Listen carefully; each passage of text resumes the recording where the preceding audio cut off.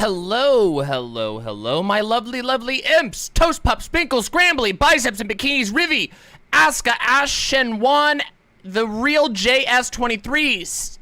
Oh, hold on. Wow, damn, it's moving quick today. Satanarchy, Val 9000, Spyro Gal, JMA ATV, Devious Chilster, Lauren X Pandemis, Possum, Artemis, Koala, Silent, Hissatir, Gamer Girl Uwu, Gayfesh, 4chan Fox, Wolfie Universe, Quadrash, Luscious. And from the Twitch chat, we have no one. We have no one in the Twitch chat. Oh, it's the fan. You're getting the fan in the background? God damn it. God damn it. All right, hold on a second. We'll fix it. God damn it. All right, hopefully this will quiet it down. It's all good. It's all good. It's all good. Hello, Twitch chat. We got Lilith600 Soma. We got Soma, great to see you. We got Lobster Johnson, Pyrogena, Zathareth. We got Posadas John. We got D-Trick from the YouTube chat. We got Stickboy from the YouTube chat. Furcifer, Toranala, V-Noir, Hiko, Stickboy79. Jesus Christ. Hobo Sapiens, Paul M, V-Noir, Bone Druid Best Dad. All right, everybody. Real quick. Wait, it's happening now? Wait, what's happening now? Okay, listen. Hold on a second. Hey, Luscious. Good to see you. Thank you very much. I'm glad you like my videos. I'm happy you were able to catch the I'm very happy you were able to catch it. All of you who are here, please press the like button. Looks like we have a little bit of a smaller crowd today. You know, maybe people are exhausted from the constant negative news updates, but whatever. Hit those likes and we'll get everybody in here, okay? That's what we got to do. The likes bring people in every time without fail, okay? So smack that motherfucking like button. Seriously. Means the world. Pink and black? No. This is red and black. I thought about doing I thought about doing green and black, but it's all good. Thank you very, very much for the anonymous gifted sub. Really appreciate that. Thank you so much for the anonymous one. It looks like it went to the Donald J. Trump, which is pretty interesting. I didn't know that Donald Trump followed my my Twitter or my Twitch. Okay, everybody, we have a lot to talk about today. Okay, we have a lot. Did you hear PP got their Discord banned twice? I did hear that. I did actually hear that. I've heard a lot of things. God, the drama has been just ridiculous, everybody. The red looks a little pink. Oh, that's because of the color balance. Hold on a second. I think I can fix this. Hold on, I think I can fix the color balance. 1 second. I think I can. Yeah, hold on, I can do this. Hold on.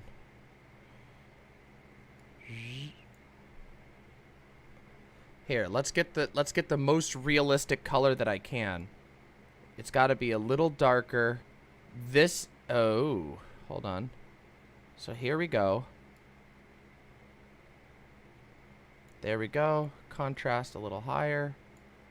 Brightness a little lower. Ooh, that's too dark. There we go. Okay, that'll do better.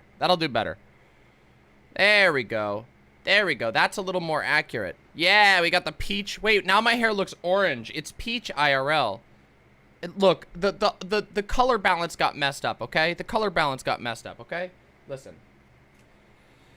All right, everybody. It's the beginning of the stream. At the beginning of stream, we always like to do a little chill out. We always like to hang out. We always like to talk about some stuff that's been going on. Today, I'll be enjoying a smoke with you all. You know, we like to welcome everybody in, get an idea of what we're talking about today. Also, wow. Okay, so, how do I do this? Drama has been endless lately. And I mean truly, truly endless. And it's been quite exhausting. I'm not going to lie. It is absolutely exhausting. For the last, like, couple of days, every single day I wake up, someone is randomly going at me out of, like, nowhere. Like, I mean, literally. And I just want to put this on video record, okay? I just want to put this on video record, all right? Let's roll through my timeline real quick, okay? Are you all ready? Are you all ready to do a little trip through the Demon Mama timeline? By the way, follow me on Twitter if you don't already. My Twitter presence is awesome. looks like classic Hayley Williams. That is a massive compliment. Hayley Williams is so beautiful. So, if we scroll through here, you will discover that most of the things that I talk about on my Twitter is political issues I care about, and of course, myself, okay? Like, I talk about myself, obviously, and I talk about things that I'm interested in. If you scroll through here, you will see today, here's me talking about me, but I'm referencing somebody else, I guess. Here we go, some debating. Here's this. Notice how this is what I said. Notice how I spend essentially no time on this website talking negatively about other left-leaning creators. But almost every single day, someone randomly tags me or tries to make a lazy dunk or like polices me. You know what we call that? Mama bad. That's what we call that. We call that mama bad. You see, the internet has a problem right now. The internet has a problem with Demon Mama, okay? And it's what we like to call DMDS, Demon Mama Derangement Syndrome, or also, as it's more frequently referred to as, Mama Bad disease. It's when you can't, when all you can think about is how bad Mama is, and you don't know why she's bad, but Mama bad, okay? Mama bad. Mama very bad. Mama very, very bad, okay? Bad, okay? It's a troubling condition, okay? And as you can see here, this is where it started today. So today, somebody who I follow, who used to be a friend of mine, by the way, who's now blocked me after I called her out. But this is somebody who used to be my friend, who self-identifies, by the way. If you go over here, if we take a look over here, let's do this real quick. Let me just show you something real quick. It doesn't really matter. Their profile is, their profile reads the only good DGG-oid. Okay, so they self-identify as a DGG-oid, and they have for a long time, okay? There you go. There's your answer. That's why they don't like me anymore. In fact, I even posted the last friendly message, which is right here. I said, for what it's worth, I always enjoyed being friends with you, and seeing you on Dylan's stream made me miss you. I hope one day we can overcome whatever it was that made you think I was a transphobe. Because she wrote a big call-out post without talking to me. You know, she wrote a big call-out post without talking to me like months and months and months ago, and then we haven't had a friendship ever since. Very sad. Very unfortunate. But decided to go after me today, which was interesting. And then you see I got some pictures of myself. I got some talking about this is a promo for my amazing stream I had last night. For those of you who don't know, on Sundays I play video games. We started playing Shin Megami Tensei, and it was fucking awesome, okay? And this is some fan art that got made. It was so much fun. That game is really cool. I'm really excited to keep playing it with you all. Here's another promo stream. Here's a joke about people coming at me, okay? Here's another one, another Mama Bad, because this was yesterday. Yesterday was Mama Bad too.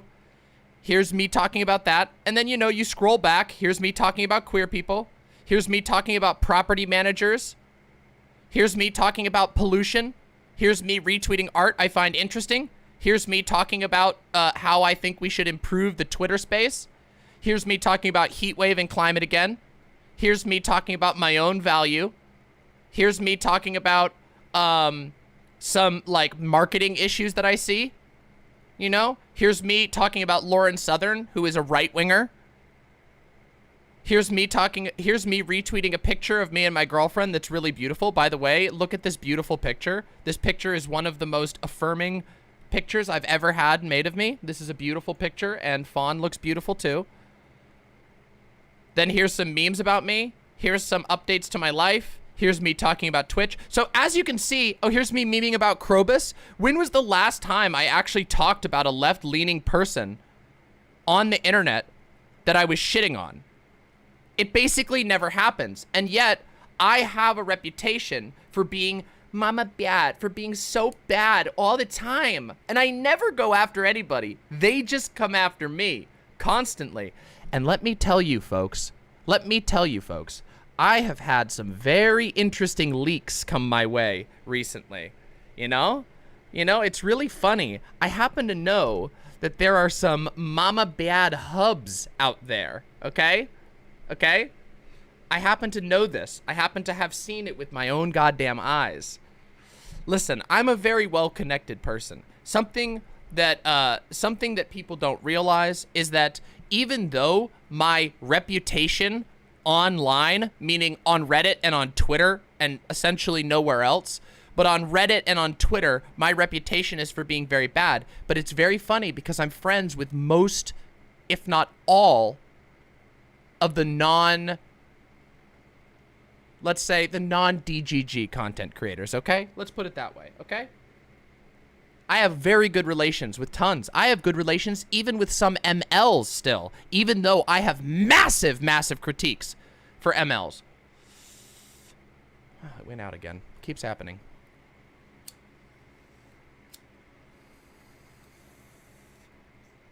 And so, as a result, thankfully, people look out for me. Because that's what happens, by the way. When you take good care of people, people take good care of you. Unfortunately, because of the internet, wow, this thing is kind of messed up, isn't it? This isn't quite where it's supposed to be. It's got to be a little lower than this. Everything keeps getting bumped around in here. Here we go. That's much better. Much better. Much better. You see, social ties are stronger than Twitter randos, but because of the internet, Twitter and other similar websites make it possible for people to always have access to you. And even if you block them, they will almost always skirt that block to get at you. And it's funny because what happens basically every single day is that a different proxy will pick a fight with me. And if I don't respond, then they'll just sit there and stack onto it. And then if I do respond, then they all stack onto me. So it's very, very strange how that works. It's really an interesting pattern. It's almost like it's a concerted effort of dogpiling and sea lioning that's main goal is to make you exhausted. And unfortunately, it does kind of make you exhausted.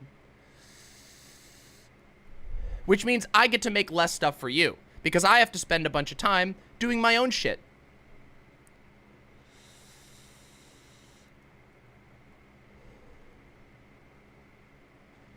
It's all good, though. It's all good, though. It's all good in the end. Isn't it? Isn't it all good? This is how it's supposed to be. This is how life is supposed to be when you're a content creator, right? You're supposed to have people constantly hounding you every single day for the rest of your life. Critiquing your grammatical errors or minor and granting you zero charitability. You know, it's very, very funny. Hey, newbie, great to see you. Great to see you. I hope you're doing well. It's very, very interesting. Yeah. Josie Rosie XOXO has a really good point. I really hate how many different people on Twitter ask you many different questions, and if you can't keep up with all of it, then they're like, that's not what I asked, when you answer any of the millions of questions. Yes, they do that intentionally. This is called sea lioning. It's called dogpiling. They're two tactics that are used online. Sea lioning is when you go into somebody's mentions on Twitter just asking questions, and you might be asking questions that have already been answered, but because of the way that Twitter works, nobody else can necessarily see that. It's a Twitter thing, okay? I haven't, Master Duck Slimes, I haven't done that yet. We're just here. By the way, if you're here, please press the like button. We'd like to get everybody in here. Right now, we're sitting at about 208 viewers, which is pog as hell, but we don't have all the likes we need. So please, yeah, you want to see? This is the sea lioning one. Here we go. Here we go. Ready? Ready? This is the original. This is where the term sea lioning came from. Let's read it. Ready? I don't mind most marine mammals, but sea lions, well, I could do without sea lions. No, don't say that aloud. Pardon me, but I couldn't help but overhear. Oh, now you've done it. I would like to have a simple conversation about your statement. Would you mind showing me evidence of any negative thing any sea lion has ever done to you? There's no need to raise your voice. I'm right here. Go away. I'm just curious if you have any sources to back up your opinion. You're in my house. You made a public statement for all to hear. Are you unable to defend the statements you make, or are you simply unwilling to have a reasoned discussion? I told you, dude, sea lions. I've been unfailingly polite, and you two have been nothing but rude. I'm trying to eat my breakfast. Very well, we shall resume in 1 hour. This is literally what happens every single day. I'm not kidding you. This is almost identical, but the difference is it won't be one. It will be hundreds of these, dozens of these people, all at the same time. They were all British. I did British voices for all of them. Okay?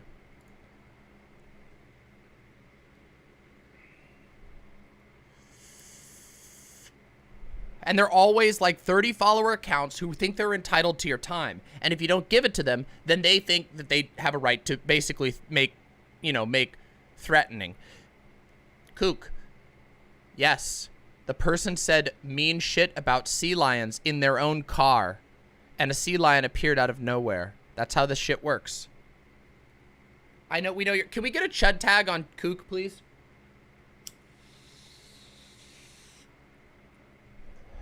Give the garbage. Give the garbage.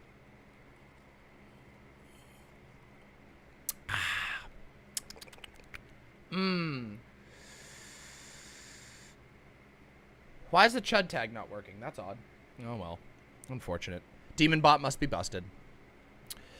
Oh well. Oh well. Okay, listen. Yeah, truly Nazi Germany. Yeah. Mama bad because she won't entertain my and 900 other people's attempts at a discussion for 6 hours when there's no attempt at good faith. Keep in mind that these people will take any story, no matter the evidence. They will take any story about me and they will believe it. But if I offer a counter story, then they'll be like, I need time-stamped and dated receipts that literally show every detail. And if there's a single one that doesn't reveal one piece of information, that means you're a liar. That's how it works. I'm not kidding you. It really does work that way. That's how they do it. That's why I say it's Mama Biad. You just have to call it for what it is. Eventually, you have to call it for what it is.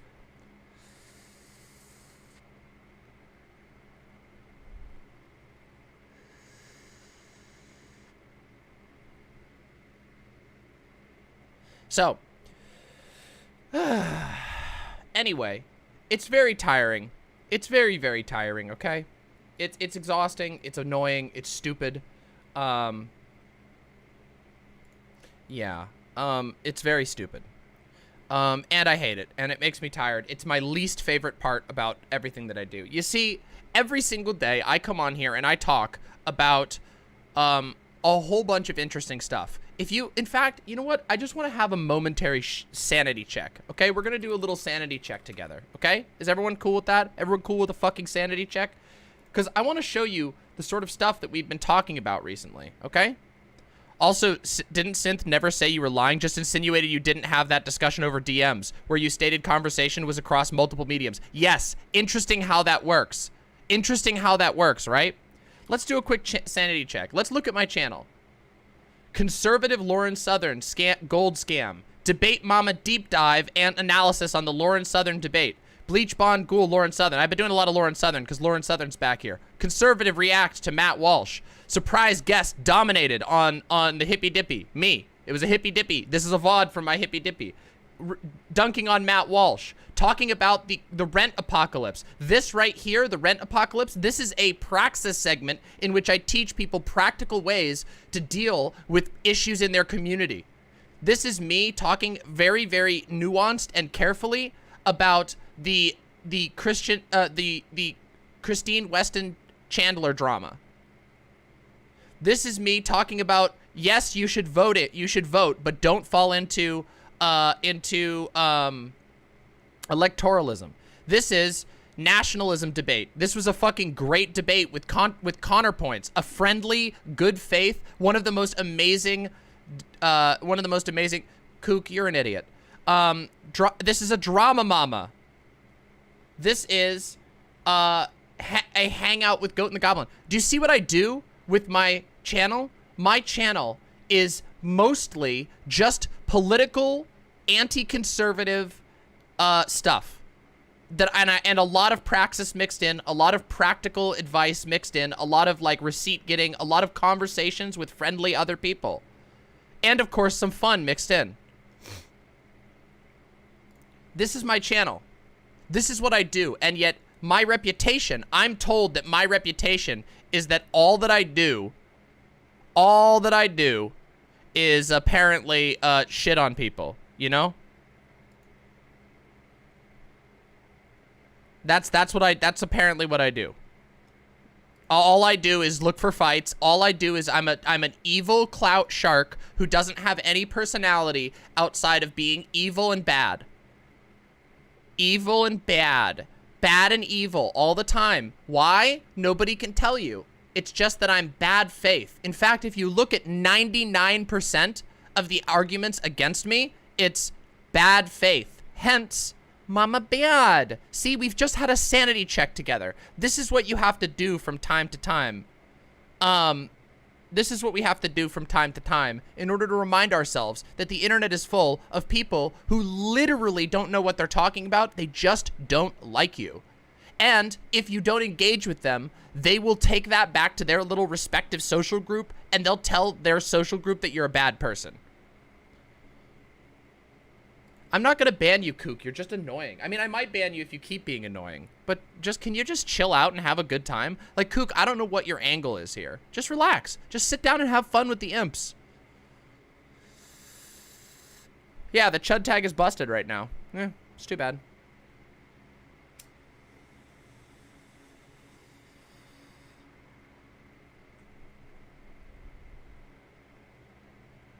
Yeah, video quality's looking pretty good, huh? Thanks. I've been cleaning it up a little bit. I've been making some small changes. Better DM has also been down, but I think that's... Hey, we're gonna get that person out of here. How do we get this person? There we go. Bada boom.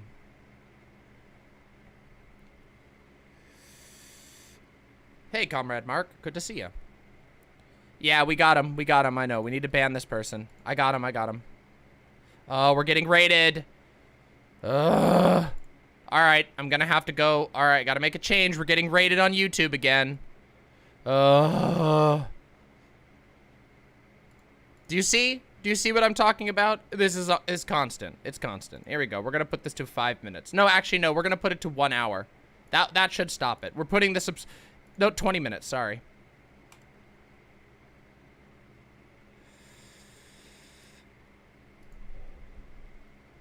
No, it's constant, not constants. Yeah, we got him. We got him. It's bots. It's bots. It's bots. This is what happens. Somebody said the other day, it's surprising how frequently that white trans people get called the N-word. It's true. It's true. Yeah, we're almost at 13.5, and you all know what happens at 15K, right? At 15K, we're doing an AMA, an all-day AMA. That's right. And a call-in stream AMA for the community at once we hit 15K. We're very, very close. We're at 13.4.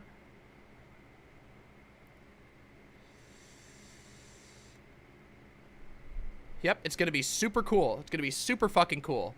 And I'm also gonna do my Stardew Valley. I'm gonna do my Stardew Valley review at the 15K.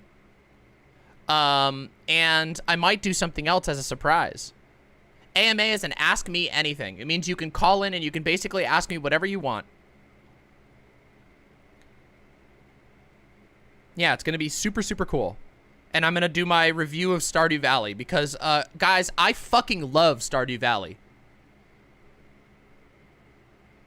I fucking love it. Oh my god, it's so good.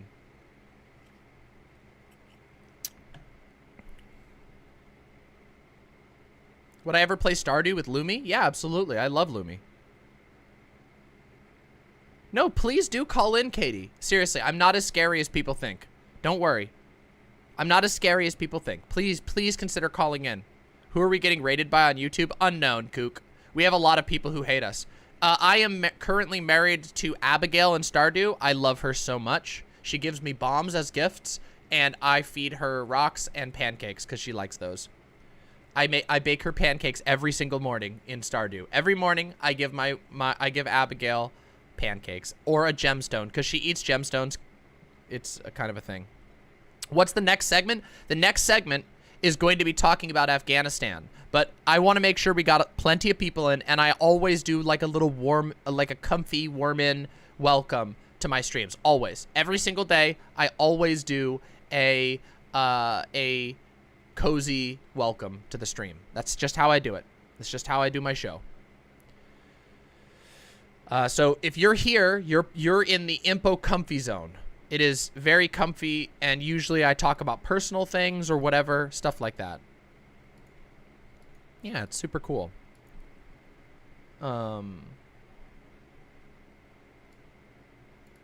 Also, it's weird how obsessed people are with calling streamers clones, as if everyone isn't copying or influenced by someone else to some degree. Well, they get it wrong. It's funny. They call me like a Destiny clone or something, but it's really funny because I never watched Destiny ever. Like, I don't watch Destiny. I never watched him. I used to watch I've seen a couple of his debates over time, and obviously I've seen a lot of his stuff now. I've said this a million times. They call me a Vosh clone, even though, like, literally I do way different content than Vosh does these days. Like, way different content than Vosh does.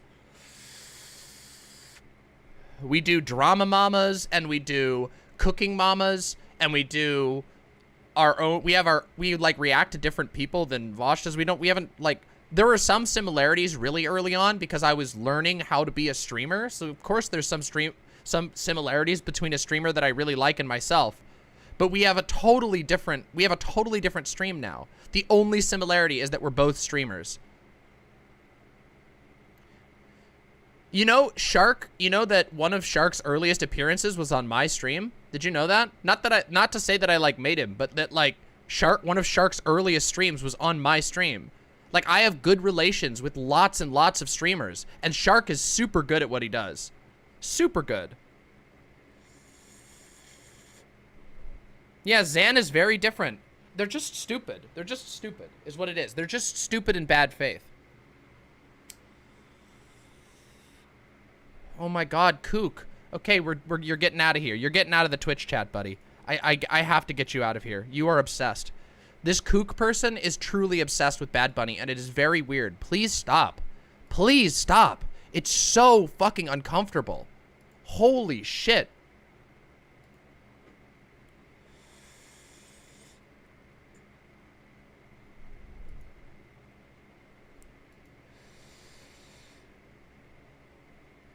So fucking weird.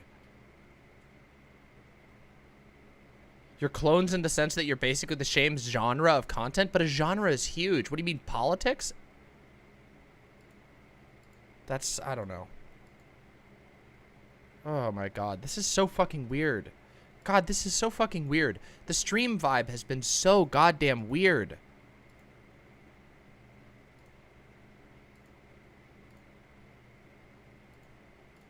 Yeah, I know, newbie.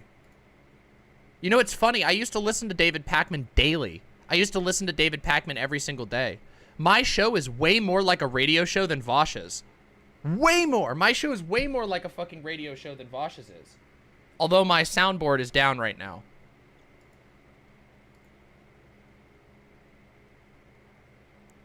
Have I ever been to a Seder? Or Cedar? Seder? Isn't it said Seder? No, I haven't. I wish I would love to. I would really love to. If there's ever an opportunity, I would absolutely love to. I've never been. You know. I grew up in a cult, so I never had the opportunity to do that. Please, Gayfesh, I would love that. Have I ever played Don't Starve? I don't really like Don't Starve. It just, I bounced off it really hard. Vouch is a mama clone. Change my mind. Nah. Look. Thank you very much for the $5. I mean, Vosh did literally say that that he was a me clone, but that was an absurdist joke. It's an absurdist joke. I started long after Vosh did. I was inspired by Vosh. I've always been open with that. Obviously, I don't lie about that shit at all. Thank you very much for the $5. I know some people like Don't Starve. It's just not the game for me. I just couldn't really get into it. Oh, by the way, so 2 quick announcements before we get in. Real quick. 2 quick announcements. Listen up, everybody. Listen up, imps, okay? First of all, tomorrow, at my usual stream time, at 3 p.m., we will be doing a AMA with Marcy. It is a community only AMA. So if you're not in the Discord right now, you want to go and join the Discord because we're going to be having a community hosted AMA of Girl Boss Marcy, which is going to be super cool. What we try to do is every once in a while, we try to do just community off-stream, just social AMAs with other content creators that we get along with. We've had Connor Points on, even though Connor Points and I have huge disagreements. It was a very informative AMA. A lot of people really enjoyed it. And tomorrow we're doing Girl Boss Marcy. So that's going to be super, super cool. Super pog, okay? It's tomorrow at 3 p.m. PST. My usual stream time, but on Tuesday. Yeah, we're going to try and get set up with Trans Girl Therapist. And a couple of other people.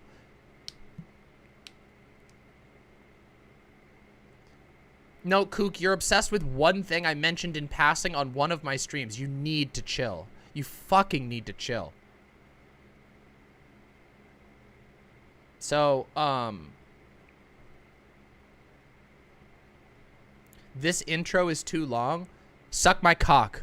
My cock is too long. Fuck you. Happy birthday, Jessica Metal. Happy birthday. And there's another one. Hold on. There's another thing I need to announce. Wait. Hold on. It's slipping from my mind. Hold on. It's slipping. It's slipping. It's slipping.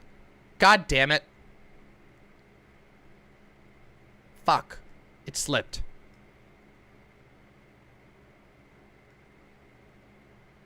Let me think. God damn it. This is what you get for stun locking me.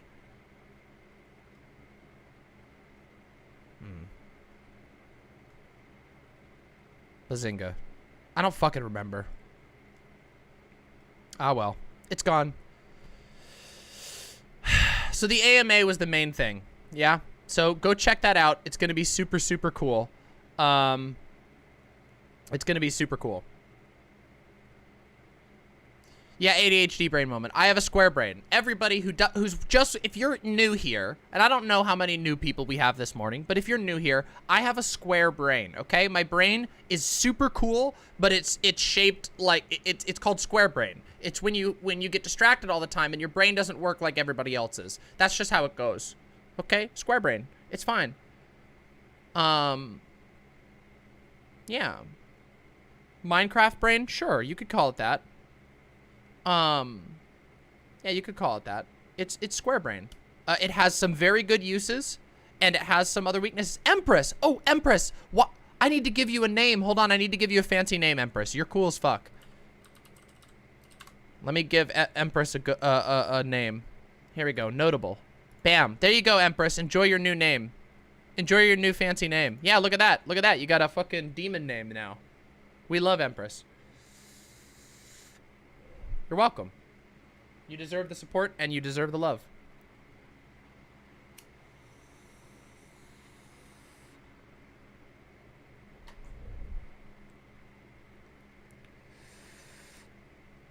It just means you're a notable imp. It just means you're somebody who creates things. I give it out at my own discretion. It's my ability to give a nice little tag to people that I know. Okay? That's it. That's all.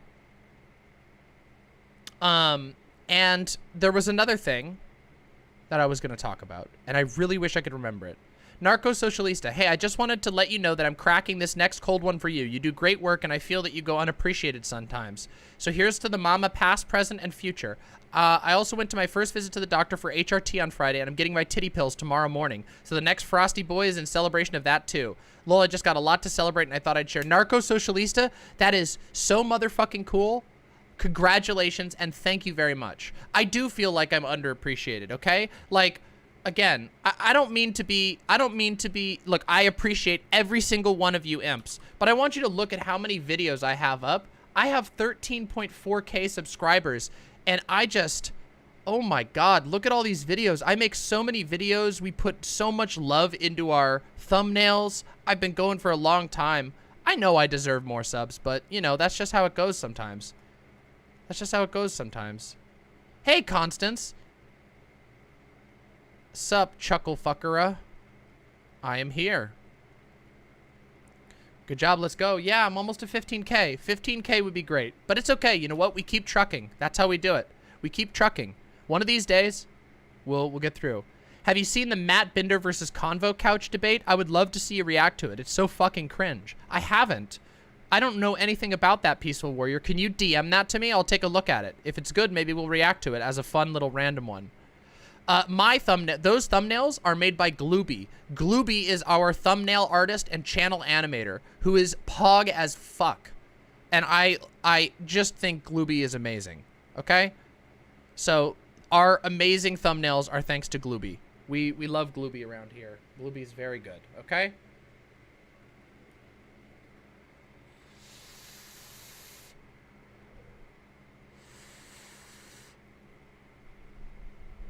Oh, that's fine.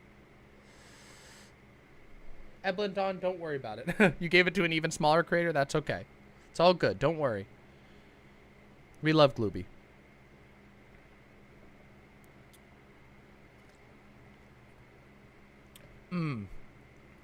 Yeah, by the way, Prime subs on Twitch are free, and you can give them to me, and it actually directly supports the channel. Twitch has been really good lately. YouTube, we've been taking hits on YouTube, but we've been doing very good on Twitch, which is super cool. So, if you want to throw your Prime subs this way, they're free for you. It's awesome. Chance on the air, it's great to see you again. It's been a while. I hope you're doing well. I still can't remember what the other announcement I was gonna make was. Makes me so sad. Fuck.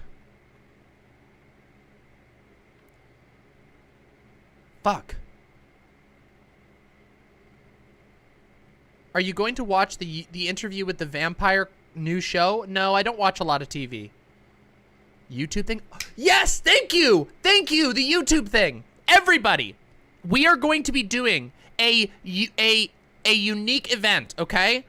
For all of the members of my YouTube channel. This is members only. So people who have joined my YouTube channel, we are going to be doing a giveaway, okay?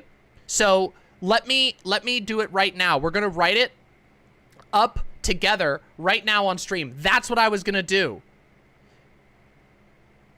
Hell yeah, Chance on air. Remember, rule number 1, don't fucking die. Thank you very much for the Prime sub, Kiva Jazz, and for Panic Stasis for the Prime sub as well. Thank you very much. Those things really do help us. Again, this show is free to the public and always will be viewer supported. We don't have sponsorships. We don't have any of that, okay? So thank you very much.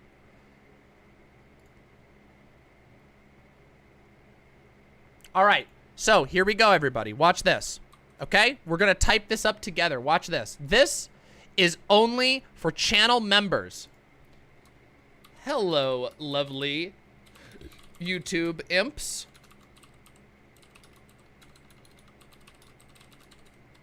We have a special giveaway contest just for you. Post here with your favorite mama memory. Bonus for timestamps. And we will be giving away 3 copies of... We will be giving away 3 games to the best answers we see.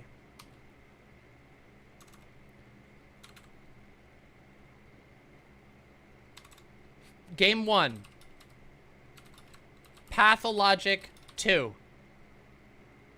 Game 2. What's another game that people like? Do you want to give away a copy of Shin Megami Tensei? Want to give away a copy of Shin Megami Tensei since we've been playing that? And then give away a copy of Stardew Valley? Yeah, let's do Stardew.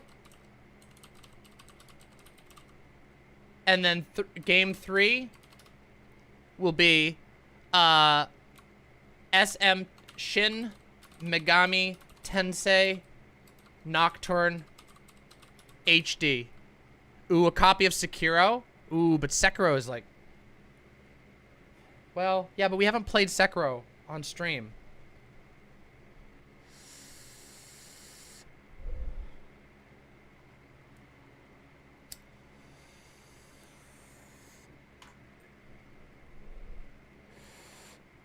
I can't give away copies of Bloodborne because that's on PS4. How do I do that? I wouldn't be able to do that. I wouldn't be able to do that. Actually, RE8 isn't bad either. Okay, hold on.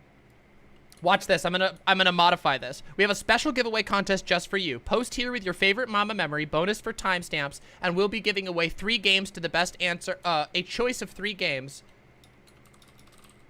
from 3 games to the best 3 answers. Game options: Pathologic 2, Stardew Valley, Resident Evil, Evil 8 Village. There we go.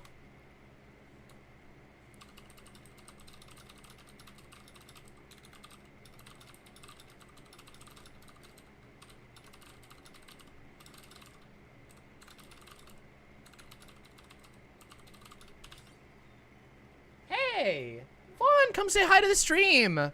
Here, hold on, I'll put us up on big. Look, Fawn's back. Fawn's back from the dentist. Hi. Yes, no, I do watch this chat, not Brute Slayer. Hi. We're just about to get into the politics. Good timing. Hell yeah. Yeah, you're about to hear me rant about stuff. So, yay. We love Fawn. We love Fawn here. Yeah, I do watch this chat. I just, you know, I have to prioritize my website chat. Anyway, let's finish this post, okay? So here we go. Oh yeah, we have a co-stream planned. You'll see. It's in the works, everybody. Don't you worry. Okay. So we're trying to get an idea of what you all who sub to this who support this channel through YouTube really love. Now's your opportunity to let me know. Plus, since it's members only, I'll actually be able to respond to everything here. Looking forward to your answers. Yay! And let's put an image down here. Here, hold on. I gotta pick a good image. Let's pick a cute imp. I'm gonna pick a cute imp. I love imps. They're so cute. Let's do the, maybe we'll do the Mama Bloosh. Yeah, Mama Bloosh. Here we go. Mama Bloosh. Look at that. Getting super chats? Yay! Hey, thank you so much! Skywaves. Hey, DM, I want to start HRT, but I'm stuck working for my transphobic family. How do I justify leaving a secure, well-paying job in these times in order to transition? Because, okay, let me tell you. Hold on. Here, I'm going to post this first, and then I'll tell you the answer to that question, okay? My answer, okay? Here you go. Look at that giant Mama Bloosh, okay? All right. So, okay. How do I justify leaving a secure, well-paying job in these times in order to transition? First of all, you might not have to leave your job. You can start transition completely quietly without anybody knowing. So you can keep working while you're transitioning, and then when you're ready to go full-time, then you can cross that bridge. It is completely possible to do that. Secondly, you never have to justify pursuing self-realization.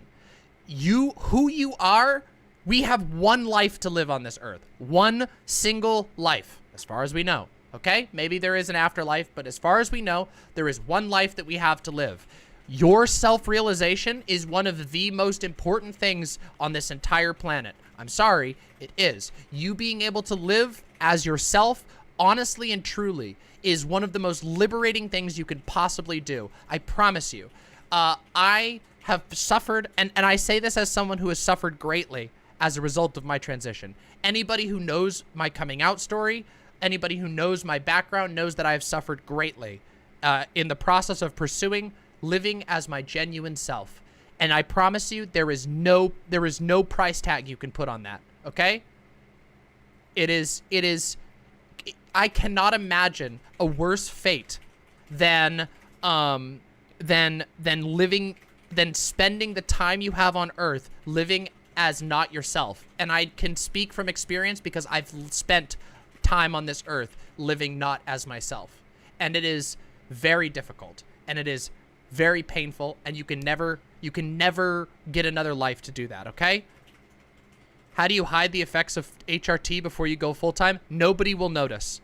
Nobody will notice under your clothes. I promise you. It takes quite a long time for HRT is a slow but wonderful process. Most of it will be completely unnoticeable. People don't pay that close attention to you, I promise. Have you heard about Texas having a whole ass civil war? The Republicans want to ignore the Delta variant and the Dems are pushing back. If you have details on that, I would love to know more. I have been juggling so many news issues that it's been really difficult. Your boy Leif Erikson, thank you very much for the $5. Deeply, deeply appreciate that dono. Thank you so very much.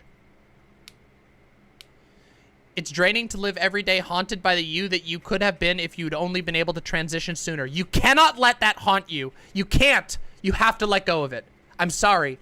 I know, again, from experience, you have to let go. The past is the past. There is no changing the past. You have to let go and go forward. Just make sure, devote the rest of your life to making sure that you live genuinely. But you can't sit there. You can't sit there and have regrets over the past. The past is gone. The future is all that you have. Okay? And I know it hurts. I know it hurts. And that's why we fight to change things, but we can't change what's already happened. All right?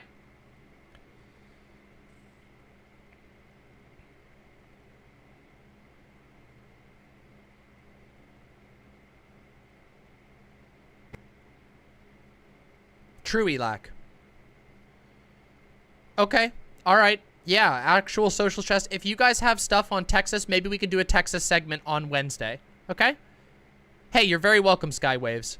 Stay safe, okay? Remember, another piece of advice for all of the trans people out there, okay? Listen, for all the trans people out there, you do not owe hostile people any information about yourself. You are entitled to your privacy. You can get whatever HRT you want. You don't have to, you can transition as much as you want. You are not obligated to tell anyone at all. Understood?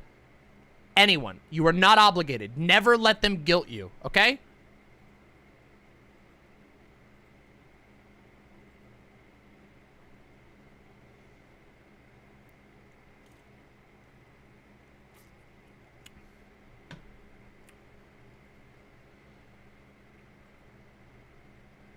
Rhodes, if you could make a link to that, that'd be great.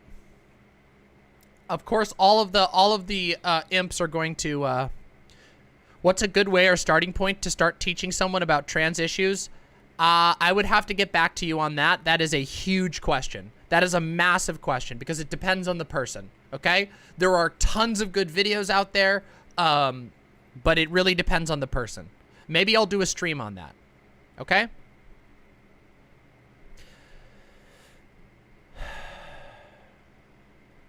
I try. Listen, I care a lot about my fellow trans people, truly. Trans people are my people, okay?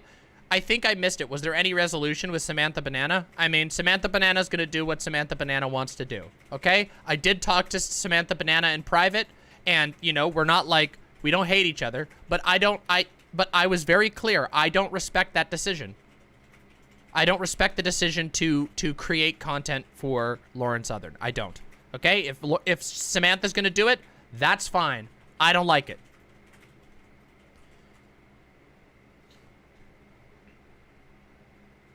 Okay. All right, everybody, it's time. Can we focus now? Can we focus? Do you think we can focus and do some politics? Well, I mean, we just did politics, but do you think we can do the politics that were planned? We ready? Can I post my link, Demon Fascist? What link? What are you trying to link, pros? All right, everybody, let's focus here. If you are here and you haven't liked and subscribed to my channel and joined my Discord, do it. This is your opportunity, okay? This is your fucking opportunity, okay? Click through, press the like button. Let's get this fucking shit up there, okay? Hello, Sienna.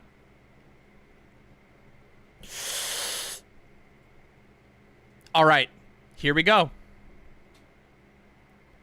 So, we need to talk about Afghanistan, okay? How many of you know what Afghanistan is? Wait a minute. I know you all know what Afghanistan is, okay? But there's something that we need to talk about before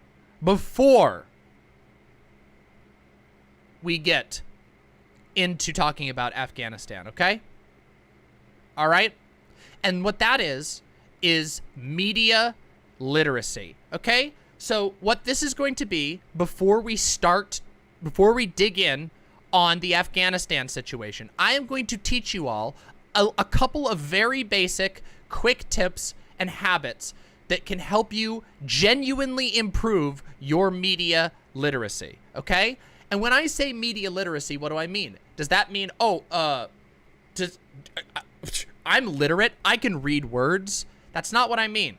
You see, media literacy is about understanding how to navigate the unfathomably complex world of mass media. Every single day, we have blogs, tweets, articles, opinion pieces that aren't articles, but that disguise themselves as articles, ads that disguise themselves as articles, okay?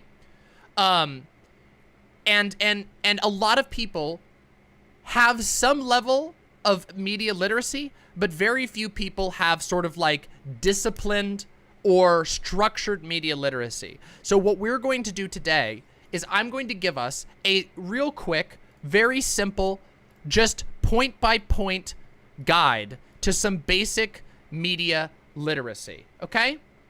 It's really interesting, okay? Let me just get this here. We're gonna put this here. Do.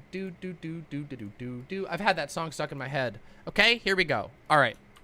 So, media literacy guide. Demon Mamas. Media literacy basics. All right. Bam. Number 1. Okay? The number 1 media literacy basic. Do not trust headlines, okay? This is very, very simple, okay? Headlines are never trustworthy, ever, okay? And when I say that, I mean never. Even the most reliable sources are, the headline is not trustworthy. And the reason for that is because headlines are an advertisement for the piece. In capitalism, everything has to be eye-catching, which means the headline will always have a level of spectacle around them. They are always clickbait. It's the only way that you can possibly possibly get your story out there in the current timeline. So we have to recognize this and accept it. Do not trust headlines, okay? I know this sounds like the most basic thing ever, but we've all had it happen. Even me. Even me being very media literate, having grown up on political media, etc., okay? Headlines are not to be trusted. You always should go and at the very least, read the article, okay? Okay? So that's number 1. Headlines in capitalism are an advertisement, even at the best outlets. Okay, 2. All right, this is the second part, okay? Be aware of the genre or classification of the piece, okay? This is something that a lot of people unintentionally mess up. And this is not because they're stupid or bad or anything like that or dishonest or anything like that. This is because many places are deliberately misleading about this, okay? Be aware of the genre or classification of the piece. Editorial / opinion. These have very low journalistic, okay? They have very low journalistic requirements. If you're reading a piece that's an editorial or an opinion, you should take it with an extra eye of scrutiny, okay? Because editorials and opinions, because they're specifically advertised as an editorial or an opinion, that means that they don't have the same journalistic standard as everything else. And there are a lot of editorials and opinions out there. In fact, editorials and opinions make up a huge portion of modern media, okay? For example, my stream is mostly editorial, okay? It is me giving my opinion, and one of the things you'll notice is that I'm very clear about that. I am a political edutainer. You're watching my show to learn some stuff so that you can know where to look next, okay? An opinion piece is genuinely just a hot take column. Treat it like someone posting a spicy take. Well, that's true, but here's the thing. Some editorials are very valuable. There are wonderful editorials out there. There are wonderful opinions that people have, and some editorials put a lot of evidence into the stuff that they do. But you have to be aware of the genre or classification, okay? Here's another one. I think they're called advertorials. Is that what it's called? Is that the term? I always get this one mixed up. Is it advertorial? Yes. Okay, yes. An advertorial. This is also known, these are very popular. An advertorial, I know it's a hideous name, but whatever. An advertorial is an advertisement that is hidden in the form of an editorial. You might see something, this is an ad in the shape of an editorial or opinion. There's huge amounts of money in advertorials. Yes, there is. There is so much money, you have no idea. And yes, what you want to look for, the giveaway of an advertorial is brought to you by or sponsored by or on behalf of, etc. These are the signs of it, and they have to list it, but they sometimes list it else, like it hard to find, okay? They can sometimes be very hard to find that information, but these are egregious. Now, some of them are like here, I can give you an example of one of these real quick.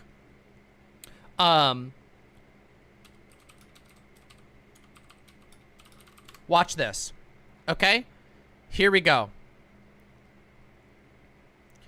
Let's see if this is one of the ones. I'm gonna try and find one of these just live right now.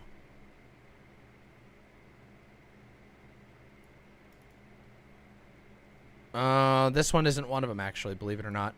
So if you search, oh yeah, if you search stuff like this, look at this. Here's a great example. Now, Consumer Reports, oh, no audio? Oh, I'm sorry about that. I hope you enjoy the VOD, okay?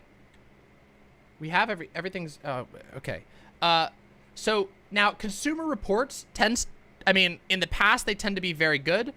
But if you look at this, oh, look, here's one. When you shop through retailer links on our site, we may earn affiliate commissions. 100% of the fees we collect are used to support our nonprofit mission.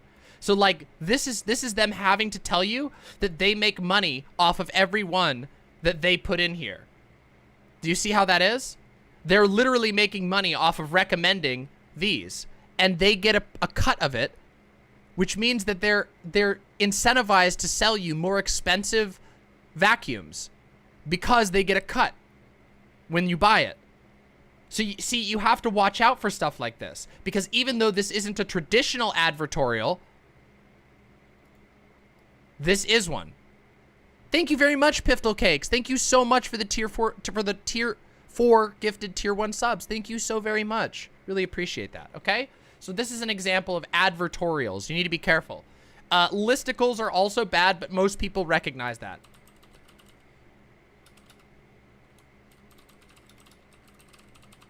Listicles are usually the same thing, okay? Now, so there's the second rule, okay? Number 1 is don't trust headlines. Number 2 is be aware of the genre or classification of the piece, okay? And this is the third one, okay? Are you ready? Number 3, okay? Be cognizant of bias, okay? And I know this sounds obvious, that you should be cognizant of bias, but you have to be really, really cognizant of bias, okay? And this becomes especially true when you are reading about specifically foreign policy and politics, okay? Every single newspaper has a bias of to some degree. There is no such thing as unbiased, objective journalism. Now, there are some that are better, and there are some that are worse, okay? But you will see this in all kinds of things. There are biases in things that, like, let me give you an example. Here's one example. Right there, officer-involved shooting, okay? An officer-involved shooting. That is something that many places that are biased towards the police will put in to make it seem harder to tell what's actually going on. What that means is a cop shot somebody, but they say officer-involved shooting because that confuses people. People don't really know what that means. You know what I mean?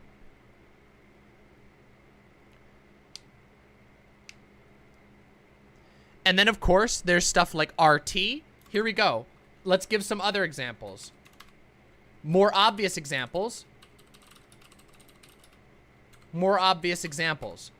RT equals Russia Today equals state-sponsored media. Okay? Like, literally, Russia Today is state-sponsored media. It is state media. They are owned and operated by the state. Yep, we also have, BBC. Now, the BBC does have some good reporting, but you have to be very careful about certain topics with the BBC, because the BBC is British state media. And they have published anti-Irish, anti-Scottish. They have done all kinds of things. So you have to be very, very careful, okay? BBC equals British state media.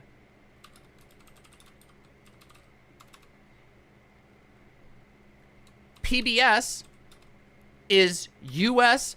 state-funded media. Now, I will say, in the case of PBS, there is an NPR. There is a very small difference in that in the way that they're set up, but it doesn't matter. You need to be careful about that. Yeah, NPR, PBS.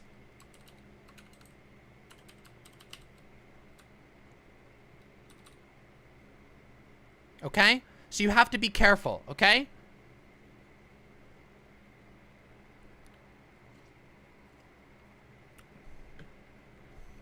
Al Jazeera. Well, Al Jazeera has multiple locations. Al Jazeera, US, has different biases than Al Jazeera ME.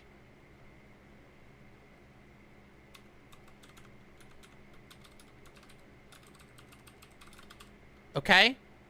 There's so many things that you have to watch out for.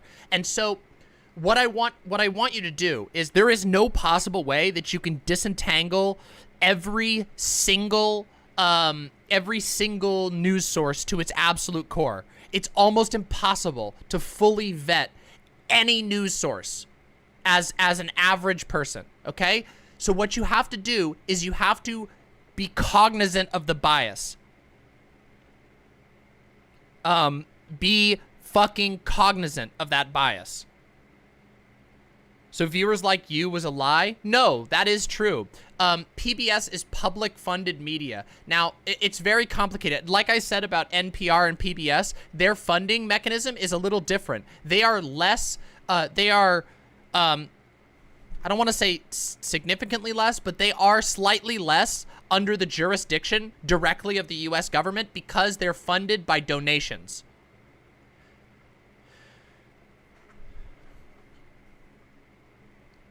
They have taxes, but they are mostly donations. So they can actually afford to defy the US state in certain cases, but at the end of the day, they are still very biased on a lot of issues, okay? So you have to be very careful about that, okay?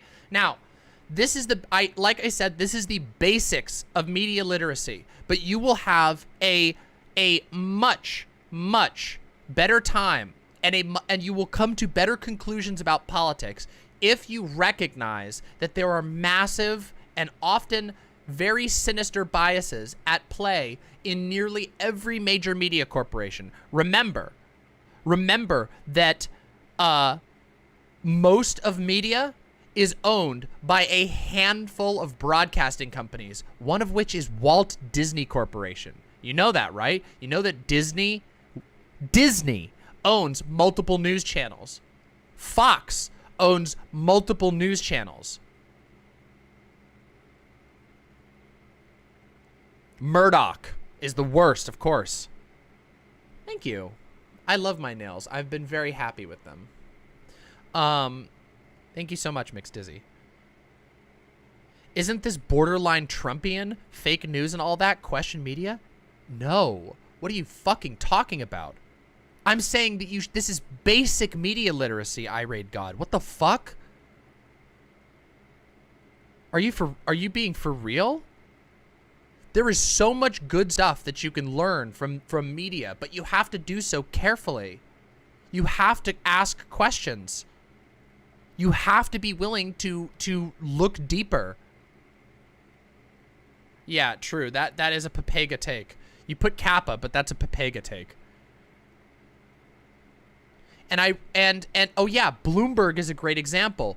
Bloomberg does some really good reporting, but you have to remember that Bloomberg's existence, first of all, Bloomberg is owned by the guy whose computers run the entire stock market.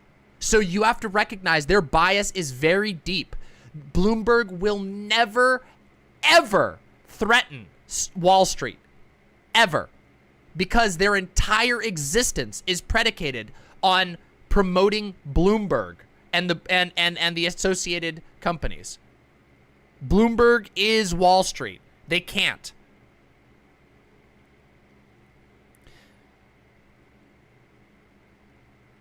Because Vorbuddy says, oh no, how far have we come that this convo is seen as fake news talk? Holy shit. It is bad.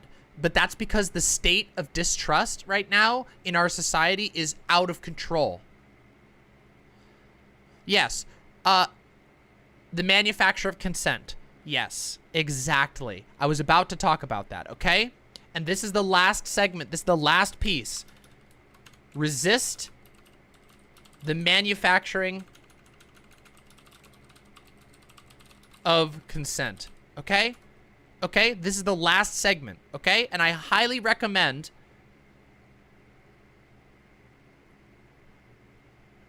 Groovy Duke says, another thing to consider, journalism school doesn't require any high-level mathematics, law, or scientific journal literacy. Those skills are not guaranteed in articles about science or legal practices. I agree. Yes, of course.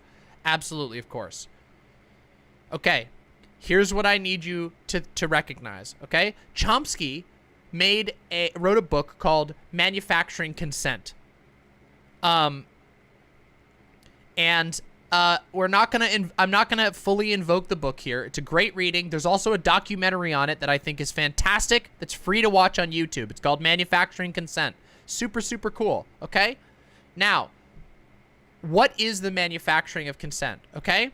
The manufacturing of consent is when you are given the illusion of correct information, but mostly what is being fed to you is circular sources. So think about it like this. You all have seen, let me explain this to you. I'll put myself up on screen and I'll explain this, okay?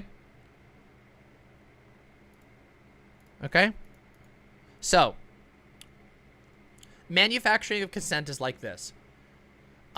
You read a New York Times article or something like that, okay? Let's just imagine a big newspaper that you all really like, okay?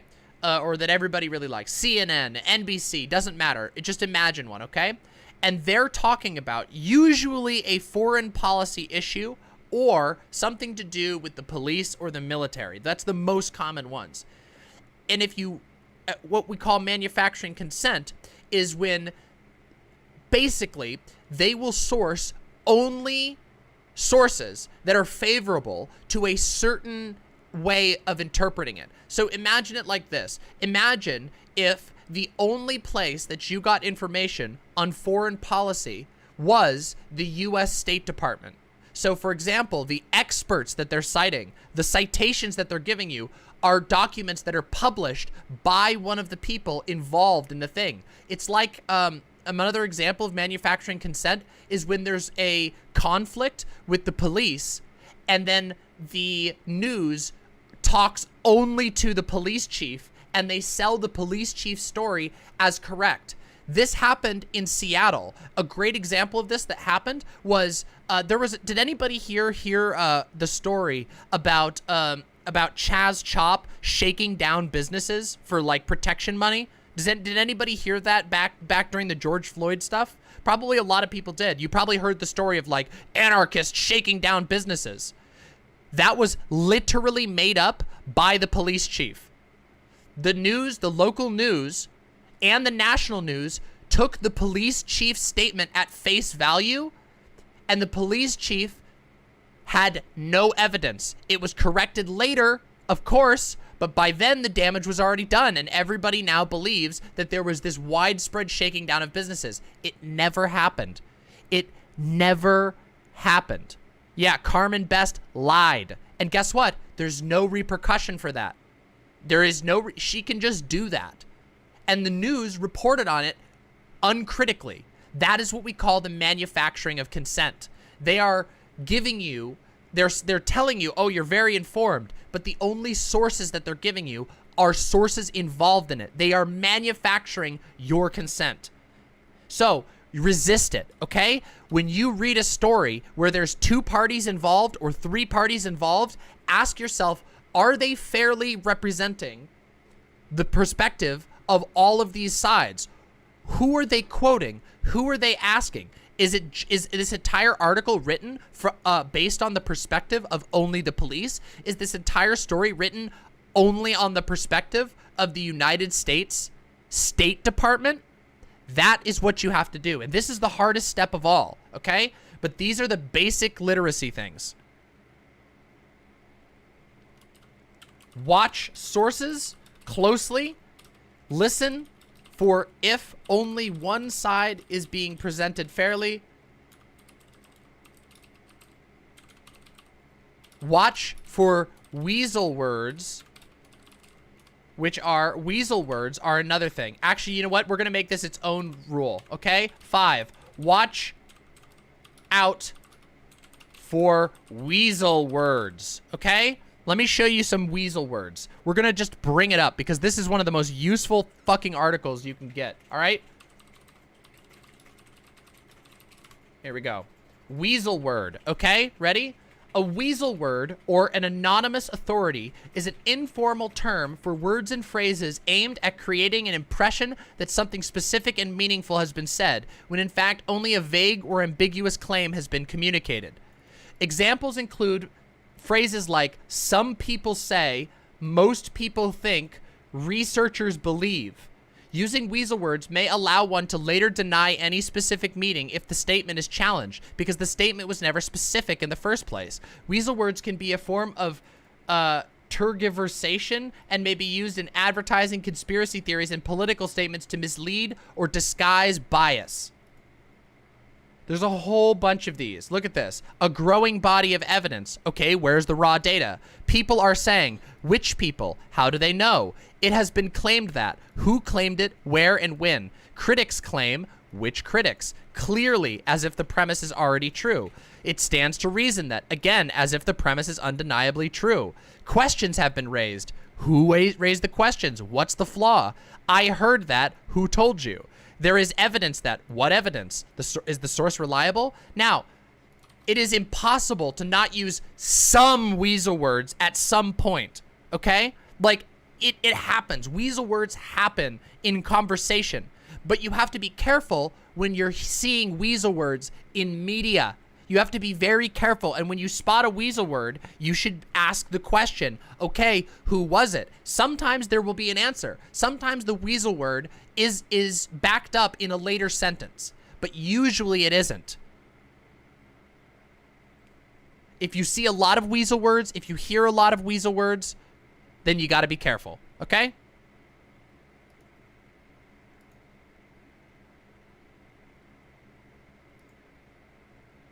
Yes, when people aren't being specific, it's usually because they don't have anything, okay? Watch out for weasel words. People are saying, critics have claimed, experts believe,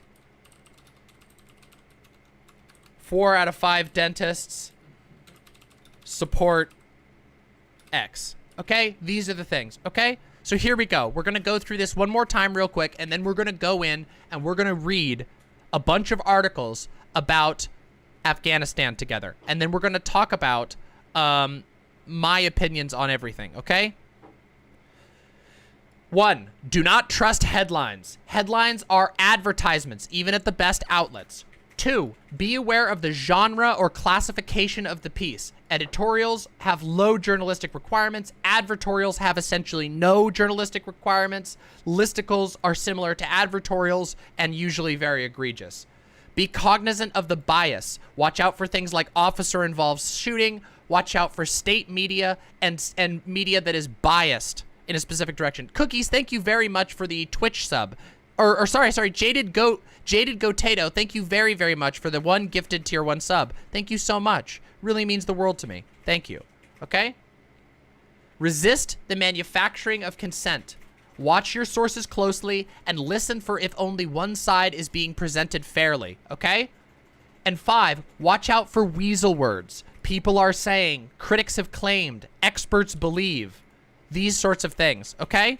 These are really, really important, okay? Yeah, Twitter screenshots can be used that way a lot. Sometimes Twitter screenshots are used to sort of back up ridiculous claims that people make. They'll bring in a couple of Twitter screenshots, even though that doesn't prove anything, okay? Constance says, also recognize that the story is being told, the premises of the story, and that the truth isn't always one side or the other. That's true. Correct. Thank you. No, it's all good. Don't worry. That's perfectly fine. True. True. Okay? So, now that we have established a sort of basis for media literacy, all of these little basics, okay? All right? Now you have an idea. I want you to have this in your head. I'm going to put this little document up on the server, you know, at some point so that people can go review it. I just need to edit these up. I have to also put up the mutual aid guide up there as well. Yeah. There's a lot of examples of this, okay? There's of course egregious examples of obvious propaganda. But we also need to be cognizant of the disguised forms. We don't live in an era of well, we do, but we don't live in the era of propaganda posters where it's like an image of Uncle Sam being like, Uncle Sam wants you to fight. We don't really live in that world anymore. We live in a world where the biases are disguised behind pretty bows. And you have to be willing to go in. What? This is way too shallow. Seriously, you stream like 10 hours a day and can't have a more comprehensive explanation? Suck my cock. Thank you. I explicitly stated that this was going to be a basics, okay? Use some articles as an example? No. Lick my asshole, okay? Fuck you. Drink my piss. What? Is that illegal? Is that illegal on YouTube? No. Okay.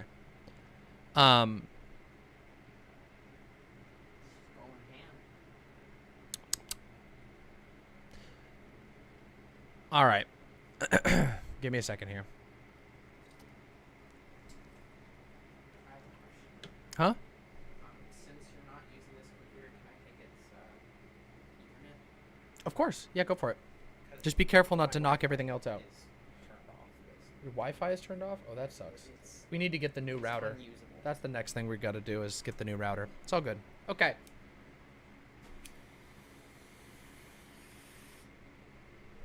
Interesting.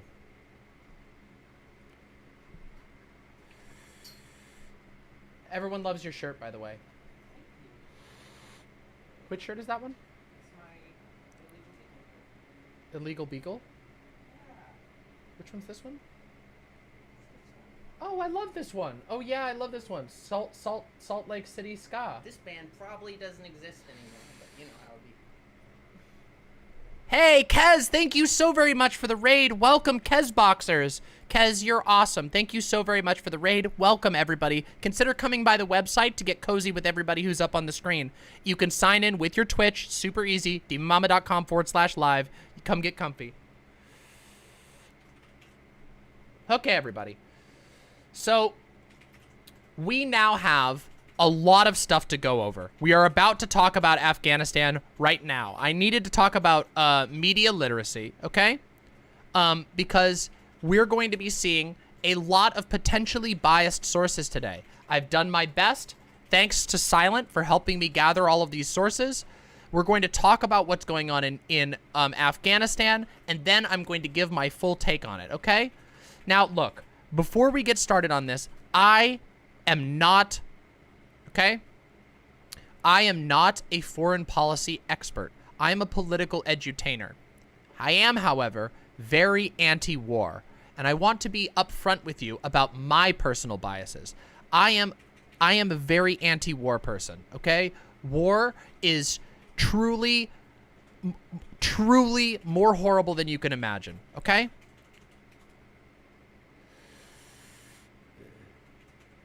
And as a result, I tend to be very, very, very against war, okay? And that is the perspective I take into all the things I do, because I think that is more important than whatever squabbling details various gigantic state entities have for justifying their wars, okay? See ya, Kez. Thank you so much. Have a great night. Okay?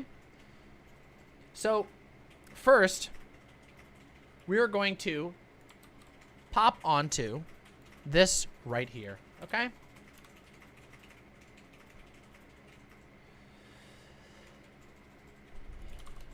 Okay? So, this is Arwa Ibrahim, a reporter for Al Jazeera, Middle East, and North Africa, okay? So this is somebody who is very well sourced on this and tends to write quite a lot, okay? We're going to talk right now about their article that was written on the 9th of August. This is the first one.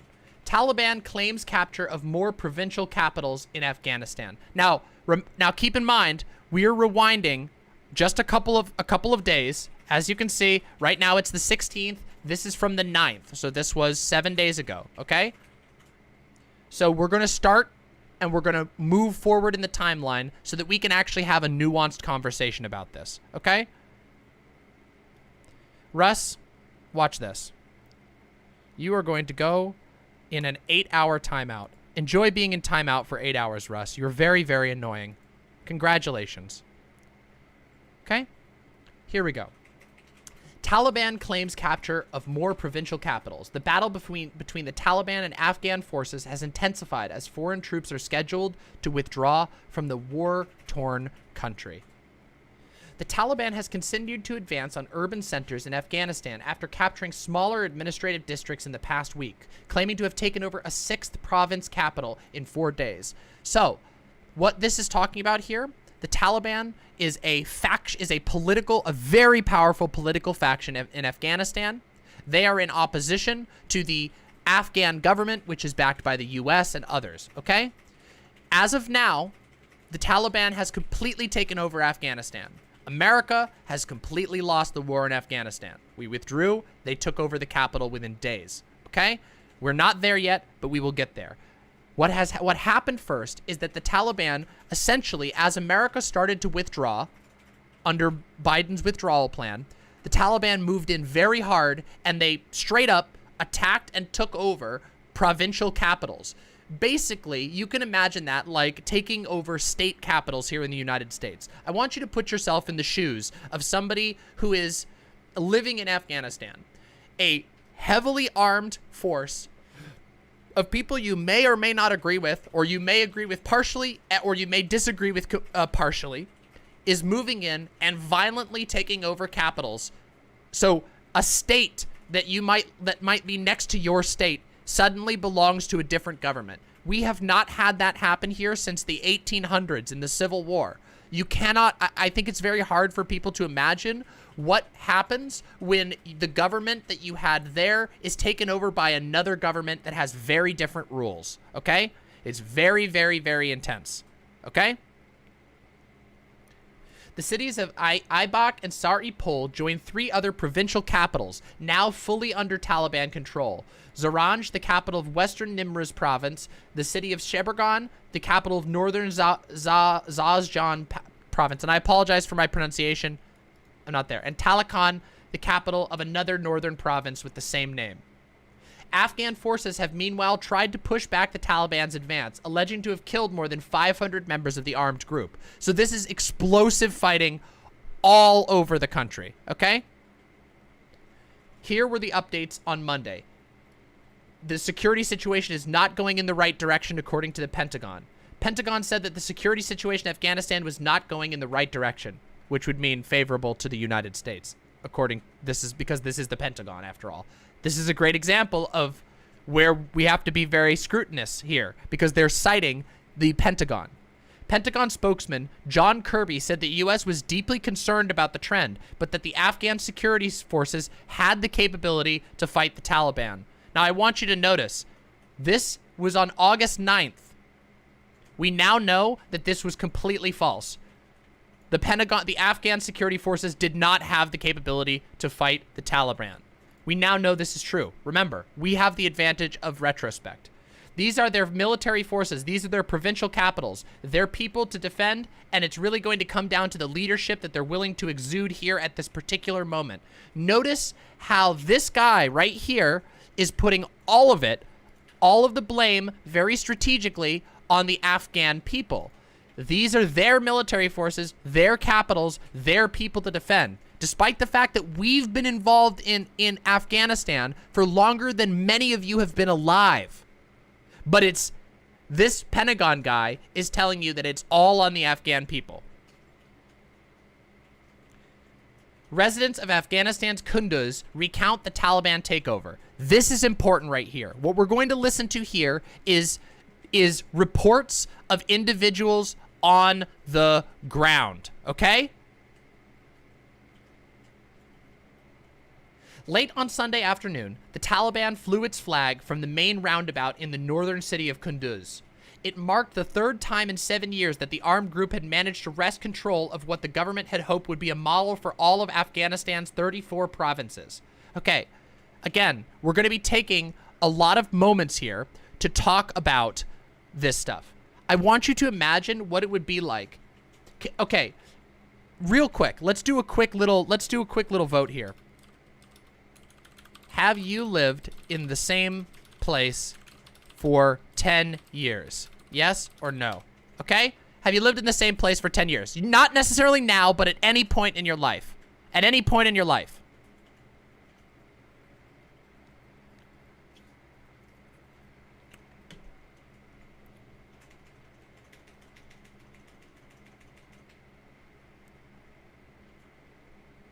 Okay. 10 years. Okay, so a lot of you have. Damn, a lot of you have. Okay, that's really, really interesting. Okay? 2 seconds till the poll ends. Okay?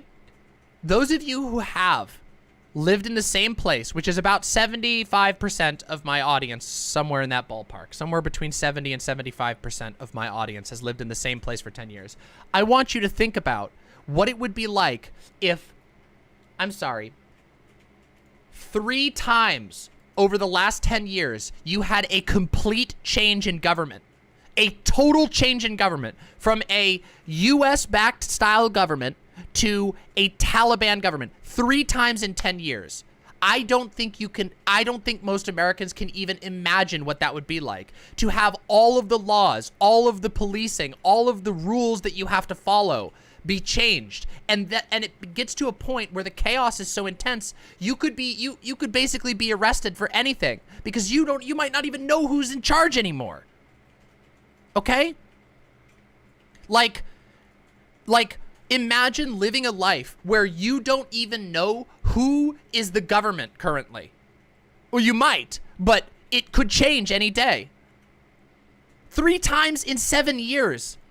That's wild. You know, one of the problems of the US-backed government was that they were no different from the Taliban, in some cases worse. We're not even getting to that yet. We're not even going to get to that yet. What we're trying to do here is center the perspectives of the people who have lived through this, okay? That is what I'm interested in. I don't care about which power you think is more important or better. What I care about is the people. And I want people to understand what people are going through and why we should care, okay? And why we should think about this with reference to our own country. Residents speaking to Al Jazeera said the Taliban's offensive on the eponymous capital began early on Saturday morning, and by the next afternoon, the group had officially seized control of Afghanistan's 5th largest city. Okay? Let's get a comparison here real quick. Okay? Let's see. This city is Kunduz. Okay.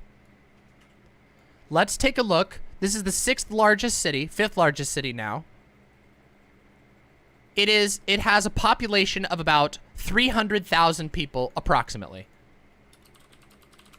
Let's see. Let's compare it to another American city.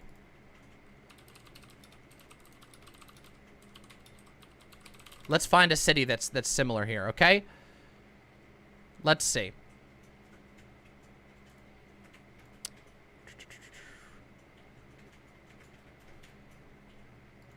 One second.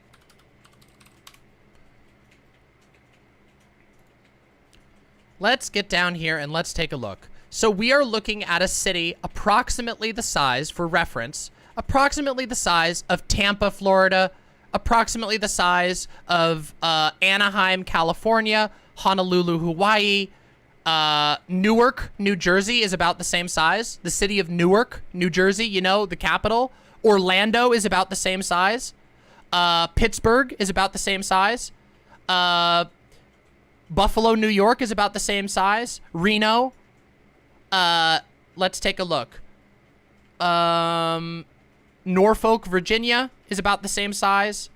Richmond, Virginia, about the same size. Tacoma, Washington, about this. Actually, Tacoma is smaller. That's a good one.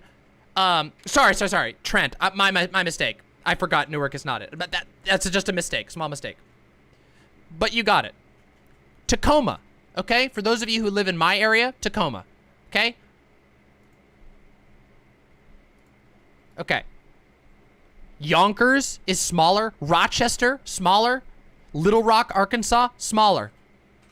Montgomery, Alabama, smaller. Salt Lake City is smaller than this city that we're talking about here.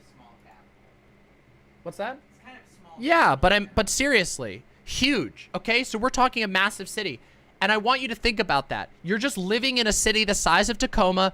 You know, we're talking a city that has tons of people, tons of businesses, and over the course of one day, the government has completely changed.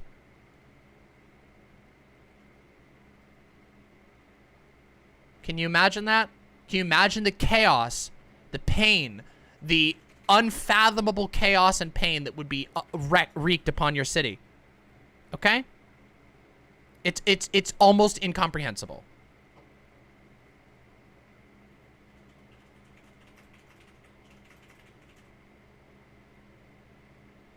A protracted war in the neighboring Afghanistan is Pakistan's nightmare scenario. Okay, so this is talking about the context between Pakistan and Afghanistan, which we're not going to talk about right now because that's not exactly what we're talking about. Biden unmoved on the Afghanistan exit. Biden is standing firm on a U.S. exit with limited options appearing to be on the table to reverse the Taliban's momentum. The decision to withdraw was made in full knowledge that what we were seeing now is likely to happen, says Laurel Miller, the U.S. Special Representative for Afghanistan and Pakistan. They knew this was going to happen. They've downplayed it, but they knew it was going to happen. Nearly 20 years of experience has shown us that just one more year of fighting in Afghanistan is not a solution, but a recipe for being there indefinitely. Okay, we're gonna keep going. A rocket has exploded in the hospital compound belonging to medical humanitarian organizations in Lashkar Gah. The non-government organizations have said on Twitter. Doctors Without Borders Afghanistan hospital was also hit. Fortunately, there were no injuries at the Doctors Without Borders hospital. Hospitals are not a target. We again call on all parties to respect health facilities to ensure they are not put in harm's way. So who knows who hit it? We don't even know yet who hit it. The explosion was very close to our emergency room and it could have been much worse, says Doctors Without Borders. But the hospital, the main hospital, was hit. Notice that even in this report, they're mostly talking about the perspective of Doctors Without Borders, not even the hospital that was the primary target and got blown up. Can you imagine what that would be like if you went outside to the hospital maybe that you go to for your checkups and it's just blown up one day and you don't have a hospital anymore? You just don't have a hospital in your area. Gone. Just blown up.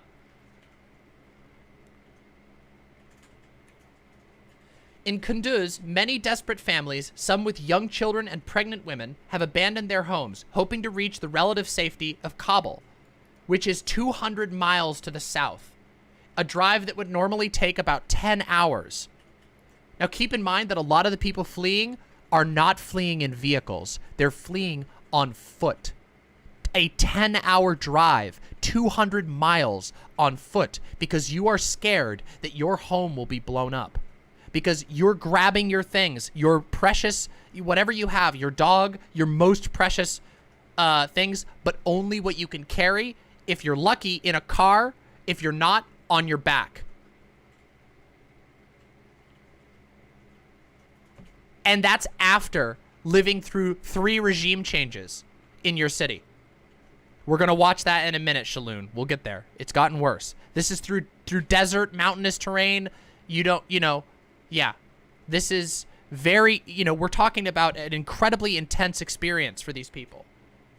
We may be forced to walk until Kabul, but we're not sure if we could be killed on the way. Ground clashes were not just stopping for even 10 minutes, said an engineer by the name of Ghulam Rasul, who was trying to hire a bus to get his family to the capital as the sound of gunfire started reverberating through the streets of his hometown.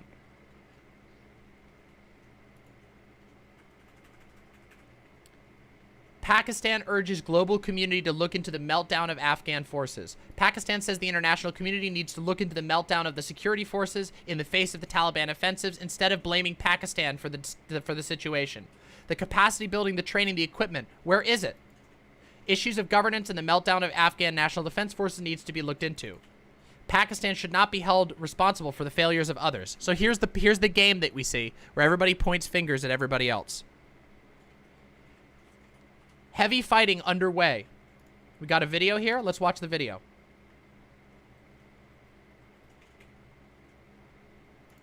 I hate this. Lashkar Gah, the capital of Helmand province, and in the crosshairs of the Taliban. After fighting government forces for weeks on its outskirts, the armed group could be on the brink of taking its first city since the US began its military drawdown. The Taliban published videos of themselves in the center of Lashkar Gah and at the main market, asserting they had control of most. Now, it's funny. When we get footage of places like Afghanistan, it's always very easy for us to take notice of the shanty towns, of the impoverishment, of the piles of rubble, okay?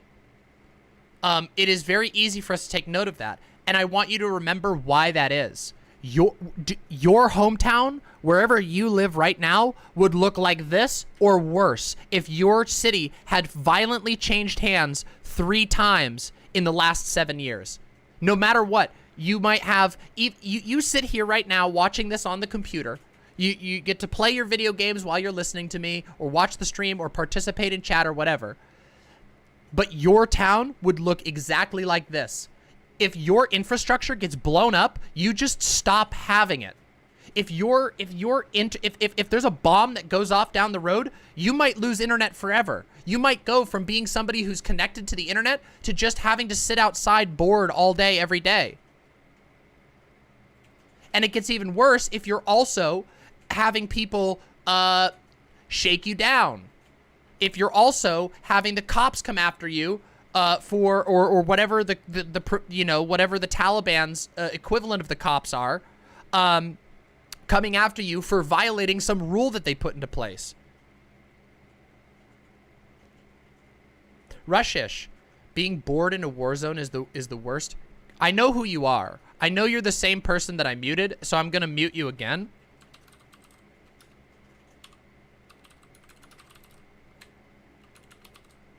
I know who you are. So watch this. Here we go. There we go. You gotta, oops, 1 day mute. Enjoy your mute, okay? Okay? Listen, I'm not talking about the boredom. This is over 7 years. Obviously, when there is fighting actually happening, you have much bigger concerns. But what I'm talking about is the time in between. 7 years with 3 regime changes. You can't build anything in that time. Or you can, but it gets destroyed again. So what do you do when you lose water one day, the next day you lose electricity, and then you can't build it back because no one's there to build it? You just have to keep surviving. You go from living in whatever whatever you've built for yourself has gotten blown up by a bomb. That's what I'm talking about. In that mid-time, people are suffering. We're not even just talking about just the war, just the bullets flying. That in and of itself is traumatizing enough. But in between, what do you get to do? You live a desperate life trying to find food and money and blankets or whatever for your family. You all know what it's like to care about someone in your family. Yes, exactly. Your life becomes like Royal Fiddle says, your life becomes entirely filled with stress. Even in the off moments, you have no form of stress relief because it's all been destroyed. And you can't go anywhere because everywhere else is just like this too. Or you might not have the money to go there. What are you gonna do? Leave your city and become homeless in another one? Maybe you have a nice shack. Maybe you have a place for your family to sleep that you wouldn't have if you went elsewhere. Infectious and preventable diseases. Yeah, worms, parasites, lice, things that make you miserable. Of the city. The enemy is stuck in some places of the city, like their intelligence officers, police and governor's compound. But our Taliban are at every corner of the city. Now the Afghan military is trying a new strategy. After 4 days of fighting with its most elite special, like, just look at the scale of these explosions. This just blew up a building. A building turned into rubble instantly. Forces and pounding the city with airstrikes, it is asking all people to evacuate the city. I'm leaving here. All the people have left. There's bombing from the air and the Taliban are on the ground. The army commander for Helmand made the request in a voice note that was quickly spread among those still in Lashkar. It will be very hard fighting. We will not leave the Taliban alive at any cost. I know it will be very hard for you, and it was a very hard decision for me too. I don't want to hurt my people. Please forgive us if you will get this place, and please evacuate as soon as possible. Analysts in Kabul say the strategy is flawed. Telling the population to go, not giving them an exact time frame, and then bombing the hell out of the place and leaving the place. So do you see what's being discussed here? We don't even know who's blowing up the buildings. This person is saying the Afghan security forces just said, all right, everybody get out, and people were trying to get out and they already started shooting bombs. The people of Afghanistan are trapped between a sectarian warfare that we made worse, that we made so much worse. As a terrible battleground, in the same way that we saw pictures of Kabul back in the 1990s. If tens of thousands of people in Lashkar heed the general's warning, many will head 3 hours east to Kandahar city, the closest city and still held by the government. 150,000 people have already been displaced there after fighting last month, but it too... Look, remember what I talked about in my other stream about how when infrastructure collapses, This is the stuff that your life becomes. If you don't have running water at your house, you have to send someone, you or someone in your family needs to go get water from somewhere. You can only live 3 days without water. If that. And you start to feel real bad after 1 day without water. This is what we're talking about. This is what it looks like when infrastructure gets destroyed by war, when infrastructure gets neglected.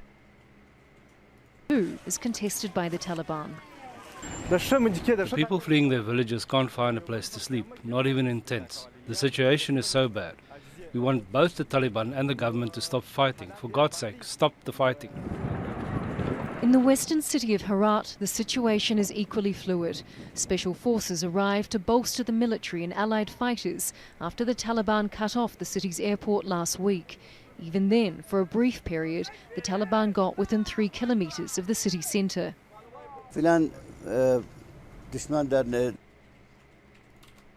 Hey, quick question. Socialist investor, what would possess you to make a comment like that? I really want to get into your head. What would possess you to make a comment like that? I think that you should probably have a seat, and you should probably rethink your life. If that's the way that you think reacting to this, like if that like sort of casual sarcasm and sociopathy is the way that you think that you should engage with people.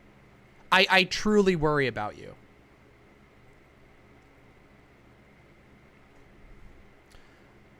They said, oh, hello, chat. Are we nice and sad for these people now? It's not a matter of being sad. It's a matter of making this real so that people can actually understand what this shit looks like so that we will fight against it. People have become numb to how bad things can get in the world. It is important for us to bear witness to this, to see it with our own eyes, and to know that we do not want to continue this, that we should fight against this, that we should resist people telling us that war is a good idea, that we should resist people telling us that good things come from imperial intervention.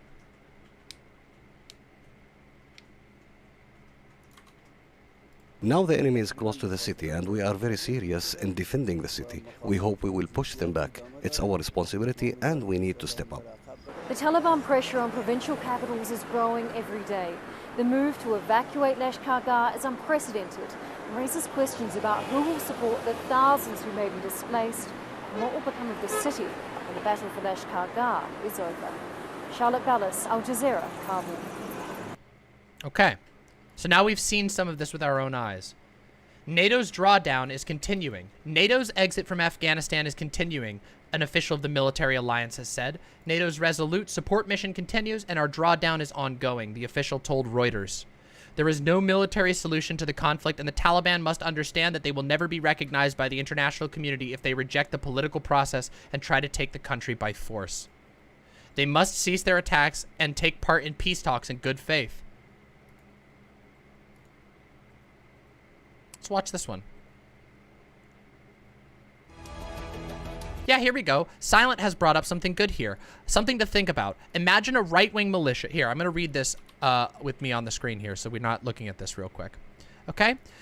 Something to think about. Imagine a right-wing militia is engaged in fighting with the National Guard in your town. While the fighting has been going, you've lost power. The grocery stores are struggling to get anything in. Shelves are empty. They've got limits on how many eggs you're allowed to buy. Do you wish for the National Guard to win, or do you wish for the fighting to end as soon as possible? Which one is it?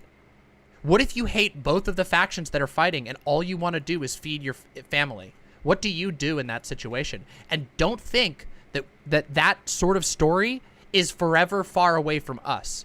Keep in mind, we have active right-wing militias here. We have had capital takeovers that have failed here for now.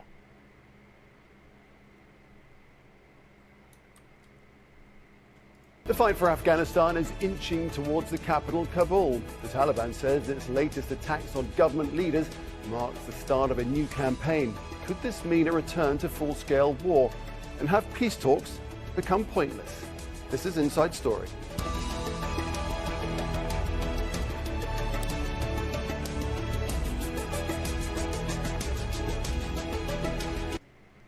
Crikey says, Demon Mama, my brother believes that military intervention is warranted in such places as China due to the genocide going on. Do you have any advice or arguments how I can convince him that his thinking is delusional? I don't think that your brother is thinking realistically about what a war with China would look like. That would be the end of the world as we know it. A war with China would be so violent and so ridiculous. There would be so much bloodshed. The problem that we have is that this is the problem that we have right now. We have states, we have nation states that are so powerful that that nobody else in the world can actually do anything to help the people inside. There's almost nothing you can do to help people inside of China except bear witness to their stories and hope that they can connect with other people to resist within their own country. And it sucks. It sucks that we're so powerless all the time. But guess what? It happens here too. Keep in mind, children have been dying on our borders. Innocent children who have done nothing wrong have been dying in camps on our borders, and no country in the world can do anything about it. This is why it is important to develop a meaningful critique of state power.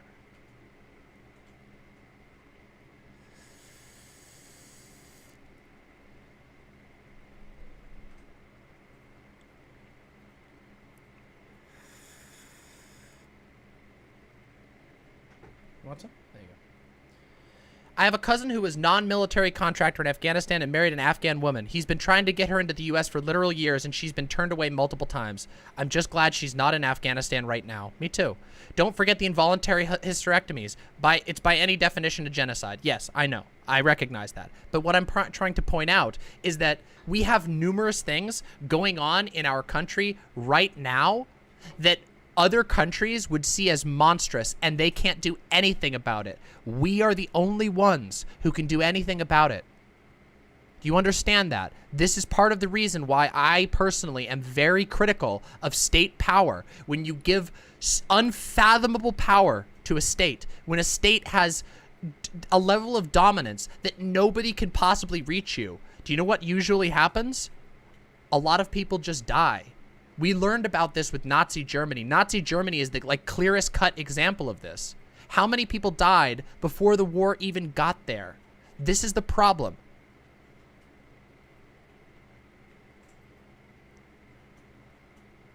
Well, this is the thing. So what's the alternative? How do you prevent this? We'll talk about that in the future. We're not talking about that right now. Right now, we're trying to understand the perspective first, okay? Understand first, challenge the questions later, okay? That's what we have to do. We have to understand first. Let's continue.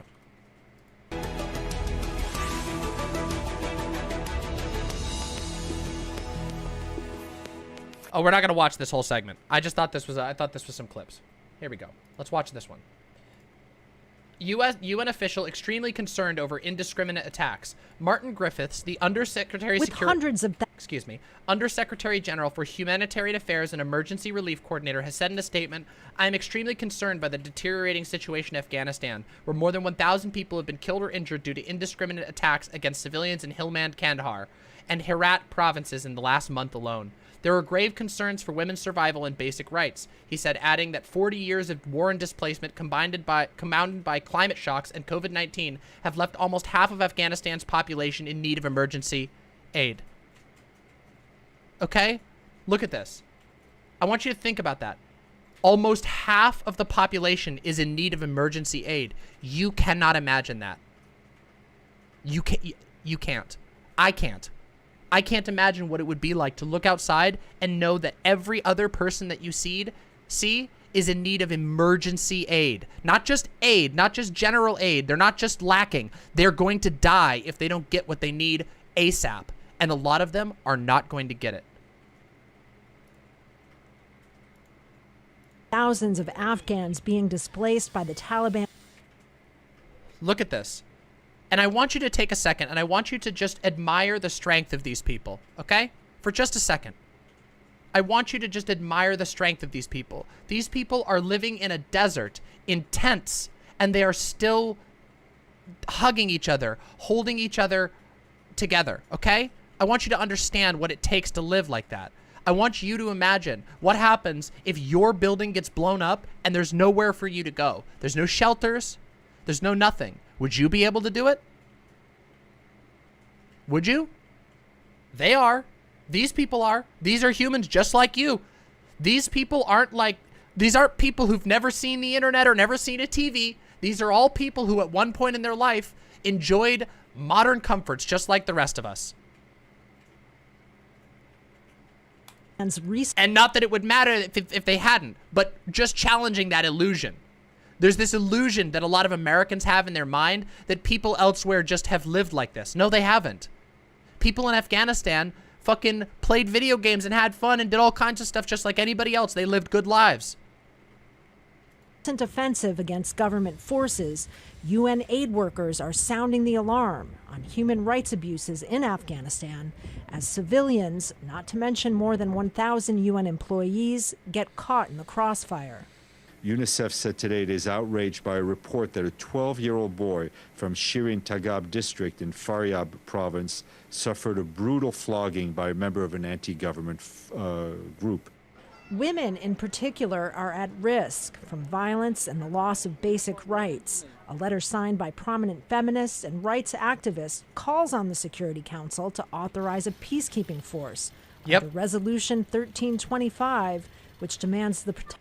Retcon says, I realized a few years ago that as a kid, I thought the Taliban were just people that lived in caves and didn't have internet or anything because of how they are presented on the news. Yeah, no, that's not it. ISIS blew the lid off of this, by the way. The fact that ISIS was full of people who left lives where they were, 2 years prior before joining ISIS, they were playing fucking Call of Duty on their goddamn Xbox, and then their house got blown up, and they said, fuck this, and they went and joined ISIS. That blew the lid off of the American imagination of what terrorists are. A good reminder that post-apocalypse stories always assume that everyone turns on each other without order or BS. Most historical examples show people work to help each other get by. Yes, they do, because mutual aid is a factor of evolution.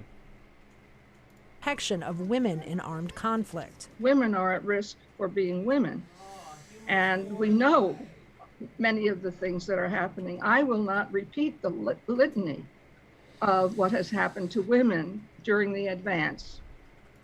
So the primary thing is to get a ceasefire.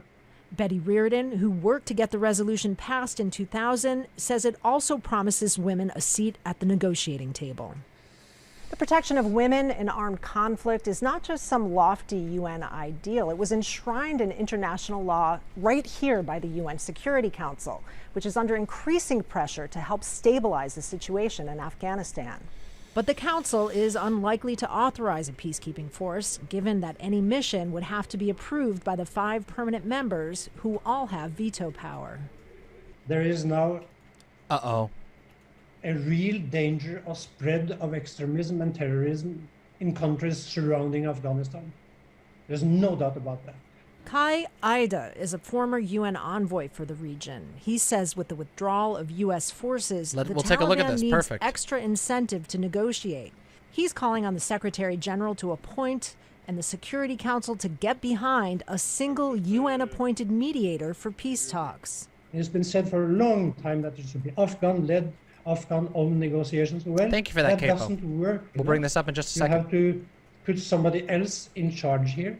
The Council is meeting on Friday to discuss the situation, but civil society groups say it's action, not dialogue, Afghans need the most. Kristen Salumi, Al Jazeera. Look at what these people are doing to stay every day. These people are just sitting here with their little waters, talking with each other, making things together, trying to take care of one another. This war has been imposed on these people. These are people trying to live their lives, trying to live fulfilling lives, and war has led them to live to have to live like this, to have to live in a way where they can't build anything because it might be undermined the next day. The United Nations. Okay? I want to show you something. I was just sent something really cool. Okay? I was just sent something very, very cool. Okay? Here we go. All right? Look at this. This is photos, historical photos from Afghanistan that were published by The Atlantic, okay? 35 photos, okay? A picture taken in 1962 at the Faculty of Medicine in Kabul. 2 Afghan medicine students listening to their professors as they examine plaster casts of a body part. Here, this is the 60s. 62. Here we go. Look at this. Men stroll past roadside vendors as a painted truck makes its way through Kabul in 1961. Look at this. This is just your everyday market. We have one of these just like this in Seattle.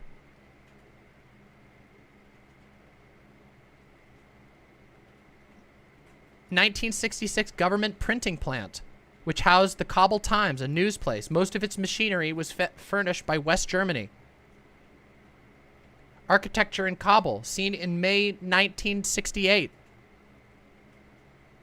1961. These cities are identical to American cities at the time. Afghan boys, men, some in bare feet, shop at a marketplace in Kabul in 1964. Look at these little dapper guys. Look at these little dapper dudes. Here we have a parade for Eisenhower. Look at everybody's just come to see. People in traditional wear, people tossing confetti. Here's an airfield. Look at this beautiful shop. Do you know how hard it is to maintain a shop like this when you're in war? You can't. It won't happen. It will fall apart. It will be looted. These things don't exist anymore. I'm sure they do some places, but in many places they've been destroyed. Here are just some kids.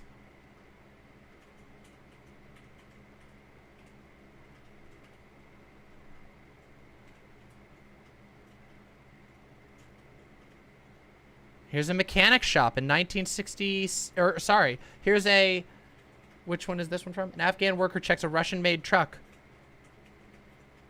This was in 1992. Look, it's just a big machinery thing. Here you go, people working. Like I said, these are places just like anywhere else. These are places, you know, some of the architecture's different, some of it's not super great, but look, this is just people living their normal lives. And now we see what it's led to. People going to the park, people working on various projects. These are all from the 60s to the 90s, before the war began in full in the 70s. Pomegranates. Plenty. All of this is before the full-on war. Okay?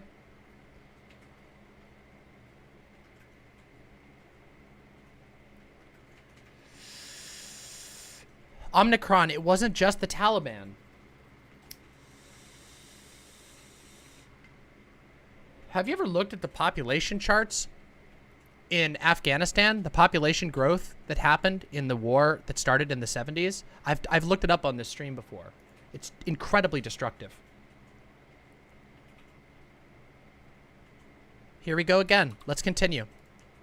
Fighting displaces hundreds of Afghan families. Hundreds of families from Takhar and Kunduz have had to leave their homes and settle in a safe place in Kabul. The photo 28 is especially striking to me. That could be any city in Southern California. If I didn't tell you it was Kabul, you'd never guess. True. True. We don't know anyone here to help us, and we don't have any money. We even forgot to bring our national ID cards. We walked away with slippers. We didn't have a chance to put on our shoes.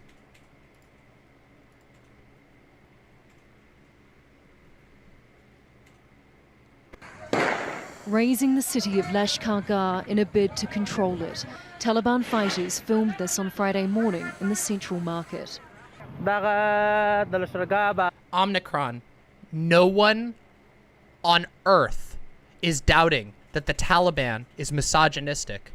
Obviously, the Taliban is a far-right, hyper-traditionalist organization. Obviously, no one is doubting that. What we're talking about right now is we're not fucking piddling back and forth over factionalism. What we're talking about is individuals, the experience of people. This is Lashkargah Bazaar. The enemy have... Look, this is the bazaar. This is what I was just talking about. Remember how I just talked about it is impossible to keep a store that looks like that one we just looked at? Look, these are overturned tables. That's fruit being stomped on the ground. Bombarded the space and destroyed the lives of innocent people. The Taliban says this was the result of heavy airstrikes in the night and that it's not the first civilian area to be targeted in Lashkargah. US and Afghan airstrikes have pounded the city for nearly a week now. Do you hear that?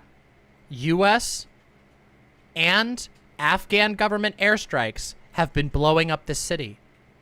It's not, yes, we're not sitting here arguing about the factions. In the struggle to try and fight the Taliban, in the struggle of the Taliban to fight the United States, every other person is caught in the middle. And they're blowing up civilian structures. It's a deliberate tactic. If you go look into U.S. war tactics in the Middle East, they blow up key infrastructure so that the Taliban can't use it. But it also destroys it for everyone else, and everything has to be rebuilt from the ground up if it can ever be rebuilt.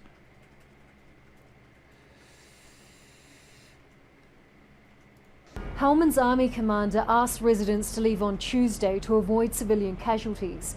The government says the Taliban is relying on human shields and looting people's shops and homes for food and weapons. On the ground, these Afghan special forces march into battle chanting, "We will punish them," and "Long live Afghanistan." For a week, they have arrived in waves. It is urban warfare, fighting the Taliban street by street. The man who filmed these videos told us his family cannot leave their home because there is constant fighting on his street. After 1 week stuck inside, they are running low on food and his home is shaking with constant airstrikes. Look at this. Look at this. Look at this. This is somebody's garden. Right here on the screen. This is a garden. This is somebody has put love into these trees. Has been growing this, and they've had to leave it. This might not even exist anymore. This was from 6-7 days ago. This garden may not exist anymore. We were worried, and now we're extremely worried. We know that a big chunk of the population has moved out of town, but we don't know exactly where they are, and we don't have right now the capacity to reach to them. For those who can escape, they travel on dangerous roads, taking with them all they can pack. They look for places free of fighting, but every day those areas shrink. I want you to imagine one more thing, okay? Real quick. I just want you to imagine another thing, okay? I want you to imagine yourself going your area becomes very dangerous, too dangerous to live in. You know, maybe you've got a dog, maybe you've got a girlfriend or a boyfriend that you love, or a joy friend that you love.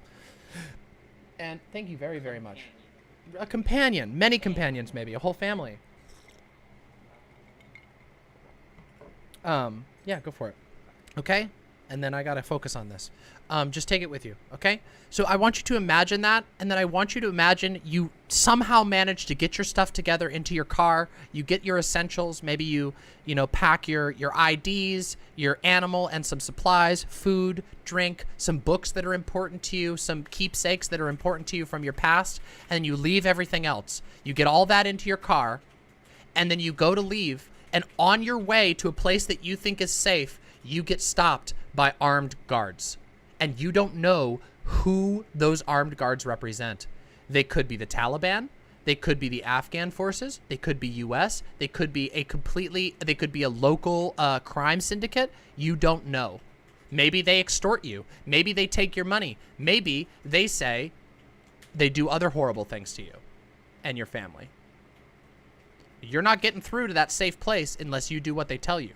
And that is what we've seen over and over and over again, is checkpoints full of armed individuals checking every car. I left my home. I'm going to Khakris. Here there is always war. I'm leaving because of war, nothing else. Listen to that. I'm leaving because of war and nothing else. They're fleeing because they want to survive. Oh, sorry. Sorry. I forgot to put the screen up. I got it. I got you. Hold on. We'll go back. Here we go. I'm sorry about that. Khakris. Here there is always war. I'm leaving because of war, nothing else. UNICEF says 360,000 people have been forced to flee their homes in the last week. Half of them are children. I'm sorry, can we get that number again? Last week, half of UNICEF says 360,000 people. 360,000 people. More than the population of Tacoma. And 150,000 of those are children. People have been forced to flee their homes in the last week. Half of them are children. I left my home and won't return until it gets more secure or until there is peace. May there be an end to the conflict. Okay, to address a question in chat, Omicron says, this is why I'm uncomfortable about photos in the 90s being used to suggest things were okay there then. That was not what I was saying. What I was showing is that people who you're seeing in these photos lived a modern life. They lived a life just like you and I would live. These people have, the people of Afghanistan have lived a life just like you and I. They, at one point in time, probably believed, just like you and I do, that tomorrow they're going to wake up and do their job or do their passion or see their loved ones, and then it's gone. Okay, Omicron, I can understand, I can see what you're, I see what's going on. I'm going to put you in a bit of a timeout, okay? Have a day off. Come back later, okay? Okay? Don't do this to me, DM. What are you talking about? Mr. Fings, what are you talking about? Before I go any further. Why is it like this? Why do people do this? I'm trying to provide very, very, very empathetic coverage here. The chuds are out in full force. Oh my god, it is exhausting. This is bringing me to tears. Okay, I'm sorry. I'm a little bit primed. There's been a lot of people shouting at me. I'm very sorry for thinking that was what was happening. Okay, let's continue, please. As they head towards Kandahar city, the sounds of war chase them. The highway littered with reminders there is no safe passage. While both the government and Taliban try to assert their control over the places the Afghan people call home. Charlotte Bellis, Al Jazeera, Kabul. Okay. Now. At least 27 killed, children killed, 136. This was as of 7 days ago, okay?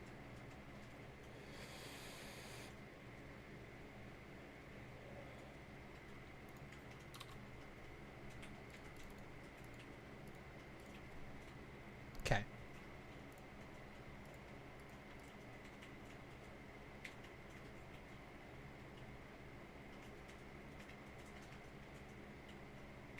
And I want to do something else here real quick, okay? Hold on. There's another one I want to bring up here real quick. Let me get it up. Give me just a minute here. We'll take a quick... We do need a Vimp emote. Yeah, we do need a Vimp emote. That's true. I have something to read, okay? There's an article I wanted to read that I thought was very interesting. That has a bit of a different perspective, okay? There's a couple here that I want to do. Let's do this one. Hold on a second. We got two things we're going to do here, okay? Give me just a second.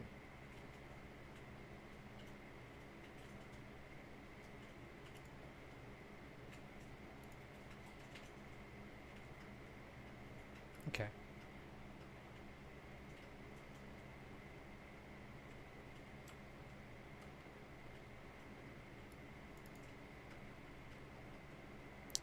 let's take a look at this, okay? Al Jazeera, are they okay as a news source? Well, we just had a media literacy segment.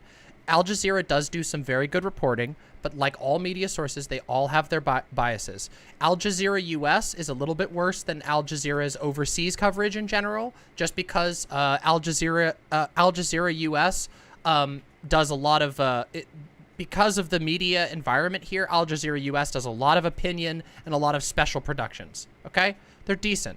Just keep an eye that there are different sections. Okay.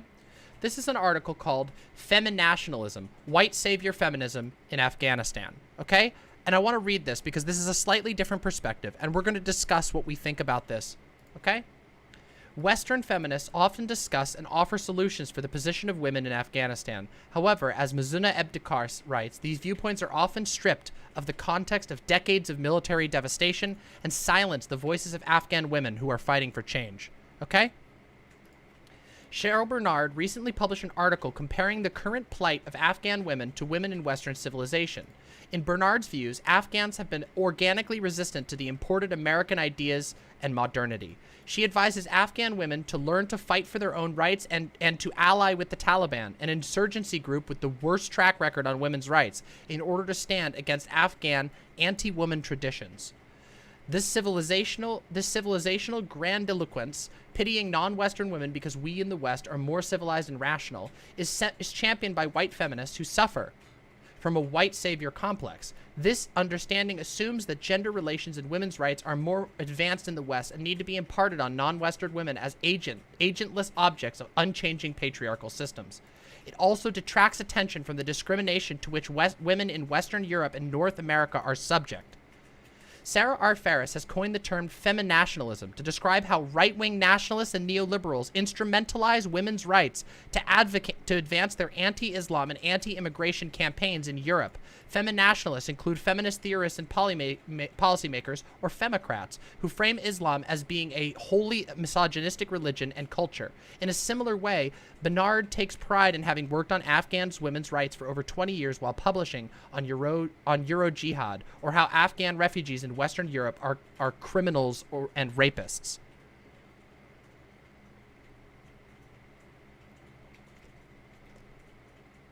Okay? Concerns about Afghan women have been at the forefront of many discussions about the American military intervention and occupation of Afghanistan since 2001. This came after a long silence following the USSR withdrawal, from which the United States benefited, and at a time when Afghanistan witnessed a civil war, 1992 through 1994, and intense fighting during the Taliban regime between 1996 and 2001. After 2001, humanitarian institutions, Euro-American media organizations, and academics have promoted the rhetoric that women living in Afghanistan need to be liberated from their religion, their culture, and their oppressive men as part of a broader civilizing mission. This comes with little to no attention to the political and historical reasons behind the current conditions under which women live. The 1964 Constitution, on which the current Constitution relies, recognized that all Afghans, without discrimination or preference, have equal rights and obligations before the law. This constitution guaranteed women dignity, compulsory education, and freedom to work. Even if there was dissent from more conservative-minded groups, Afghan society reconciled with women's participation in the workplace and academic institutions from the 1960s onward. Antifa Alex, thank you very much for the tier 3 sub. Thank you very much. I appreciate that.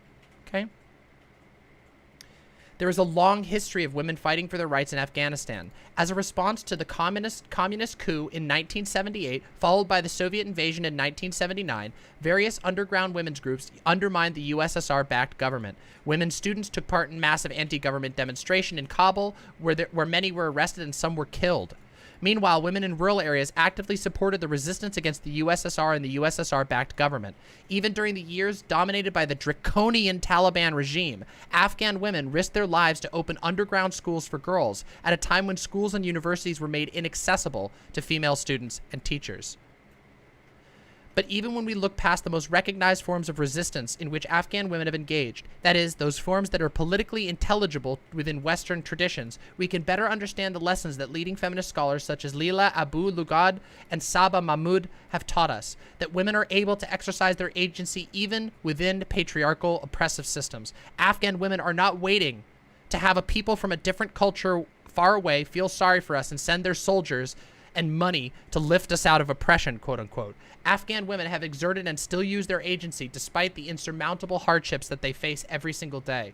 So-called feminists such as Bernard ruminate on how aid money or job placements have not empowered Afghan women, while disregarding the most crucial element of their lived experiences. Afghan women have lived in conditions of war, occupation, and militarization over the past 4 decades, creating and sustaining the circumstances under which freedoms of all kind are limited. Jill Bilad's ethnography in Kabul demonstrates how women in post-2001 Afghanistan have dealt with the norms of decades of war, destitution, and displacement have made more rigid. So how can we expect Afghan women's fight for their rights to live in a just, equal, and safe society to mirror the fight of women living in Western Europe and the United States? Bernard's article comes at a time when her husband, Zalmay Khalilzad, the official representative of the United States in Afghanistan, is stepping over the Afghanistan government to negotiate a peace deal with the Taliban in Qatar for a fast-track U.S. withdrawal, which we now see what has happened. Bernard's husband is negotiating with the same Taliban that have vindicated America's longest war, expended American lives and money, and caused the death and displacement of millions. Currently, the very same people who advocated for military occupation in Afghanistan and justified it by claiming to be saving Afghan women are telling us that the Taliban are not so bad. And that at the same time, that although they came to Afghanistan to rid the country of the Taliban, they're instead negotiating with them and compromising the lives of the same women that they supposedly are trying to save. Okay? Now, we can keep going on this. Oh, sorry, I just realized I missed the last paragraph. Afghan women are faced with multi-layered challenges, and to draw an equivalence with any other context in terms of women's struggles is not only ill-informed, but profoundly unfeminist. If so-called feminists, such as Bernard, Bush, or Trump, are concerned about the predicament of Afghan women, they should push for a reevaluation of American foreign policy. Imperialist wars have culminated the destruction of Afghanistan since 1979, creating the very dire conditions in which Afghan women now live. Unwanted saviors should check their white privilege, listen, recognize, and not undermine the everyday struggles of Afghan women.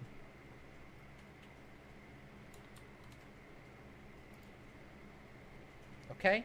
So this is a pretty even-handed article, okay? I really wanted to read this one because it talks about something very real that we've seen, which is that it's very easy to what we call virtue signal over all kinds of issues like this, especially when it comes to women and children. We all know how that goes, right? We all know how people are willing to use women and children as an excuse for many things. And as it turns out, for most of the women in Afghanistan, and as it turns out for the women in Afghanistan, neither side is doing good for them. The Taliban is swooping in, saying we must impose this way of life so that we can return so we can restore a hyper-Islamic foundation for this country, that is their stated goals. And then the United States, Russia, China, all of these other countries all come in and say, oh, we're going to save you. We're here to save you. We're here to save you is what we're here to do. But what do we find out? There are strings attached to all of these. Yeah, let us liberate you against your will, no matter how many of you die in the process. And keep in mind that every single force that's intervening in Afghanistan, whether it's the Taliban, whether it's China, whether it's Russia, whether it's the United States, all of them are trying to do so in the name of fixing the country. But all of them, their answer is more bombs. Yeah, I'm bombing your hospitals because I'm helping.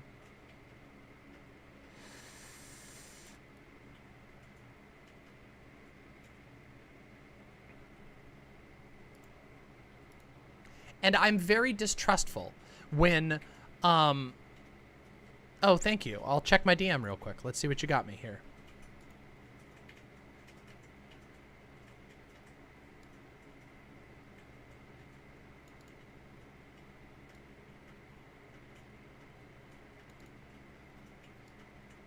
Interesting.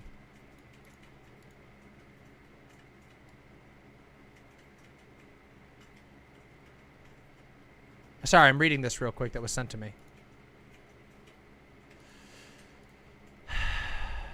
Thank you. I appreciate that. I don't know if I can make that a line 100%.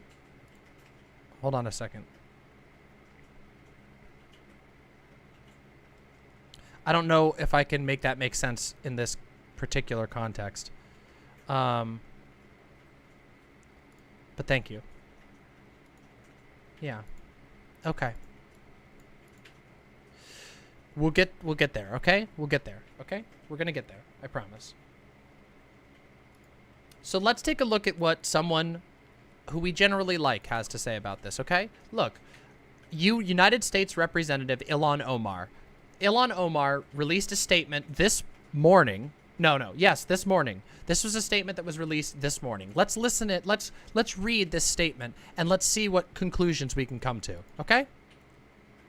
Like many of us, I have watched the immense human tragedy in Afghanistan in horror. My heart goes out to the Afghan people, especially the many Afghans who risked their lives for a safer, freer Afghanistan, as well as that of the countless Americans who served in this conflict, thousands of whom made the ultimate sacrifice. Now, I don't like this wording here. Countless Americans who served in this conflict, thousands of whom made the ultimate sacrifice. For what? The ultimate sacrifice for what? What were they sacrificing for? The state told them to go there. They had to go there to fight and die. They did. That's what happens. You sign a contract with the military. You don't get to have a say in whether the fight was good or bad. It has also for me been personally painful. I know what it's like to be the child in the family scrambling for safety in a war-torn country. I also know intimately the difference between making it out and not making it out. As with so many moments in this 2-decade-long conflict, I have not been able to read the news without seeing myself and my family many years ago desperately fleeing imminent violence in Somalia. Of course, the tragedy did not begin in the last couple of weeks. The hard truth about America's longest war is that for 20 years we made promises we couldn't keep. The simple fact is that prolonging a war indefinitely would not have delivered a stable, peaceful Afghanistan. I agree with President Biden. An endless military occupation of Afghanistan was unacceptable. War and conflict never produce peace and stability. Violence and militarism, even when cloaked in the language of humanitarianism, are fundamentally at odds with human flourishing and opportunity. Violence only produces trauma that can turn into anger, vengefulness, and a continued silent cycle of violence. That must be a lesson we deal with in conflicts around the world. There will be plenty of time for confronting the fundamental failures of our Afghanistan policy over the course of many decades and 4 presidencies. I hope we genuinely confront them and reckon with them, rather than doubling down on obsolete talking points from 20 years ago that failed to account for the thousands of American lives cost and $1 trillion+ spent. And the destruction wreaked on Afghanistan. I hope we will learn from this, as painful as it is. In the meantime, the urgency of the movement before us now demands we marshal an international coalition to evacuate every Afghan citizen who is fleeing for their lives. This is an American responsibility, and it is a NATO responsibility. It is also a human responsibility. We must hold the airport in Kabul and lead a multinational airlift operation. We have the capacity. We must simply find the will to get them out.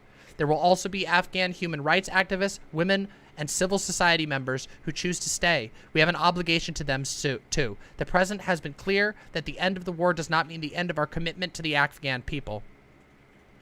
We must begin to prove that with this airlift operation, and I look forward to working with him to ensure that when the headlines and emotions of this deeply painful moment subside, we are still focused on the people to whom we owe an enormous amount. All in all, I think this is a fine statement. I think that she's right to say that we owe a lot to the people of Afghanistan. Obviously, this is from a U.S. representative, so there is a lot of bias still in this towards the United States, talking about soldiers and the United States military as making sacrifices. Notice that we never stopped spending on weapons, but we certainly hesitate to spend on airlifting operations. We hesitate to spend on rebuilding infrastructure. We hesitate to spend on giving money directly to the people who actually need it. We spend trillions on bombs, trillions on tanks, trillions on guns, trillions on training soldiers to kill people, trillions on establishing our diplomats in their spaces to control the direction of their government. And yet that is always taken as for granted. Our military spending, which predominantly goes to fucking bombs, to destroying things, not to rebuilding, not to helping another country.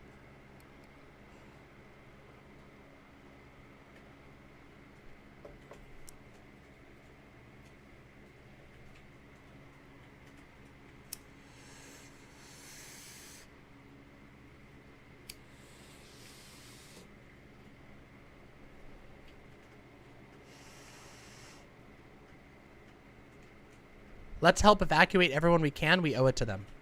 Okay. But I want you to think about this real quick.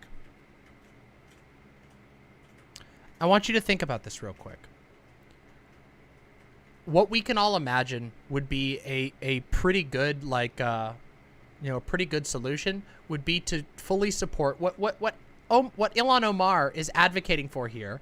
A giant airlifting operation is not a solution, okay? That's not a solution. It's important. I think we should do it. I think that we should be willing to take in as many refugees as exist. And I mean that. I genuinely believe that if we really wanted to put this, to put even a drop of our money where our mouth is, we would support bringing every last refugee that we could possibly manage to a safe place, whether it's here in the United States, whether it's in one of our allied nations that is safe. I believe that would be fantastic. But I want you to realize, just real quick, what that is. That what you're essentially saying is, we have been involved in your country for 20 years. We have blown up your critical infrastructure. We have failed to defeat the people who we called the threat. And now all that we can do is take you out of there. All that we can do is hope that you flee to us and then go from there. Isn't that absurd? That the only solution we can offer after all of this time, after all of this fighting, after all of these explosions, after all of this media cycle, 20 years of discussion about Afghanistan, all that we can do is say, maybe we'll give you a flight out. Maybe. And we're not even doing that yet.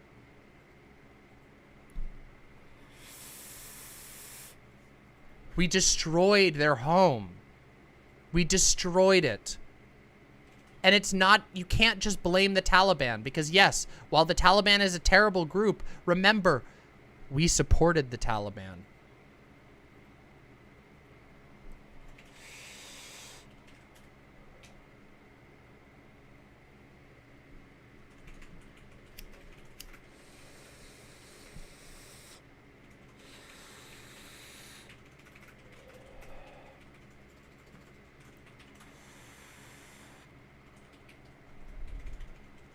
And that's hard to deal with. We have laid the groundwork again and again and again. We talk about destabilization. That is what America does. America goes into places and destabilizes them. They undermine inconvenient regimes. They make it so that no regime can take control. And what that does to the people is it means that they exist in a blasted wasteland, and every time they build something up, it gets knocked down. Every single time. Silent says, if any fiscal conservatives are going to mask their racism by claiming it's an economic burden to take them in, many of these people are college educated and are fleeing the Taliban because they supported the government. Not that the lack of economical skills should ever be used in not taking refugees. Yes, these are humans. These are humans who really, really want to build things.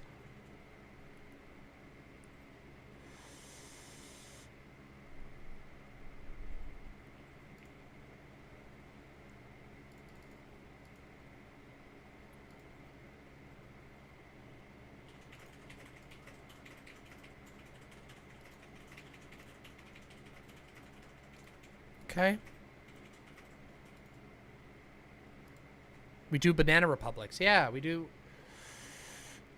We go in, we upset or undermine the currently existing government. Even a lot of times those governments have horrible problems. You know me. I'm fucking critical of all government. You know this. I'm critical of all forms of governance.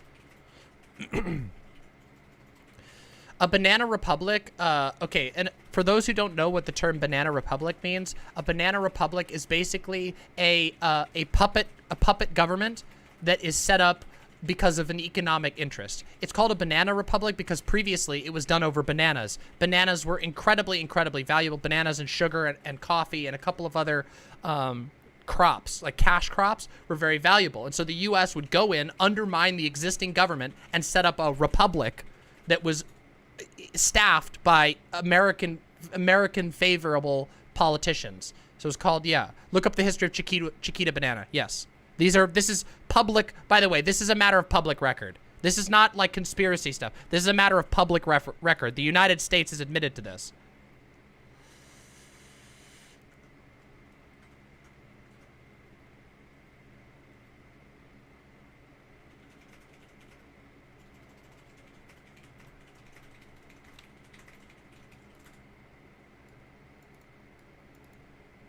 We've made it Royal Fiddle says, we've made it an institution under the pretense that America is being the best, of America being so good that we have to spread our goodness to police the world. Here are the results of the fucking spread. Death, decay, bombed out countries. Yes, and what the article that we just read a few minutes ago about feminism was talking about is that there were valid feminist movements. There were homegrown feminist movements. There were Islamic feminist movements that were rising up and that can't operate because the infrastructure is destroyed. I want you to think about that. What do you think your job is? If you are reduced to living a life of basic sustenance, what do you think your job is going to be if you're a woman? It's to take care of children. It's to make food so that the guys can go fight, so that the guys can go lift heavy objects. We fall back on these outdated modes of society because there's no stability. You're living a life of sustenance. You can't build when you're living a life of base sustenance.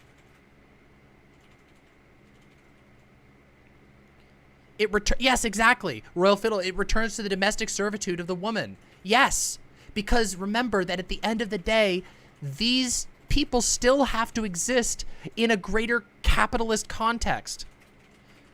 Ugly Pie says, this war has been happening since I was 3 years old. I can't imagine a young woman just like me living their entire life under these conditions.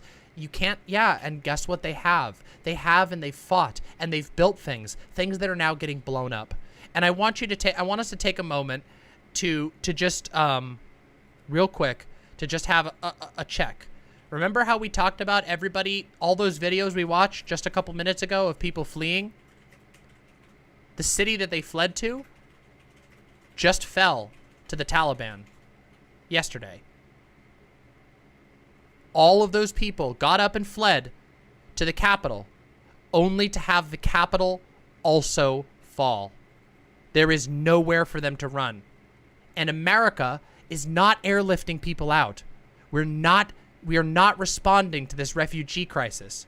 Canada is taking like 20,000 people, but just from one city, there was 300,000 people displaced. Many of those people fled to Kabul, where they now have to flee again.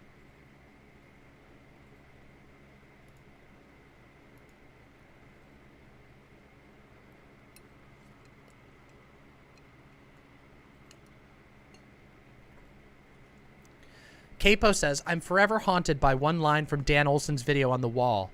Soldiers sent to war don't die for their country. They just die. Yes, that is true.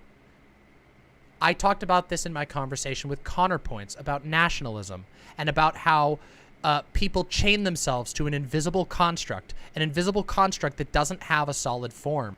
The state, the government, the nation. People chain themselves to this and they say, I'm dying for my nation. But people who went and died in Afghanistan, they don't even have this. The government isn't even the same. Now it's Biden. And 4 years from now, it might be somebody else.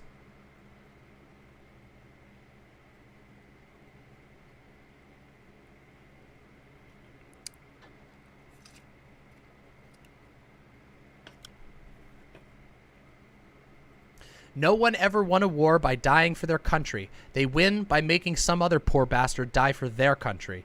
George Patton. That quote hits hard. Nobody dies for a country. Nobody dies for a nation. Can you talk a bit about how and why all of this started in the first place? I'm a Zoomer, so all of this has been going on since I was like 3. I'm not really sure about the history. You know, I would like to do a full history on this, but again, I'm not a foreign policy expert, but I can give you a rough timeline, okay? So, in the 70s, Russia went to war in Afghanistan, and it was a very similar war to the one that we've been waging for the last 20 years, a proxy war. It was very secretive, and the Russians literally, it was so secretive that the Russians literally wouldn't tell family members where their family members died. So soldiers would come back in a casket, and they would not be allowed to know where or why they died, because this was being kept secret, a proxy war by Russia. Russia did so much damage in Afghanistan that you can actually look at the charts. Like, look, you can actually go look at the population charts.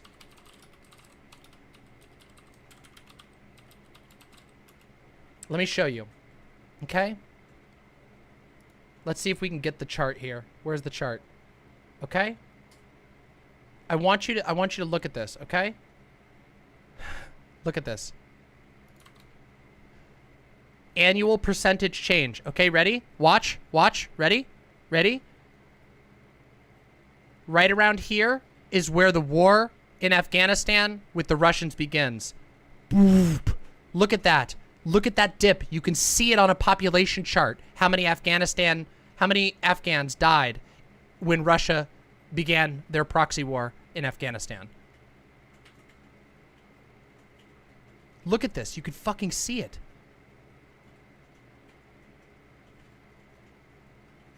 And it's starting to go down again. We're starting to see it again. That's how intense it was, okay?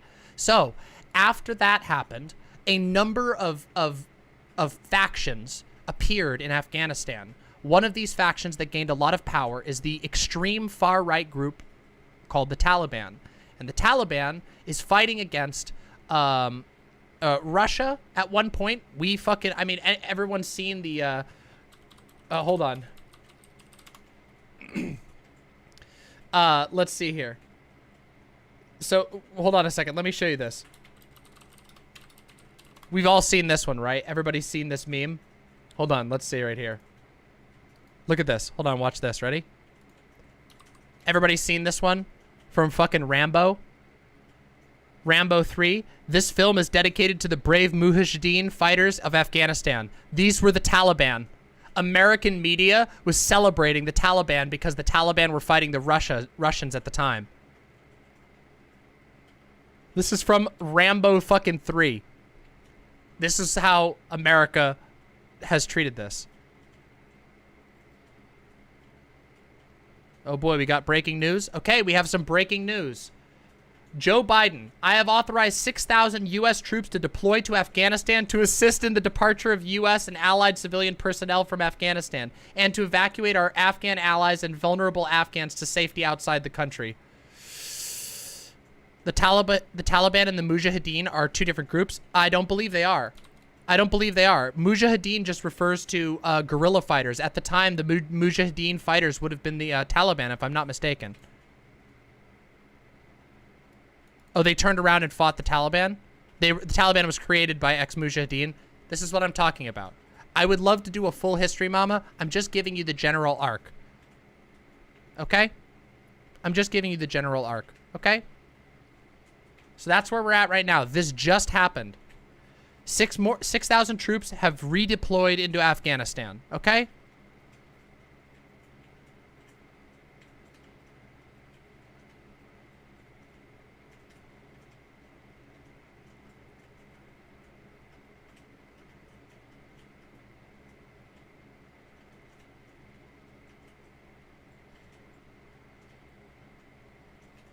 Our current military mission will be short in time and focused in its objectives. Get our people and our allies to safety as quickly as possible.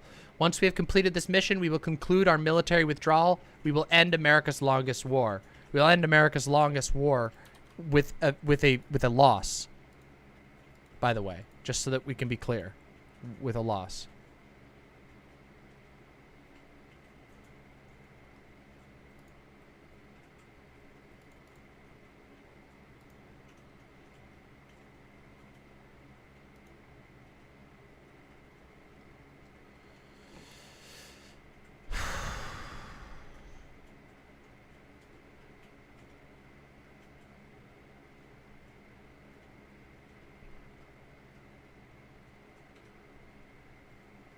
Let me show you another real quick article. Okay, I'm gonna give you a little blast from the past that will seal home what I'm talking about. Okay. Okay. Let me just show you this. Okay. I just wanna show you this, and then I'll give you my dum-dum's take on it. Okay. This is an article from The Guardian. And this was from October 2001. Okay? Look at this. Sunday, October 14th, 2001. Ready? Bush rejects Taliban offer to hand bin Laden over. President George Bush rejected as non-negotiable an offer by the Taliban to discuss turning over Osama bin Laden if the United States ended the bombing in Afghanistan. Returning to the White House after a weekend at Camp David, the president said the bombing would not stop unless the ruling Taliban turned bin Laden over, turn over his cohorts, and turn any hostages they hold over. He added, there's no need to discuss innocence or guilt. We know he's guilty. In Jalalabad, Deputy Prime Minister Haj Abdul Kabir, the third most powerful figure in the ruling Taliban regime, told reporters that Taliban would require evidence that bin Laden was behind the September 11th terrorist attacks in the U.S., but added, we would be ready to hand him over to a third country. The offer came a day after the Taliban supreme leader rebuffed Bush's second chance for the Islamic militia to surrender bin Laden to the U.S. Taliban was ready to discuss bin Laden handover if bombing halts. The Taliban would be ready to discuss handing it over to a neutral country if they halted bombing in Afghanistan.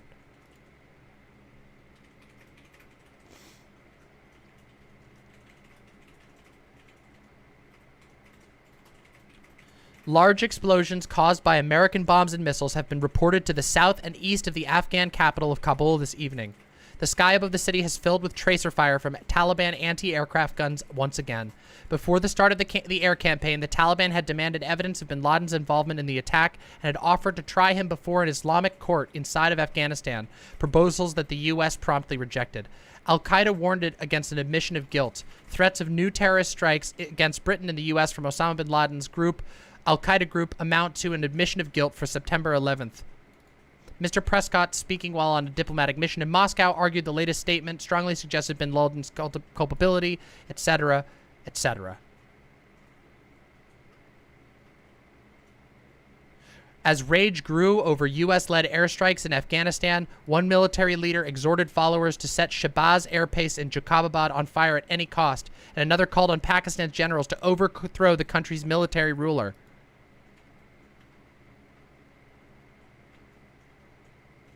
UN Commissioner warns of Afghan starvation threat. United Nations Human Rights Commissioner Mary Robinson has called for a pause in the U.S.-led bombing of Afghanistan to allow food aid into the country and to prevent a Rwandan-style humanitarian disaster. A humanitarian disaster. This is from 20 years ago, almost to the date. October 14th, 2001.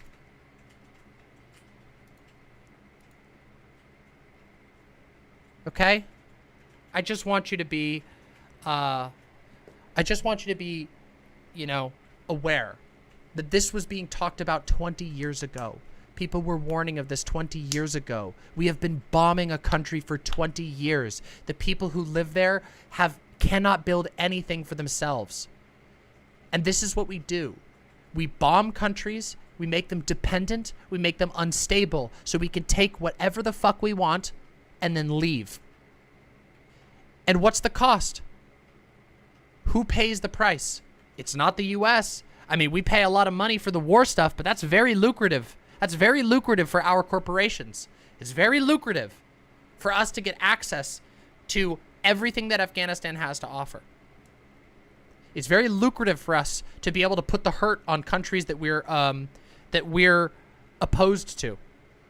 The U.S. literally knew there was a danger of a protracted war. Everyone knew. We had already seen it in the 70s. We already knew that Afghanistan was the graveyard of empires, that the biggest empires in the world could not win in Afghanistan. And here we are 20 years later, again, in the exact same position. We have now watched the capital fall again to the Taliban. Our actions, our bombing has empowered the Taliban.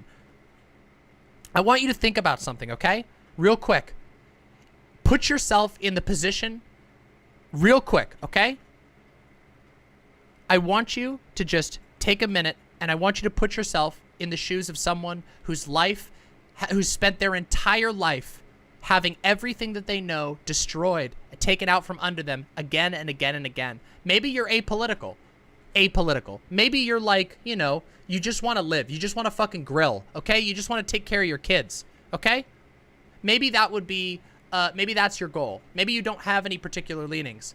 And your town hospital, your community center, your internet infrastructure gets blown up by an American or a NATO or an American ally bomb. And then this Taliban guy comes up to you and says, hey, don't you motherfucking hate these guys? Don't you see that they've been blowing us up? These same people, these Westerners, have been blowing us up for the last 40 years, for the last 50 years. You've never lived a day of peace because of these motherfuckers. And then you start to get the idea, wow, maybe these guys have the right answer. That's how these disgusting far-right extremist groups win people over. If you've had everything that you love, what if your kid got killed by an American bomb? What if your kid got killed by a bomb shot by the American-backed Afghan government? Do you think you're going to be very favorable to working with them? It's a right-wing super pipeline. And now I want you to imagine yourself in a different position. Imagine you're a kid or a woman and your dad signs up with the Taliban. And all of a sudden the Taliban takes over your village. And previously you were living a life. Maybe you were studying at school. Maybe you had dreams of things you wanted to do with your life, of things you wanted to learn. And now your town belongs to the Taliban, a far-right, hyper-patriarchal militia. And there's no one you can turn to because the Americans don't care about you. The Russians certainly don't care about you. The Afghanistan security forces are just trying to not get killed by the Taliban. What are you supposed to do?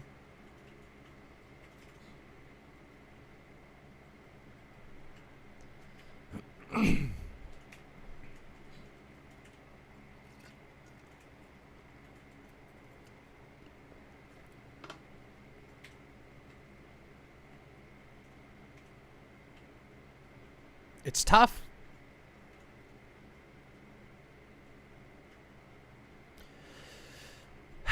So we've talked about a lot. I've given you the basic idea. I've shown you some of the stuff that I've seen here.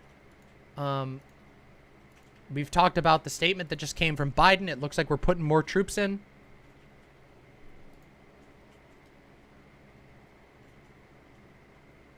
Okay.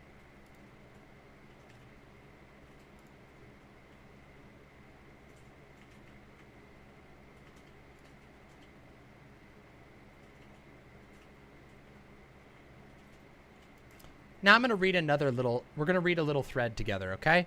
We're going to read this and then I'm going to give my take, okay? I know you've all been waiting for my take, okay? This is from Brad Simpson, okay?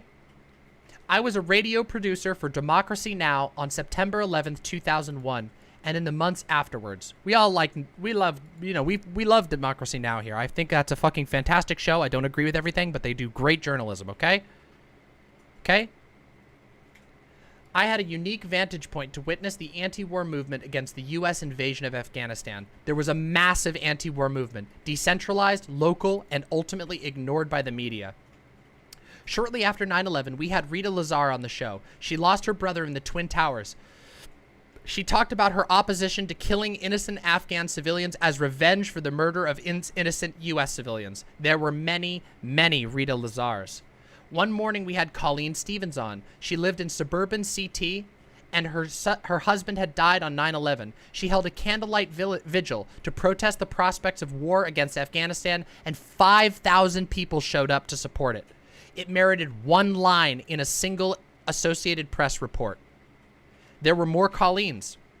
We set up a voice mailbox at the show and asked people to leave messages describing what they were doing in their cities and towns. At first it was a trickle, a few vigils daily here and there, then dozens. Then they overwhelmed us every single day for weeks. I marched with maybe 10,000 people in New York City in October, shortly before the U.S. invasion. We knew the U.S. would invade. Most folks who opposed the war had no idea that there had been hundreds of protests around the country since 9/11. Most Americans still have no idea. Millions, tens of millions of Americans opposed using the pain of 9/11 to murder more innocent people in Afghanistan. Hundreds of thousands, probably more, came to the streets opposing war. These protests were completely ignored by the media, but they happened. I saw it. I had a unique vantage point. Democracy Now! Is the only media outlet in the U.S. giving voice to anti-war Americans, but they were everywhere. Under the media radar screen, in the hundreds of towns and cities, the movement largely disappeared once the war started, but it was there. Here's some pictures from NYC on 2001.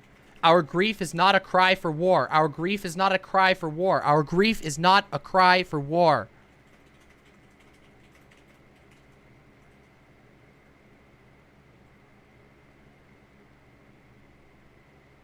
(2001), everybody. The 22nd of September, 2001, Union Square, noon.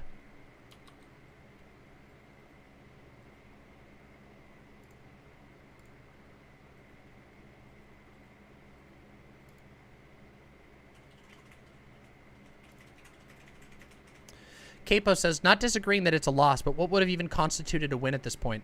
There wasn't one. There isn't a win. America doesn't win or lose wars anymore.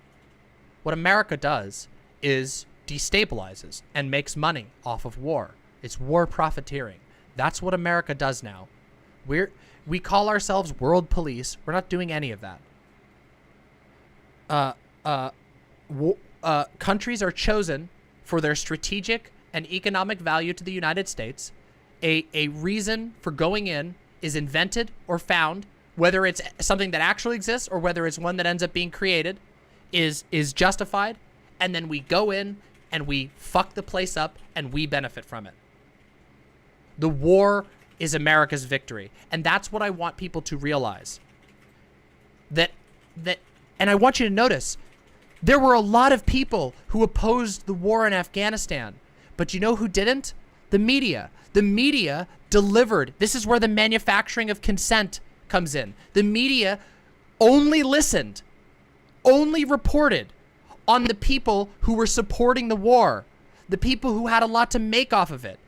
Not only does the media have a lot to make off of war, because wartime always means people are watching the news, but also, it's not even, you don't even have to go that far. They just only talk to American state sources. They talk to intelligence people. They talk to the president who's deciding to do the war. They talk to the representatives who are deciding to do the war.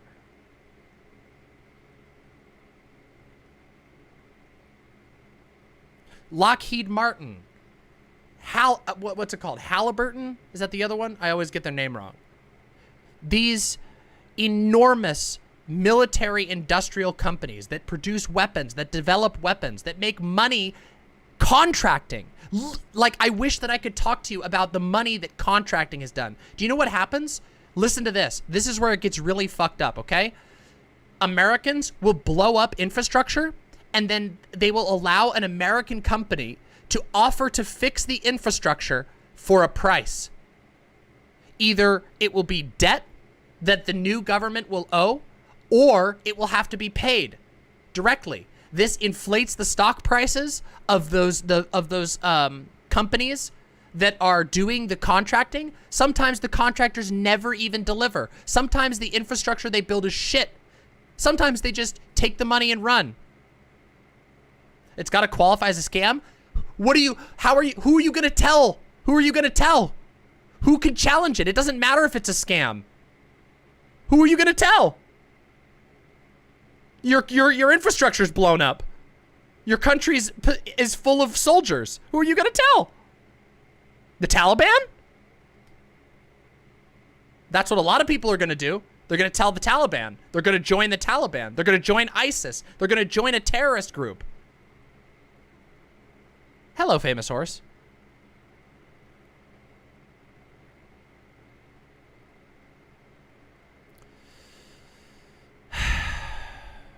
There's like Shaloon brings up a good point. There's basically no oversight for war contracting. Mr. Fings, tell the UN, see what they do. They don't do anything.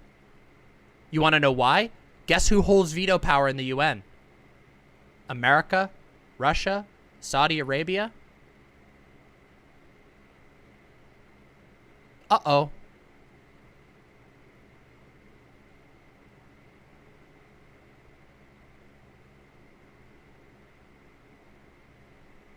There's a problem with state power. There is a problem. And I want you to notice this. This is another thing. Do you think... In fact, can we even get this?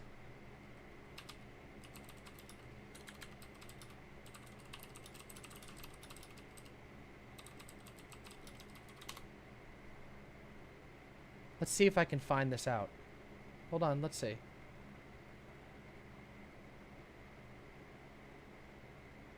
I wish we could get the polling information. Let's see if I can find it. Look how close these folks from the military-industrial companies have been to the last several administrations. Cheney worked for Halliburton, a military-industrial contractor. Betsy DeVos, our previous education secretary, her brother was Eric Prince, the founder of Blackwater. Her husband was a founder of a fucking giant sales company here. Yeah, it's bad. There are a ton of it. It's wild because the military industrial complex is the government. It is the members of our government are representatives and or allies of the very companies that make money off of this war. Okay? This war shit is terrible. It's fucking terrible.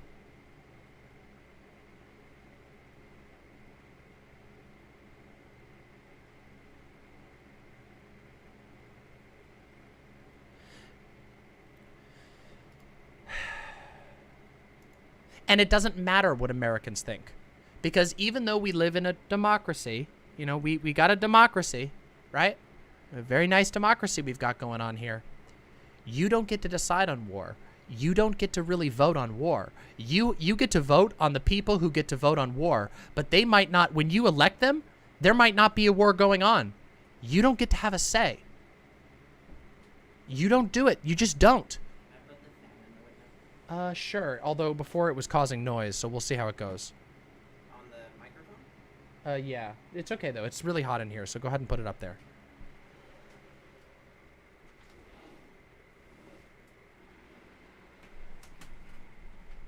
You're not really yelling right now anyway. Yeah. I'm just talking.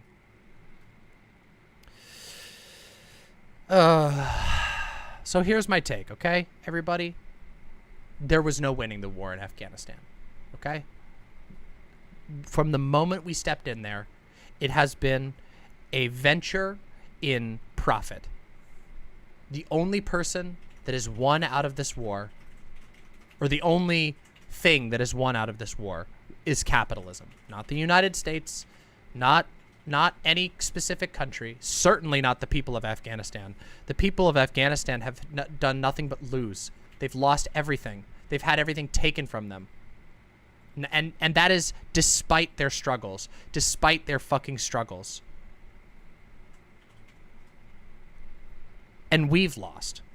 The earth has lost. Humanity has lost. And I want you to understand how deep that is. From the moment we got involved. What is my policy suggestion for the U.S. right now? You want to know what I think we should do right now? What I think we should do right now is I think that we should commit to fixing the problem. And what I mean by fixing the problem is I mean literally saying, okay, how the fuck do we actually help people get out of here? How do we prevent the loss of life? How do we make sure that every refugee who doesn't want to stay there, people who don't want to stay, can get out? People who do want to stay, how do we make sure that they have the resources they need to live a good life? That's what I support. But I don't have any effect on this. You don't have any effect on this. None of us listening here have any fucking say on the U.S. policy in Afghanistan. Not a single motherfucking set drop of. We don't even have a single influence on it. We didn't have an influence on the starting of the war, and we don't have an influence on the end of the war. There is no solution for this type of devastation. What you are watching is a train crash in slow motion. Nothing save the intervention of a deity could fix any of this.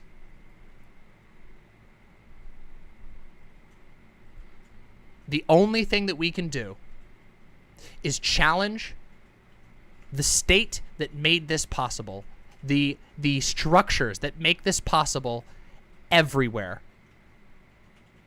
And now you know why I'm critical of governments. Now you know why I'm critical of the state. Because the only way that we can actually resist this is by removing the powers that be their ability to wage war like this. There should be no country in the world that has the ability to do this, ever. The concentration of power, the wielding of power over other humans is a fucking rot to the core. And this is what it results in. It results in these, I don't even, how do I even explain a situation where there are, I mean, the only way I can describe it is like 3 wolves all tearing the shit out of a piece of meat. And that piece of meat is the innocent people of Afghanistan. You've got Taliban taking a bite. You've got Russia taking a bite. You've got America taking a bite. And they're tearing it from shred to shred. And I want you to notice the difference here. The Taliban, the United States, Russia, these are theocratic and state constructs. You don't make cultural change by bombing and occupying a country. Oh, you do make cultural change, but you usually make it in the worst direction imaginable.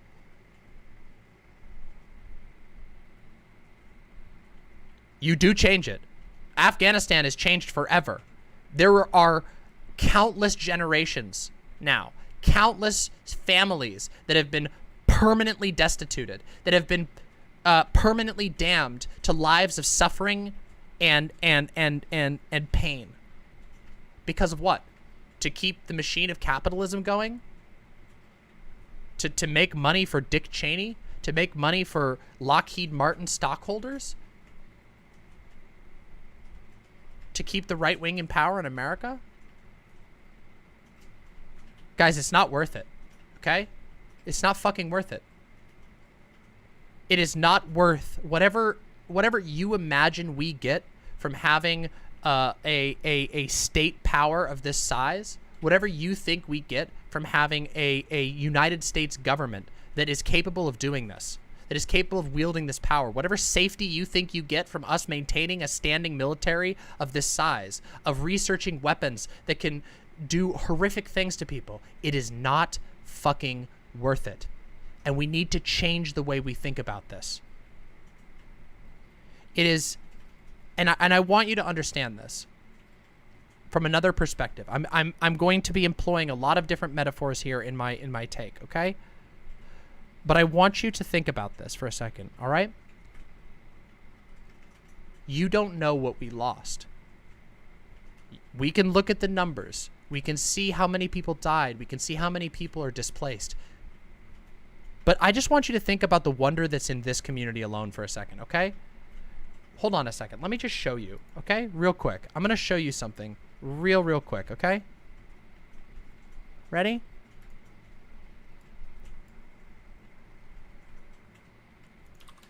This is my Discord's gallery of brimstone, okay? People post their art. Look at this stuff. Look at this stuff. This is art that people have drawn. Look at this. Just in my community, okay? This is our art. This is our art thing. People sharing the stuff that they've created, okay? And this is just my tiny community. Look at this incredible art. Incredible things. Over here in the fucking programming pit, we've got people talking about all kinds of projects they're working on, teaching each other how to program, tons and tons of stuff. Over here in the kitchen, we have people teaching each other how to cook, making delicious foods for one another to enjoy. Here, we have people taking their photographs, sharing the world. Okay? That's just my community. Our community is 3,000 people. In just the city that we talked about earlier, how much have we lost? As a race, as humanity, how much have we lost? How many breakthroughs in medical technology have we sacrificed in the name of this type of war?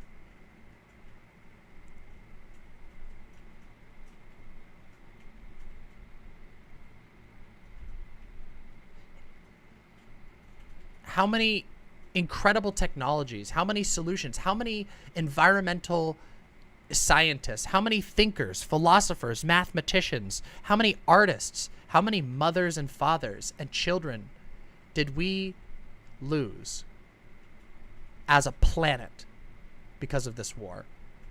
And the number is truly immeasurable. It will literally fuck your mind. You can't even imagine it. All we can imagine is the vastness of it. It is so big we cannot even comprehend it. All we can do is know that it's huge. Is know that it is so big that our brains cannot even contain that information.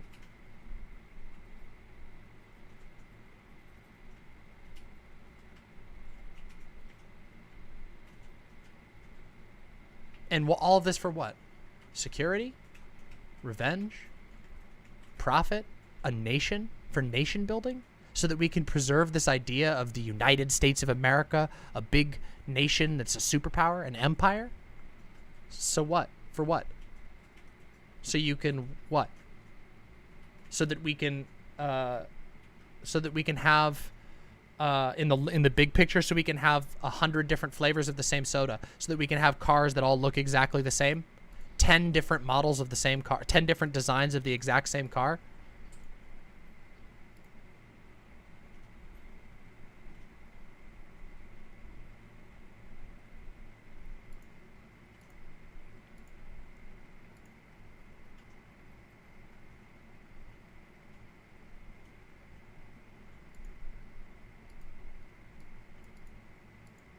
And you know what's worse? You want to know what's really sad too?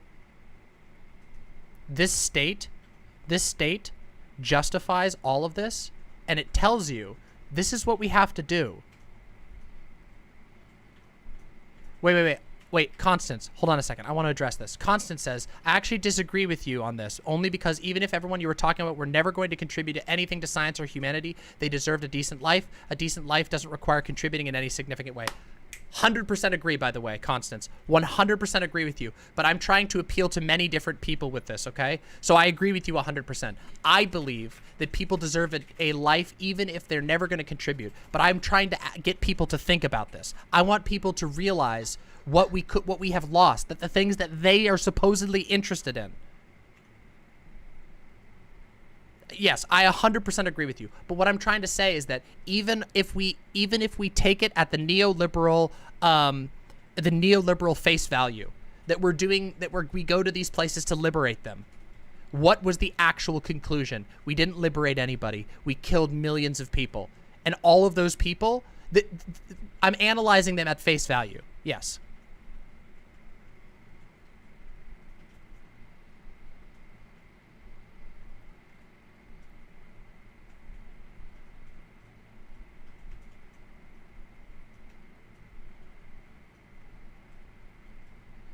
Humanity lost a lot for nothing. We turned a huge area of the planet into a blasted wasteland so that we could get the feeling that we were doing something good. And here's the thing. Here's where it gets really fucked up.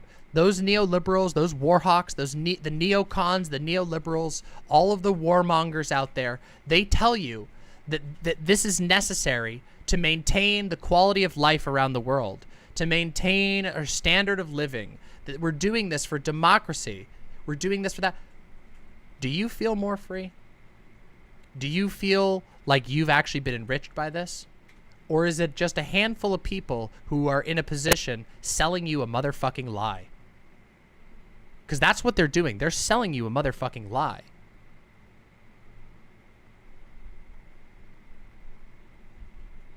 We're less, and guess what? It gets even worse. Here, we now live under the TSA. We now live under the Patriot Act. We have imported policing techniques that we used on populations in Iraq and Afghanistan. We use those tactics against our own populace. So not only did we not gain, but the vast majority of Americans lost. They didn't even deliver on the promises that they said. You didn't get it. They were lying all along. They got richer. But it doesn't, Constance. See, Constance says, well, they're right. Within their framework, it makes sense to go on holy wars for Western rationality or Jesus. Plus, they worry about the euro in the early 200s. It doesn't. It doesn't. Those are their stated goals are also lies. You have to look at where the money went. The money went to arms manufacturers. The money went to wartime contractors. The money went, the power went to the Bushes. The power went to the Democratic Party, the Republican Party. It didn't go to you. It didn't go to anybody. Their framework is a lie on its fucking face.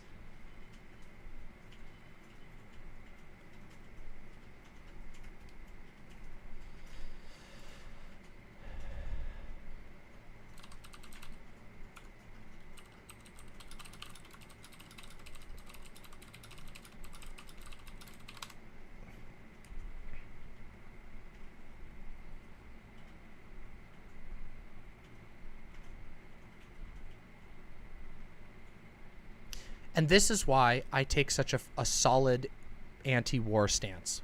And this is also why I don't really care for people prognosticating about what will happen, about who was right about Afghanistan. I don't appreciate, I don't appreciate, you know, people saying, oh, we should stay in, we should leave. None of that fucking matters at all. Not even a little bit. You don't get to decide the policy. You don't have a say in war. In this current paradigm, you do not have a say in war. You have to watch. You have to know. And you're told you're an American, blah, blah, blah. You're brought in. You're chained to this construct. As long as this construct exists, it will continue to attempt to chain you to it.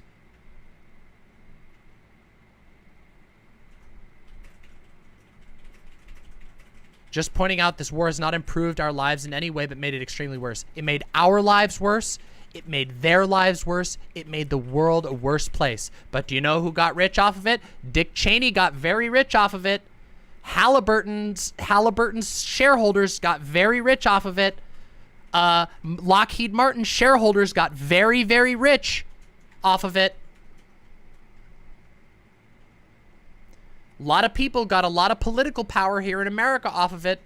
We spun up ICE. We spun up a ton of money into our homeland security. We put a lot of money into surveillance, into building technology that allows that allows our government to invade and control our privacy.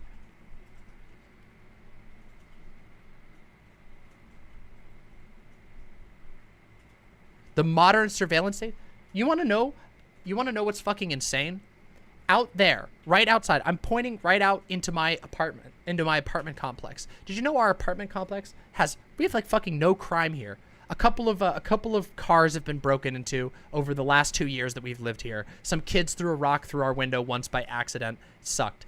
There are now cameras all over this entire property. Every single doorway on our property has a camera attached to it. There are literal propaganda speakers, listening posts, essentially. I mean, they're not listening. They're for broadcasting information all over this property now. That is what every single apartment complex in America is becoming. They're becoming prisons because we justified surveillance in the name of security, in the name of securing American imperialism all over the country. We have built ourselves. We have been built. I shouldn't say we have built ourselves. We haven't. We have been built into a prison of our own making.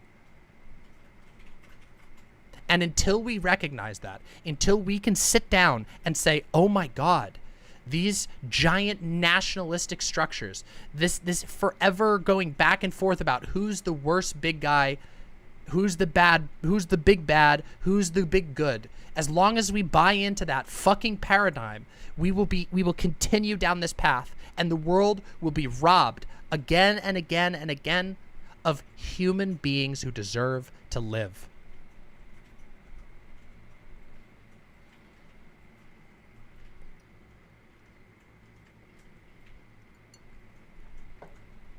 But something to know about the panopticon. Remember, the purpose of a panopticon is to install a cop in your own head, okay? It's to make you paranoid because you don't know when you're being watched.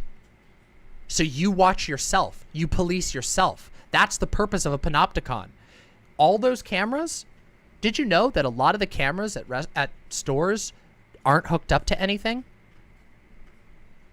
Did you know that? Did you know that footage sometimes just gets deleted instantaneously? Did you know that they almost never pursue any of that because it's impossible to sort the data? What they want you to do, it is security theater. It's security theater that designs you, that pushes you to police yourself, that pushes you to buy in to all of these structures.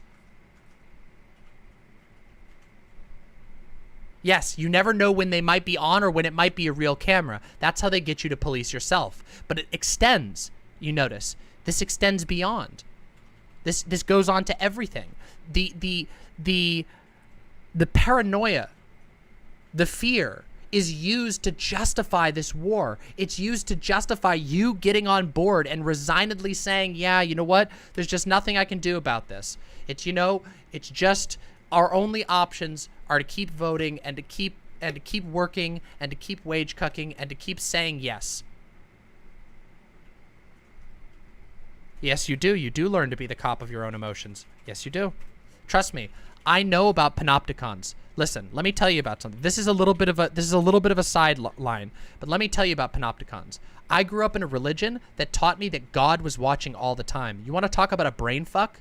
Imagine believing with all of your heart, which I did, that God was always watching you. You can't even see God. You can't talk to God. You can't hear God. He can see your thoughts. He can see everything in your mind. I grew up with that as a kid.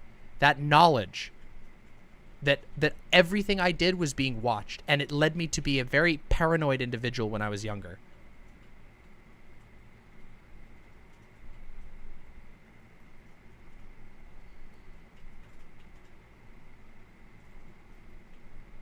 That's a little bit of a side note, but that's how these things can unfold.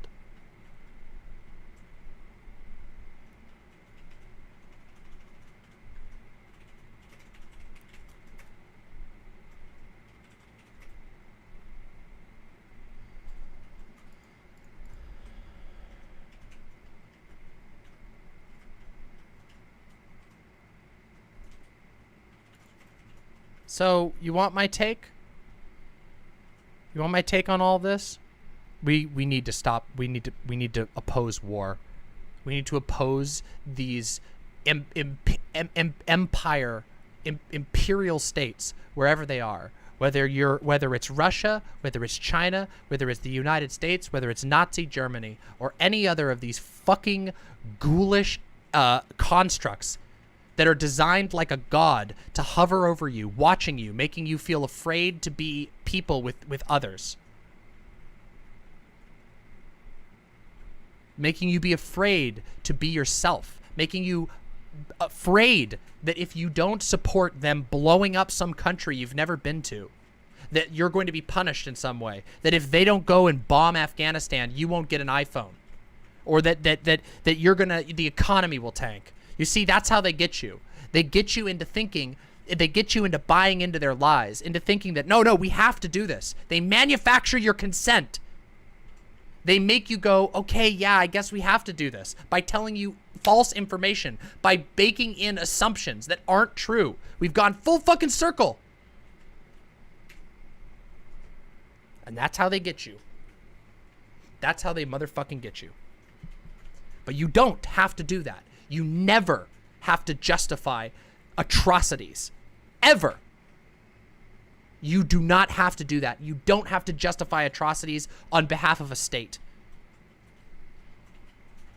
You don't have to live in fear.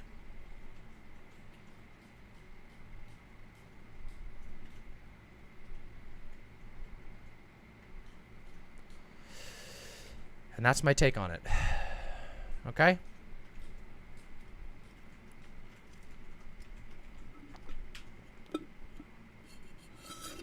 Hope that was hope that lived up to what you all wanted. Actually, I don't really care if you wanted that or not. That's my genuine belief. I just hope you had an all right time.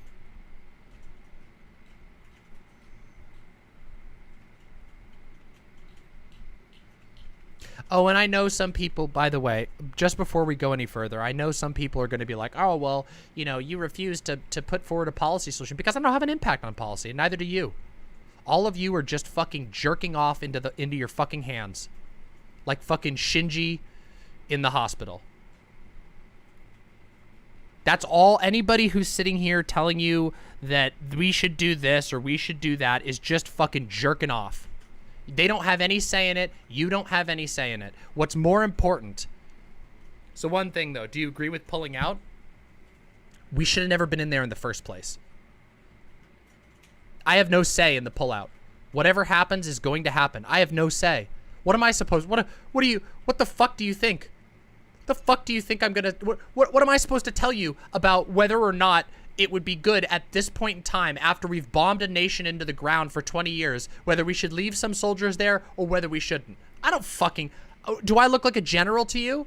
How about we shouldn't have ever fucking done that in the first place? How about we, instead of fucking spending so much on bombs, how about instead of spending so much killing people, we actually tried to make solutions. We actually tried to give these people resources. We stopped trying to fucking hollow out their country for our corporations.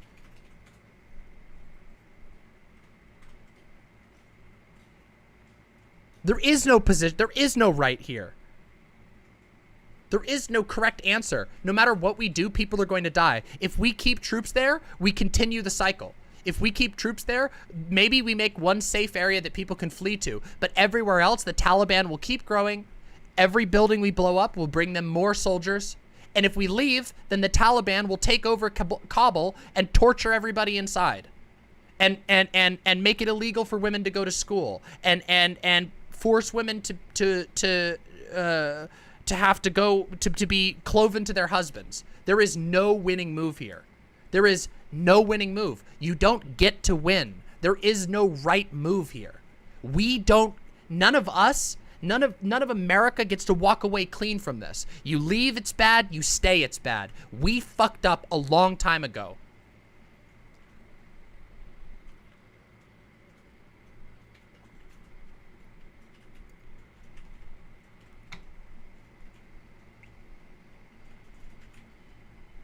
Do I categorize Hiroshima as an atrocity? Yes.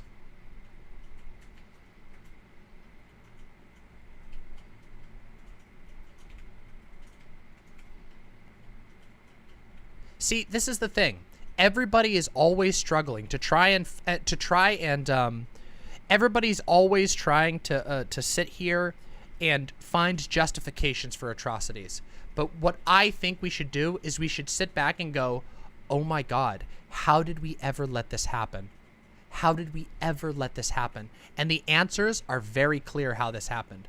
We know how this happened, and we know why it happened. And the only answer is to prevent it from ever happening again. There is no clean solution here. There will be no clean answer. Lots of people are going to die. Lots of people are going to suffer. Women are going to be raped. Children are going to be killed. Do you understand that? Men are going to be blown up. Men are going to be raped and killed. It's already happened for 20 years. It's going to keep happening. And the entire reason why that's the case is because we can't keep our fucking fingers out of everybody's business. And that's not me saying that we should be isolationists or anything like that. That's not what I'm saying even in the slightest. What I'm saying is the problem is with empire. The problem is with a world full of these giant military powers that want and will take, and there's not a damn thing that you have a say in until you recognize that that structure is unjust. That there is no way that we should all collectively permit a world like this to persist existing.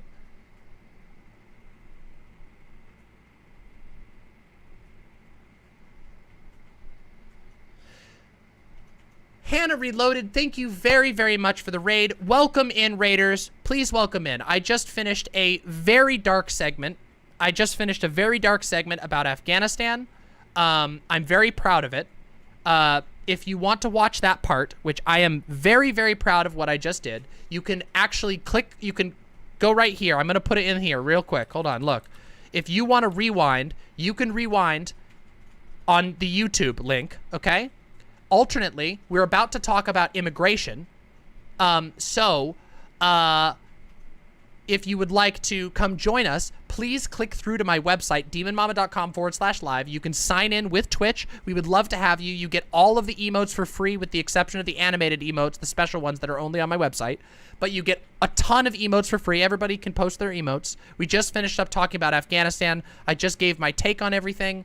If you want to catch that, again, click through to the YouTube channel and you'll be able to rewind. Unfortunately, you can't rewind on Twitch, but you can on YouTube.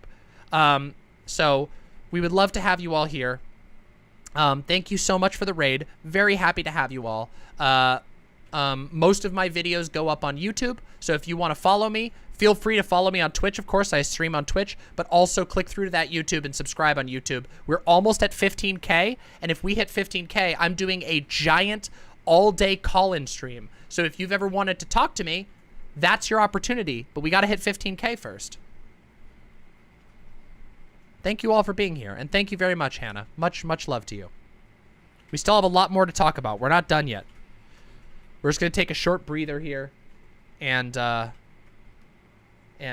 our breath, because that was a lot.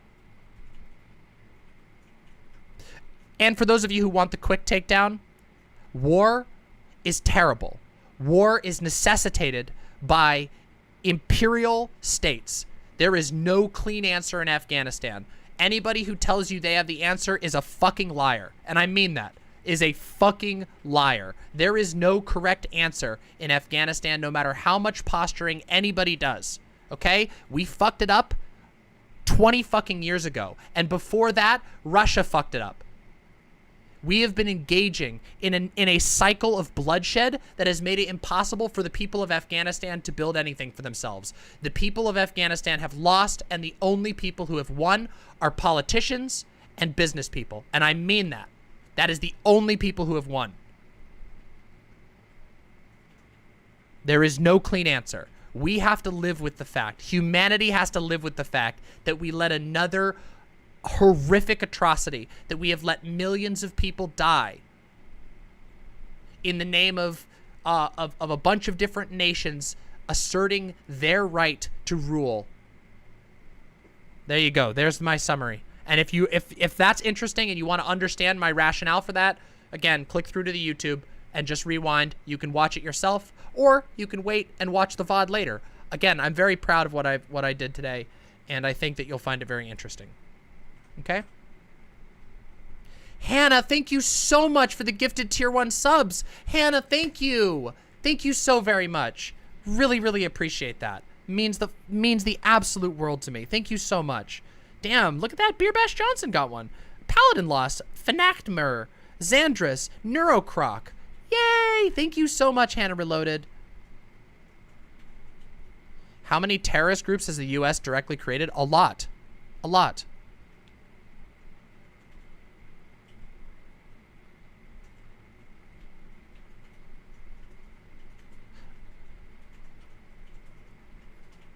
Yeah, the long form list or the short form list? It's a lot.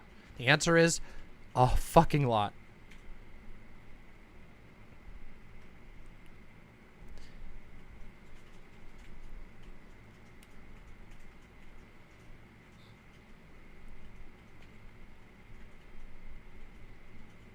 Okay, everybody. So now we have to talk about another tough topic. And then afterwards, we're going to do MAGAWATCH. So we're going to have a fun segment at the end of this, because I have some videos lined up for us to laugh at some conservatives. Because at the end of the day, all of this stuff is very interesting, but it's always important that we remember that the conservatives are the fucking worst faction in America. Fuck the conservatives, and we should make fun of them. So we're going to make fun of them, and we're going to laugh at them after I do this little segment, okay? So I have a tiny little segment that I want to do first. We're going to talk about immigration. So before we do that, because I want to make sure we get a little bit of space, I'm going to play the bathroom song, okay, everybody? I need to go to the bathroom. I need to get a refill on my drink. I'm going to grab a cigarette, smoke it here with you all, and we're going to listen to the bathroom song, which is a very funny song that was written for me by Gayfesh, okay? So let's sit down together and let's enjoy the bathroom song while I go to the bathroom. And don't go anywhere, because we have a ton of content still. If you're looking to learn and be entertained, stick around. I'm serious. Don't go anywhere. Don't leave. Just stay and like the stream while you have the time. Listen to that. While I'm in the bathroom, you'll have just enough time to click through on the YouTube link, which I'm going to put in the Twitch chat right now. You can just click through and you can press the like on there, and it actually helps. Did you know that? Super awesome. All right, I'm going to play the bathroom song. Here we go.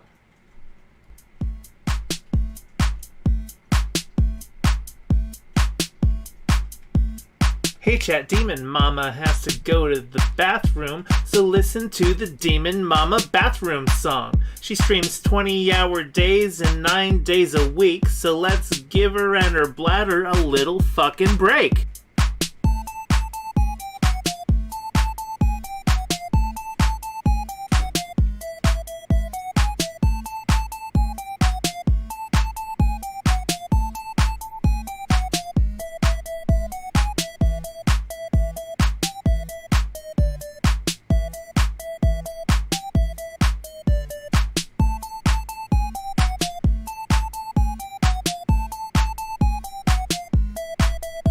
Okay, it's been a minute and she's still in the bathroom. I'm not a math whiz, but I can count to 2. Let's all calm down and spam emotes while we wait and chat. Maybe someone here also needs a bathroom break.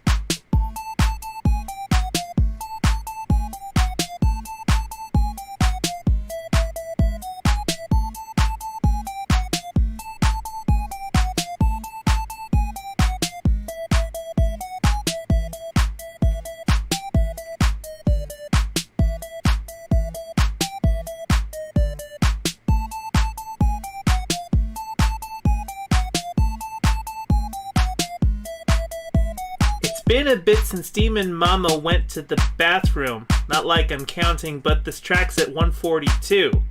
So don't you fret, my little limbs, cause I wrote this track down to give you something boppin' while she's taking a break.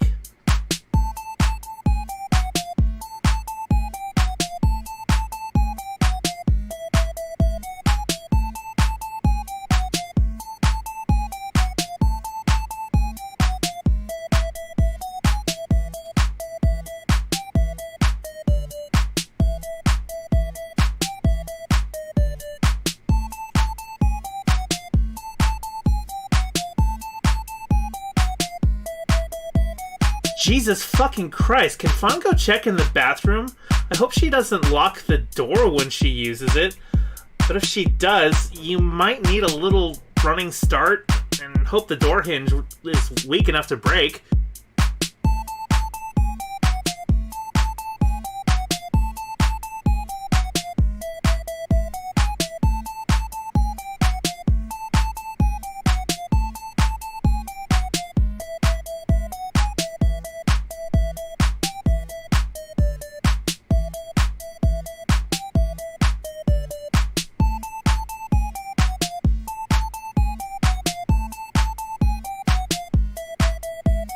Okay, you're just fucking with me now. Put down your phone, the stream is still running. I can only assume you forgot because you were doom scrolling. Jesus Christ, Demon Mama, do we need to call a doctor? Song's over, stop. Somebody help her out. Perfect timing. Perfect timing. The literal perfect timing. All right, everybody, I am back, and it is time. It's time for us to talk about something different, okay? But related, okay?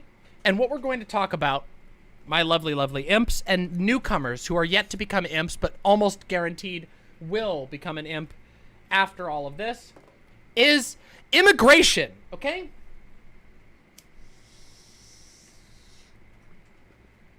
Immigration and refugees. Because with the surge of Afghani refugees who are going to be coming to our country, at least to some degree, there are going to be some, you are going to see the America First types. You are going to see the blood and soil types. You're going to see the immigrants are bad and they won't assimilate types speak up and be very, very fucking annoying. The NIMBY types. Yeah, but NIMBY on a national level. That's what you're going to see. And we're going to see this all over the place. And I want you to understand that they're full of shit, okay?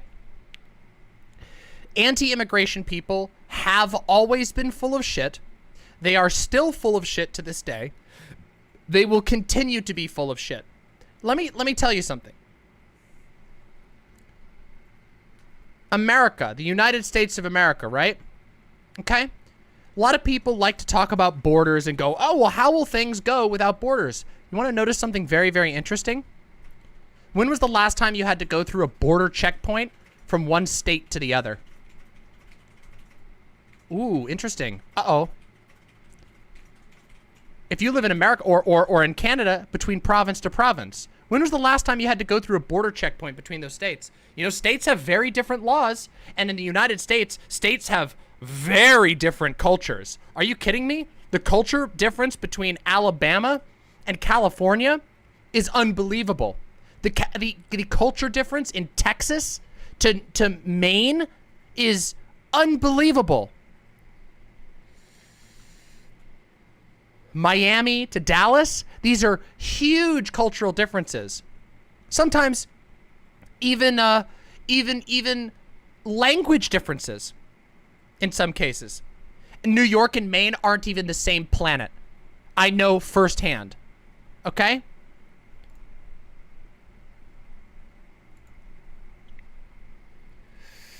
And guess what? We're all fine, aren't we?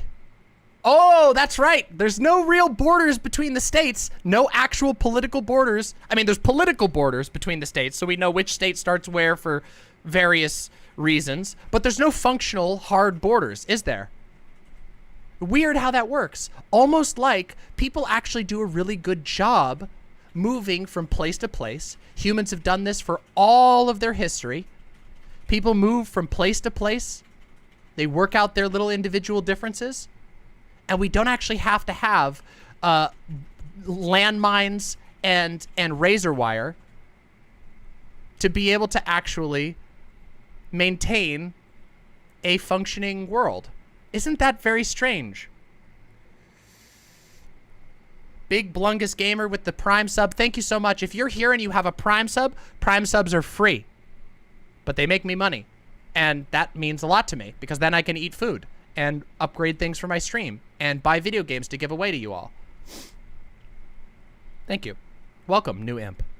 Okay, so let's continue, okay? Anti-immigration is the talk of the town right now. And you'll notice that a lot of the far-right groups have begun jumping back on the immigration train. They're now saying that there's a border crisis that Biden is overseeing, that there's like, and they often say it literally like this. You know, they say things like there are hordes at the gates, pounding at the gates, which is absurd to even think about. Our border is so long, it's not even, most of us can't even get it in our mind. People think that our border is like a fence that's like this big, that like you could see the border. The border is so big, it goes across multiple state lines. It's actually absurd. Yeah, there is one crisis at the border. It's ICE detainment facilities of innocent people.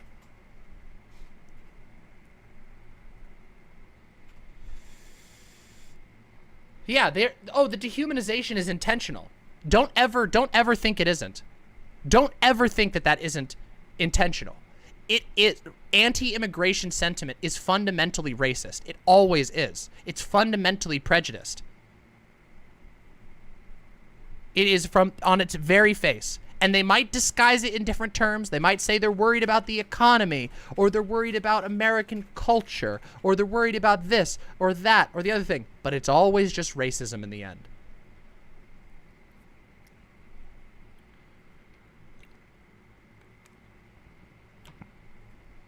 And it's very funny because did you know that the border to Canada used to be essentially nothing? That you could walk across the border to Canada and nobody would give a shit? When I was a kid, I went to Canada and I didn't even have to have an ID or a passport. They were just like, "Why are you coming to Canada?" And I said, "We're going to look at a boat." And then they said, "All right, come on through." And that was it. That was all there was. You could just go. You could literally, if you wanted to go to lunch across the border, you could just go there. You could just go, "Hey, yeah, I'm going to go get lunch in Canada," if you lived near there. It was that easy. Not anymore.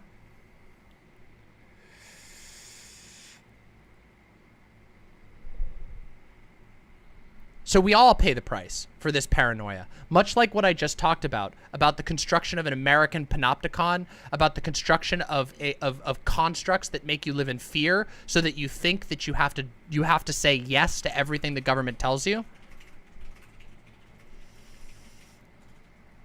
Yes, most of human civilization was societies existing with porous borders. Borders are a modern invention that allows for the consolidation of empire.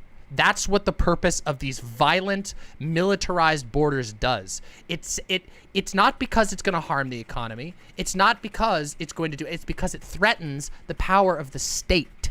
That's why. That is what borders exist to do. A border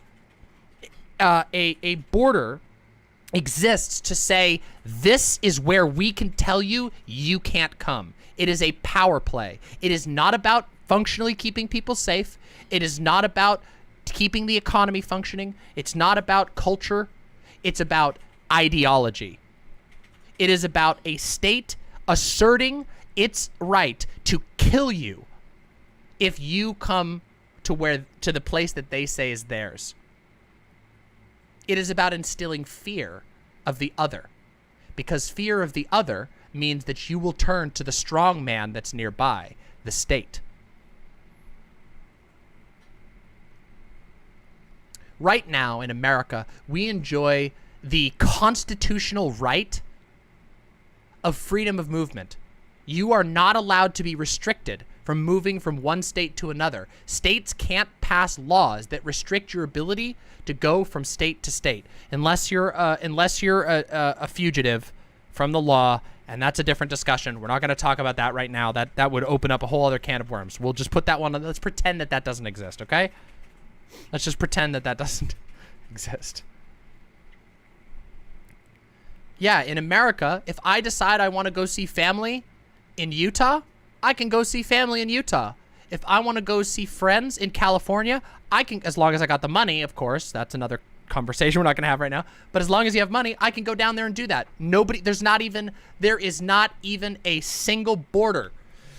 You cross a state line and there might be a toll booth if that state has toll highways. That's about it. No security checkpoints, no searches, no nothing. And we recognize, it's funny, you can call the bluff because we recognize there's great value in this, right? Why do we have rules that allow for freedom of motion? Because it's good. Because being able to allow people to move freely is good. If there's a disaster, people can easily move elsewhere and pick up their lives and rebuild again. They can easily go see their family members. It encourages people to travel, to see the world that we have on offer. So this anti-immigration sentiment is another great example of fear costing us our own liberty. We have given up because we're afraid, because right-wingers are able to sell you fear of the other. They're able to sell you fear of the Mexicans, of the South Americans, of the Muslims coming in. Because they're afraid of that, they sell you the idea that you should be afraid too. And you being afraid makes you give up a serious fundamental liberty. Humans should be able to explore the world freely. Humans should be able to see everything that this fucking planet has to offer peacefully. But we can't. And we all pay that price collectively for living in a world in which it's accepted that borders, that armed borders where they can kill you if you come too close, are an okay thing. And keep in mind, it's not just like a Skyrim bandit fortress kind of thing, which can happen. You know, sometimes you get a fucked up local warlord who takes over and makes a place unsafe. That's like this big, that's like one city or one small region. We're talking about a whole world, a world that is fucking split by landmines and concrete and fucking razor wire and guns and snipers and drones. We all pay the price for subscribing to a world that asserts that this is necessary, but it's fucking not. Yeah, you wanna know what? Let's listen to Pale Blue Dot. That's a fucking great one. Oh my God, Jessica Metal, let's listen to Pale Blue Dot. This is so good. All right, everybody, we're gonna listen to a little speech real quick. A very important speech, okay? This is such a fucking good speech. Here we go. Enjoy. We're gonna listen together. Just listen for a minute. That's here. That's home. That's us. On it, everyone you love, everyone you know, everyone you ever heard of, every human being who ever was, lived out their lives. The aggregate of our joy and suffering. Thousands of confident religions, ideologies, and economic doctrines. Every hunter and forager, every hero and coward, every creator and destroyer of civilization, every king and peasant, every young couple in love, every mother and father, hopeful child, inventor and explorer, every teacher of morals, every corrupt politician, every superstar, every supreme leader, every saint and sinner in the history of our species lived there, on a mote of dust, suspended in a sunbeam.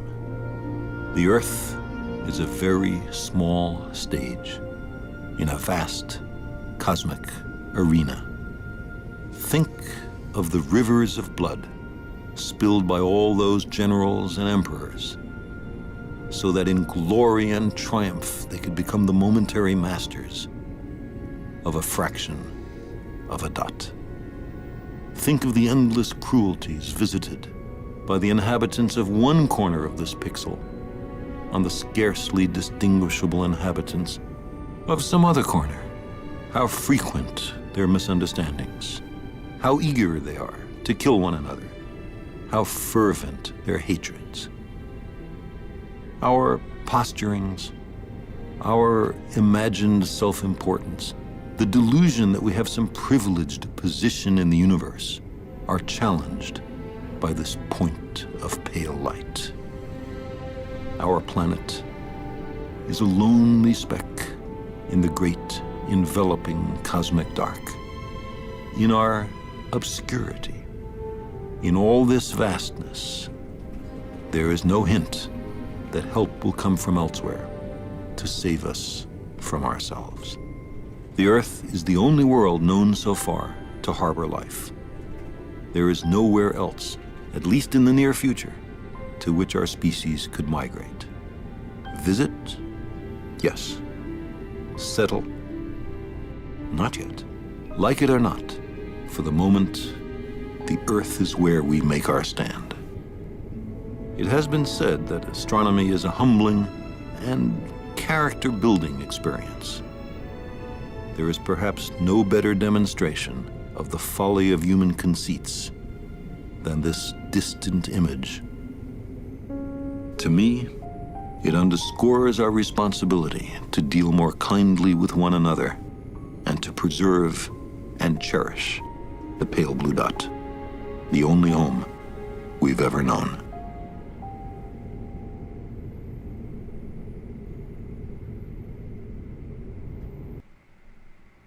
That's the Pale Blue Dot speech. And I want to point out how unequivocally true every single thing said there is. This is our stand. We are not leaving this planet. Not anytime soon. Not any time in even the foreseeable future.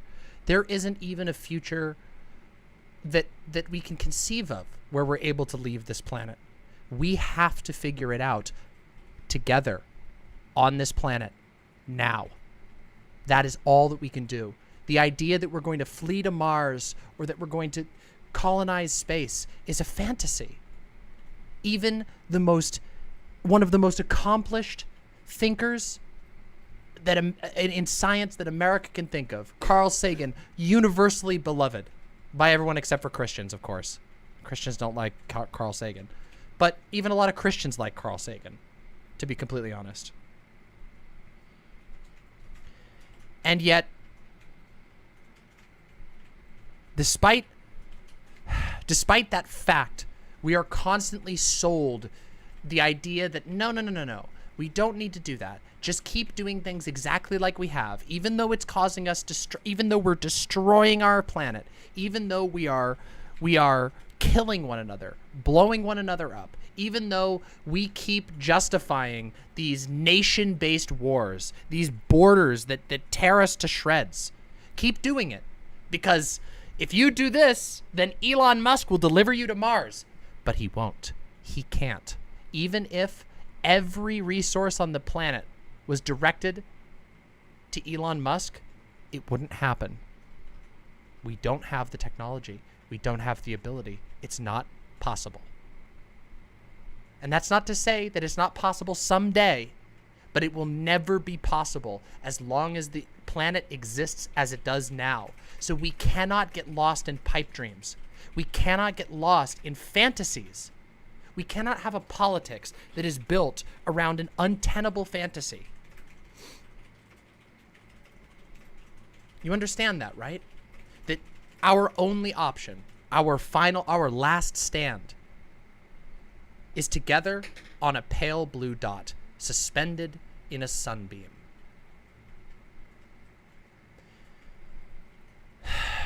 And this is what I talked about with the... some of you may remember when I talked about my position on nuclear disarmament. Anybody? Maybe that was a long time ago. I was a much smaller channel then. I've grown a lot since those days. But my opinion is still the same. My opinion is still the same, which is that we have to realize the only way that we will have peace on this planet is if all humans recognize that we have a mutual interest in not maintaining nuclear armaments. Likewise, I genuinely believe that we need humans as a whole to realize that this capitalism thing, this empire thing, this process of building these giant hyper-hierarchical empires is not the answer. That until we challenge that, until we imagine new ways of being, new ways of living, that we will never, ever live a better life. We will continue relinking the fire like it's Dark Souls, hollowing ourselves out over and over again, generation after generation. For what? Because we want because we bought into some like Elon Musk sales vision of a luxury Mars hotel that can't exist, that we literally don't even have the technology for? No. We need to stop taking these grifters at their word. We need to stop believing that there is some external solution, that some genius will come and invent an invention that will make it possible for us to just fix all the problems in the blink of an eye. No, we fix the problems ourselves. We do it. We take care of each other. We think about one another. We share information. We autonomously work together with mutual aid in our minds. And then we actually have a shot. There is a potential future in which humanity reaches the stars. But let me ask you this. How will humanity have the power and energy necessary to ever reach another planet if we can't even use everything efficiently on this planet? We can't. We're doing it horribly. Our planet is just riven with inequality. It is riven with suffering. It is riven with war. We just spent all day today talking about how this cycle of war destitutes all of us. It makes all of us worse off. It destroys areas of the planet that can no longer be inhabited. It kills, it permanently removes from us people who we could thrive together with. It removes beauty.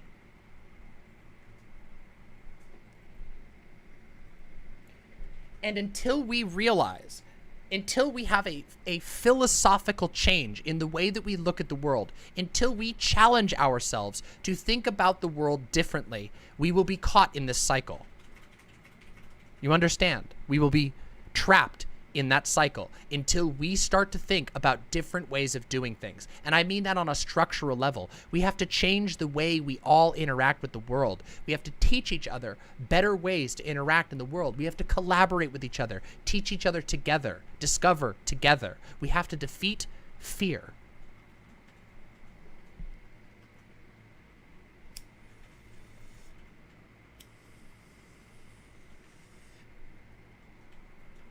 It's not just about being friends. Listen, conflict happens. Humans will always conflict. Conflict comes natural to us, but conflict doesn't have to be lethal. Conflict doesn't have to be between imperial entities vying for control of the planet. It doesn't have to be that way. Conflict can be something that's sorted out, that is negotiated. You do realize that we've been able to do this in the past, right? That there have been countless peaceful organizations that have come together and figured out solutions that are mutually beneficial. Well, Jessica Metal, conflict resolution is a seriously lacking skill in this day and age because resolution is a lacking feature in this day and age. We've destroyed our own social fabric. We have. By fixating on this idea of like suburban fortresses that are ruled by a suburban king. The father of every house is the king of his own little castle. That mentality has isolated us from one another. It has led to us to making remarkably stupid decisions. It's greed. We can have a better way. We can live better lives without chasing into systems of exploitation.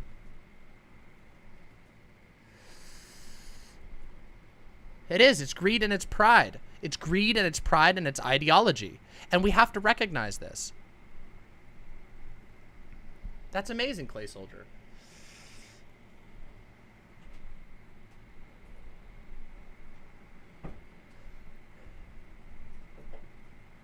Having positive social interaction is based on not being desperate. As more people struggle, it's harder to relax. It is, but we can also, hold on, but we have this cool thing, okay? We have a really fascinating thing, okay? Which is we have the ability to self-reflect. We have the ability to analyze our own emotions, our own fears, and we can acknowledge that that desperation is induced in many cases. That desperation is induced by the structures that are around us. And if those structures are hurting us, then we should disassemble them. We should build from the fucking ground up new systems that serve us better. We should change the way we're doing things now. People are, listen. Is anyone familiar with gaslighting? Anybody? I think some of us are familiar with the concept of gaslighting, okay? Gaslighting is a thing that can happen on an interpersonal level, okay? It's basically when an abusive partner will lie or misrepresent like obvious facts. Like, for example, in the original version, it was somebody turning a light on and off, and it was making and then denying that it was going on and off. The light was flickering, and the abuser was saying it's not flickering, even though the other person, the subject, the victim of the abuse, is seeing it with their own eyes. They're being denied it. What this causes is fear and confusion, and fear and confusion leaves you open for exploitation, so the abuser can maintain power. There's a similar cycle that goes on with our relationship to state structures, okay? To imperial state structures. There is a constant undermining of our safety, because guess what? If you're scared, remember what I said about the borders? If you're scared, of the people outside, you will rely on the big, strong protector inside. They make you mistrust your own observations about reality.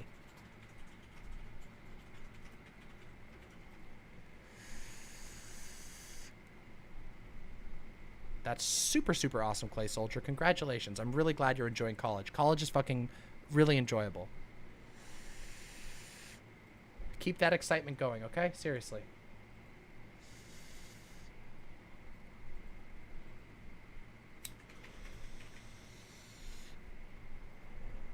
I think part of the problem is with the unilateral disarmament. For what you're suggesting to work, most people need to be on the same page. There is a strategic advantage to betraying the goodwill of everyone. Yes, there is, and that's why we have to challenge it. How do you prevent a single source from maintaining all the power? Well, there are many solutions on that. I have many suggestions. There's this book I've been talking about lately called Desert. Good book that talks about how some of the ways that this can be accomplished. How we can start to think differently in ways that will, it's right there. It's linked right in chat. If anybody's interested, it's a very short read. It's a nice little pamphlet that talks about some of this stuff with regard to climate change.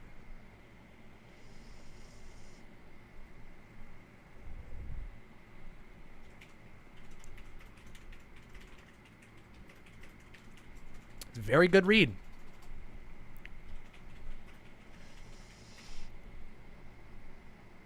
Don't be scared. Don't be scared of it. It will help you feel better, I promise. 1,000 Splendid Suns? I don't know about this book. Apologies if you got muted. The bot's been a little bit weird today. Our bot is a little bit messed up. I have to go and tinker with it.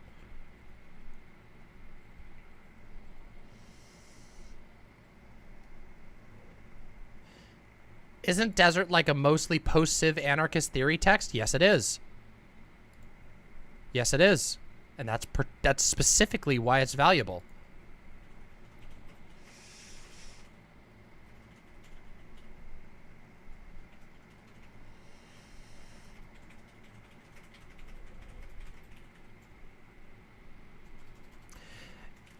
We have convinced ourselves over the last few years. You ever heard of the what's the term? Is it called the end of history? Yeah, The End of History and the Last Man by Francis Fukuyama. This book right here, printed in 1992, has shaped so many people's view of the world. The idea that we've sort of reached this is the end point of mankind's ideological evolution, and the universalization of Western liberal democracy is the final form of human government. This right here is a book that is stuck in the minds of so many people. It was an insanely popular book. Events still occur at the end of history. Pessimism about humanity's future is warranted because of humanity's inability to control technology. End of history means liberal democracy is the final form of government. I disagree. But this ideology has sort of infested the minds of so many people. And one of the earliest debates I was ever involved in on this platform was specifically about how people lack political imagination. We've become so scared that we refuse to imagine other types of living that we could live well in.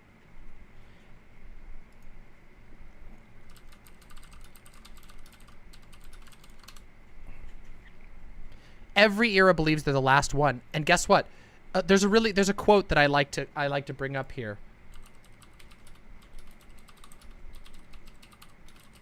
Hold on, let me get the quote for you. Here's the quote. It's a quote from Ursula K. Le Guin, an amazing sci-fi writer and thinker. Okay, ready?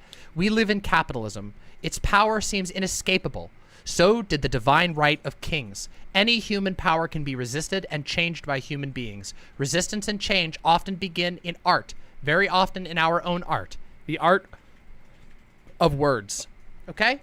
That is true. I do believe there is great power to be had in changing minds, effectively changing minds. I don't mean just going and debating or anything like that. Okay? If you can put yourself in the shoes of a medieval peasant who has never heard of any other type of the way of the world living, for all you know, all of history has been kings and queens. It would be very hard and perhaps scary for you to imagine a different or better way to be. But that is exactly what is required of us right now. It is absolutely required of us to imagine different ways of living life that might be good, because change is coming. The world is changing rapidly around us. And if we don't put our mind into it, we will be completely blindsided by the changes. And we could fall right back into the same mistakes that we did for another cycle of pain. But if we start to think, if we think outside of the paradigm, if we think ahead, if we challenge the things that we've been told to take as fact, and we find the truth, whether there is truth in them or whether they are a lie. Some things that we have been told are true. Some things we won't. Do you think we will be able to repair the earth after it becomes a desert? The earth will repair itself, but we have to stop the desertification process. That is what we have to do. We have to find a way to break the cycles that are destroying the planet. But no single one of us can fix the planet. There is no single solution to fixing climate change. Climate change is coming. There is no stopping it. It is here. No matter what we do, even if we were to do tomorrow, even if we were to begin all of the suggestions of the UN, we would still have climate change. Humans have to learn to live with the earth without killing ourselves. Is climate change going to render us extinct? No. Humans will probably never go extinct. Maybe if we completely destroy it, but no. What is more likely to happen is that humans will unintentionally kill a lot of themselves, and then the earth will continue its silent cycle that it always has for all of time. You do realize humans are quite fresh on this planet, right? Like, we've only been around a little while. We've done a lot of shit in the time that we've been around, but we haven't been around that long. Humans won't go extinct. All humans won't die. Like, I don't believe that's the case. Like, there will always be somewhere, I think, that humans can go, unless we literally nuke our planet into becoming Venus. The problem is that a lot of us will die. A lot of generations will die if we don't do anything about this. And that is it is not, once again, I tell you, it's not fucking worth it. It's not fucking worth it for us to have 900 SUVs of the same type. It's not worth it for us to have a nation made of parking lots if at the end there's only a million of us or 100 million of us left.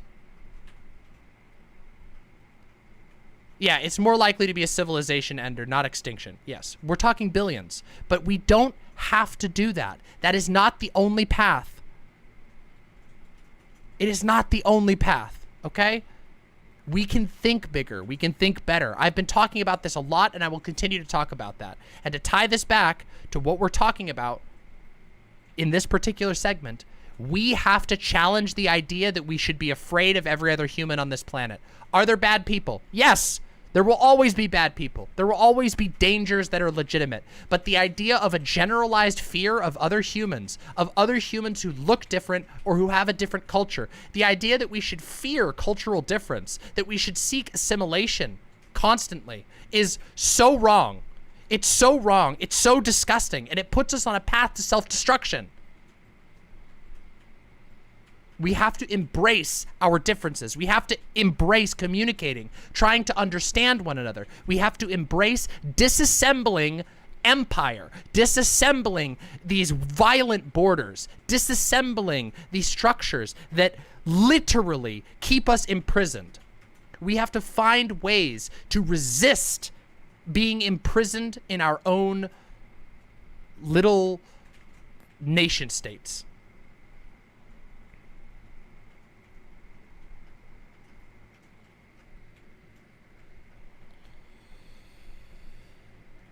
That's the only way forward for any of this.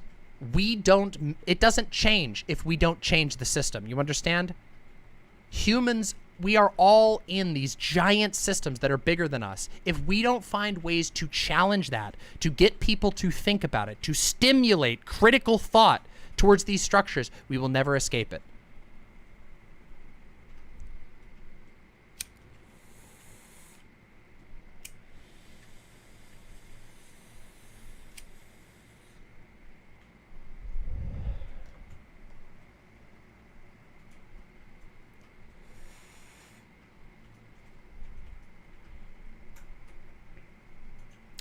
And there are small practical things that you can do. Things like unequivocally supporting the U.S. bringing in Afghan refugees, unequivocally supporting the most radical border reform and border abolishment that you can possibly support. We have to push hard for these things. We have to push for these things solidly. We have to be invested in them, interested in them. We have to understand and start to ask, how can we actually make change? And when you start asking those questions, you start finding the answers.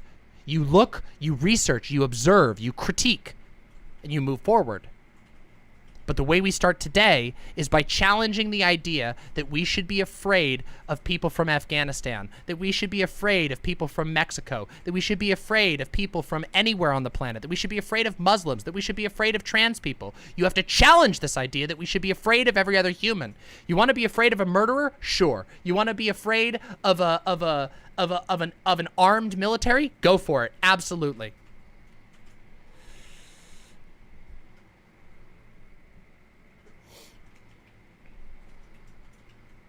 And yes, I don't remember the effects of electric cars, but Demon Mama mentioned SUVs specifically because of what is summed up in a video about why people buy SUVs. In fact, you know what? We should watch that video. I've watched it on here before. We've watched it once before on here, but we could do it again. Would people be down for that? Because it sums this up very well. Would people be up for that?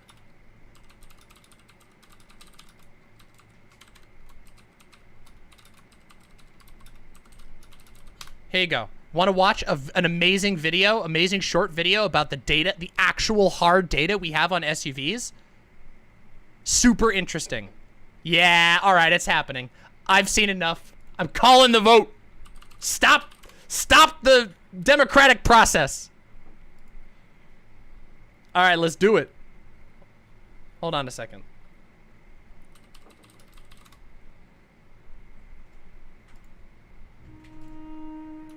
Here we go. The ancestors of the SUV were developed for practical purposes.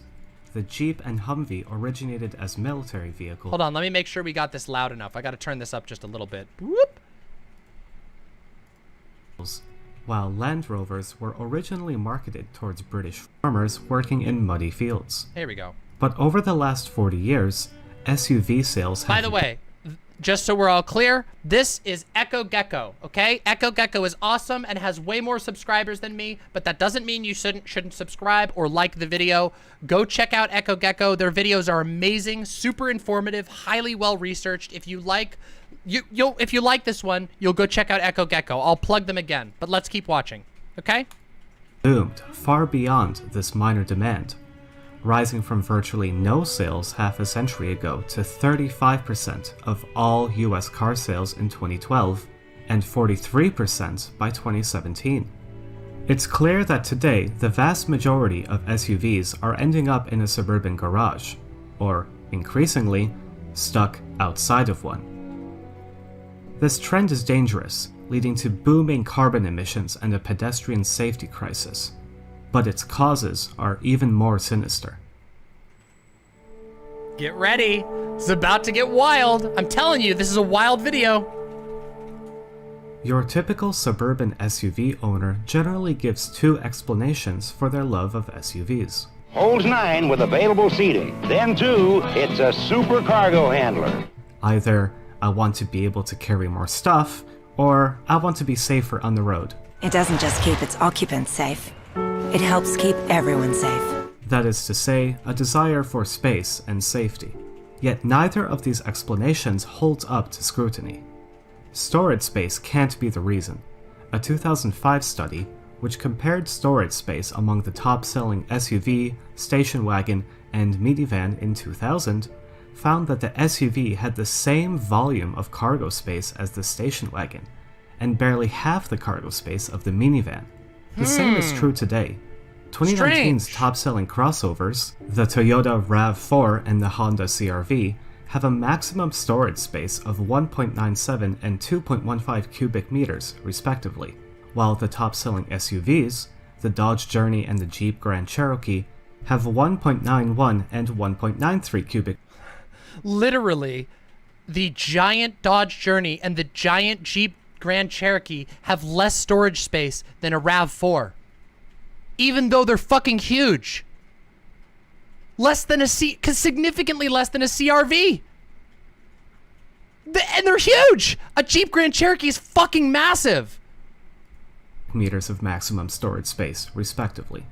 Clearly, space is not the issue here. Nor is it safety. That 2005 study also notes that SUVs are more prone to rollover and brake failure even compared to bulky minivans. While a 2004 report by the National Highway Traffic Safety Administration concludes that SUV drivers are 11% more likely to die in a traffic accident than those in ordinary cars. This is not to mention the severe risk SUV drivers pose to smaller cars, bicyclists, and pedestrians, but that's another matter. The point is, there's no clear evidence that SUVs are safer for those inside them. Now, we could... Yes, I know. And by the way, I encountered this in the wild recently. Someone in my... Now look, I don't want to say too much. Look, somebody in my family recently said this exact same thing. They were involved in an accident and they were like, thank goodness we had an SUV. Even though statistically, you're no safer in an SUV. In fact, you're less safe in an SUV. Jump to folksy explanations. Americans are gluttons for big stuff in general, or buy massive SUVs to compensate for something else. I don't find these sufficient, being too vague or too shallow by themselves. But Dr. Josh Lauer, professor at the University of New Hampshire, makes a compelling argument in a 2005 paper, which we'll spend the rest of this video discussing. According to this short but incredibly insightful paper, the demand for SUVs does indeed stem from a demand for safety and space, just in a different way than many owners are willing to admit. This is where it gets wild.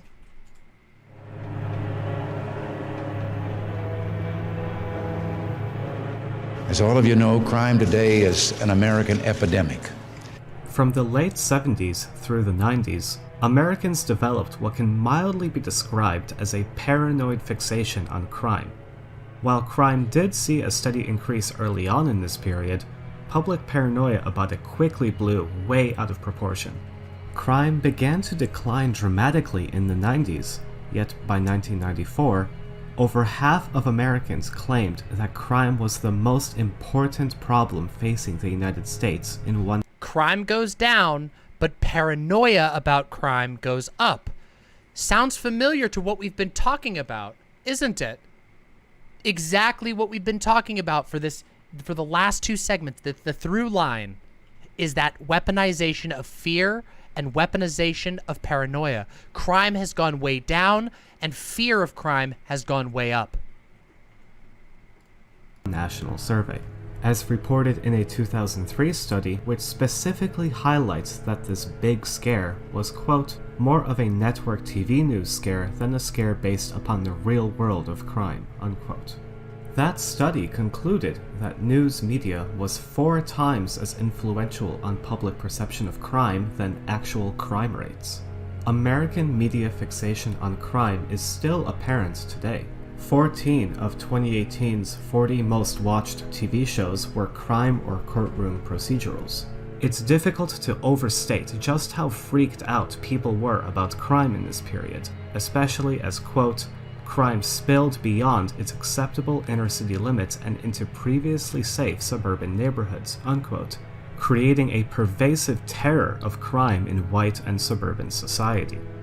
Can we honestly say that America is a land with justice for all if we do not now exert every effort to eliminate this confederation of professional criminals, this dark, evil enemy within? The response was just as harsh. This was the era of the war on drugs, draconian minimum sentences, and mass incarceration.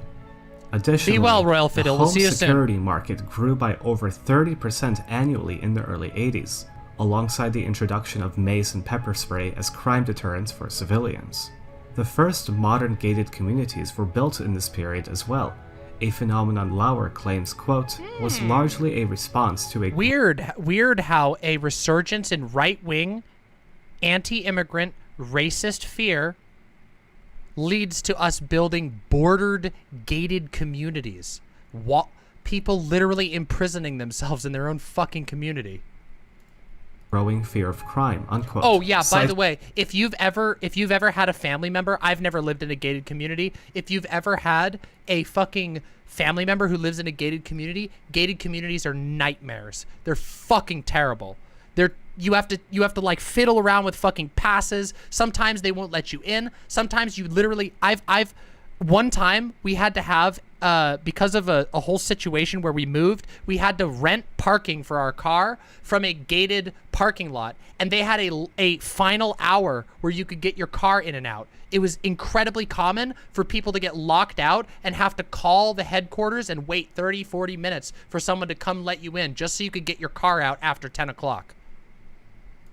A 1997 study.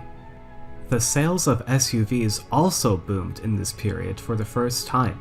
Cars with four-wheel drive, high ground clearance, and enclosed rear passenger or cargo space, all built on the underbody of a pickup truck, saw sales double between 1983 and 1984 alone, and have steadily risen ever since. Lauer puts his thesis plainly, quote, "The rise of the SUV can be placed within the context of American fear of crime during the 1970s and early 1980s and, more generally, within the context of heightened risk consciousness in an emerging culture of fear," unquote. He cites a French anthropologist and advertising consultant, Clotaire Rapaille, who stated that people buy SUVs primarily, quote, "because they are trying to look as menacing as possible to allay their fears of crime and other violence," unquote. Car advertising executives have clearly taken this lesson to heart. Lauer cites a 1989 Range Rover review which describes the vehicle as, quote, "a luxury tank, a Metro war wagon," unquote, while a 1995 review of the Jeep Cherokee Sport lays it out plainly, quote, "I know why many Americans own guns. It's the same reason they own four-wheel drive sport utility vehicles," unquote. SUVs provide an overwhelming feeling of safety in response to an overwhelming terror of crime and violence. Lauer points out that SUV sales... That ad was from 2018. That ad was from fucking 2018, mind you. The Mad Max Raiders chasing you down in your SUV. 2018. Started rising just as car hijackings began to gain prominence in national crime reporting, generating even more demand for fortress cars. This isn't an artifact of the 20th century either.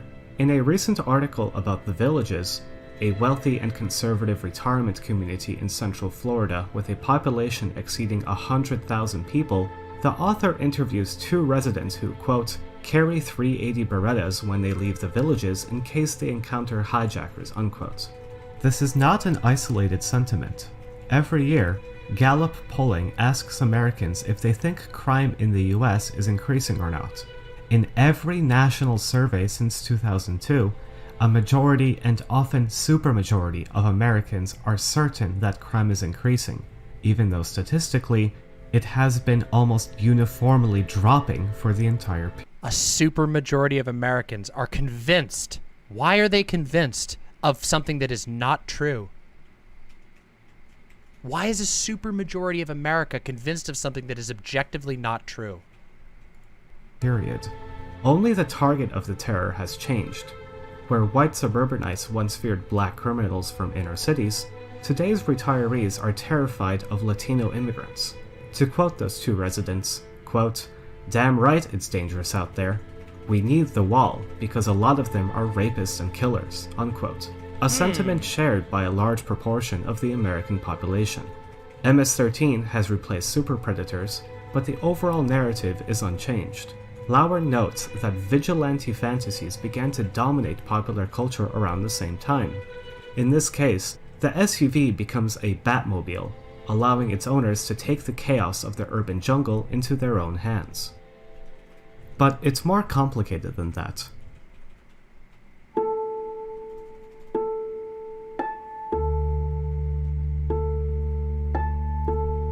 Two other trends also emerged in the early 80s. The Villages is Reaganite huge. tax cuts and neoliberal reforms, combined with austerity in social services funding, caused This is income Echo Gecko, inequality yeah. to skyrocket I'll plug 'em again while at the end, don't generating an worry. ideology of personal responsibility, something we've discussed here before. The latter is especially critical.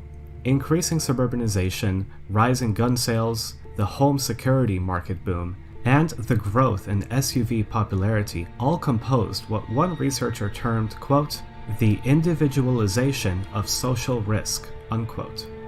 In response to collective problems, Americans are looking for individual solutions. Trying to escape from crises or fortify themselves off from them, rather than seeking collective solutions or addressing the root problem.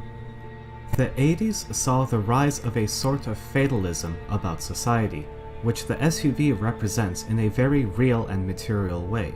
In practical terms, Lauer points out that the safety of the SUV is less about avoiding car accidents and more about surviving them, often at the expense of other drivers.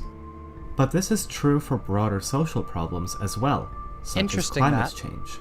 SUVs have notoriously terrible fuel economy in a time when most people are aware of the dangers of greenhouse gases.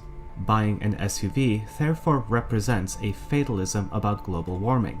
There's nothing we can do to stop Doomerism. it, so might as well burn all the gasoline we want and get the biggest, baddest war wagon for the inevitable Mad Max world we're all headed towards. Keeping you comfortably in command. We can't avoid the crisis. We can only survive it.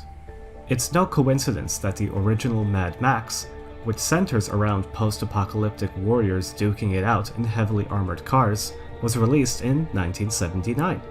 In this case, the SUV is less Batmobile and more like Immortan Joe's Gigahorse, preparing the owner for the life of a warlord in the anarchic wastes of a future America.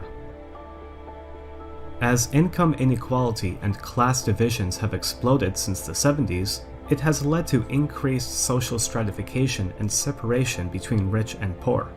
America's fastest growing grocery chains today are Whole Foods on one hand and Dollar Tree and Aldi on the other, stores which serve the two extremes of the socioeconomic spectrum.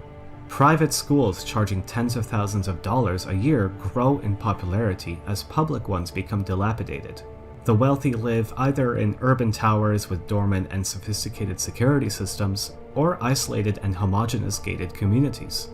In fact, the Villages, that mother of all gated communities in Florida, was first developed in the 1980s.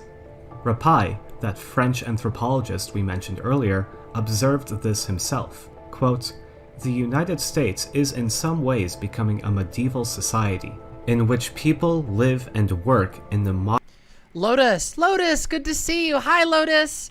DM, you just made me realize having a truck isn't as safe as having a sedan. That was the main reason I bought a truck 9 years ago. Thank you. I plan on a sedan now. Yes, the statistics, you can do further research on this on your own. Again, my job here is to plant seeds so that you go seek out research on your own, find out what the safest option is. But I promise you, unless you're hauling shit, you don't need a truck. Trucks are good for one thing, hauling shit. If you need to haul shit, go for it. Get a truck. If you need to haul shit, go for it. That's why we invented them. But if you're trying to do it for safety, it's not true. You're just more likely, if you're in an accident, you're more likely to kill the other person. That's the only difference. And also, you're more likely to run over children because you can't see them over the hood. Modern equivalent of castles, and try to shield themselves while traveling between them. They do this by riding in sport utility vehicles, which look armored, and by trying to appear as intimidating as possible, unquote. The sheer bulk of SUVs has an added advantage in a society increasingly defined by steep class divisions. Lauer quotes Howard Prius. Koch, a wealthy movie producer, about why he likes SUVs. Quote, "I sit on top of the crowd and look down," unquote. This spatial domination, in addition to declaring the owner's literally higher position in society, has a disastrous downside. The height limits the visibility of the people below compared to traditional. Look at this. So, this is a Tahoe. Okay, I had this experience. Let me show you something. See this image right here? Look at this image that you're seeing right here. Only the last child in this line is visible.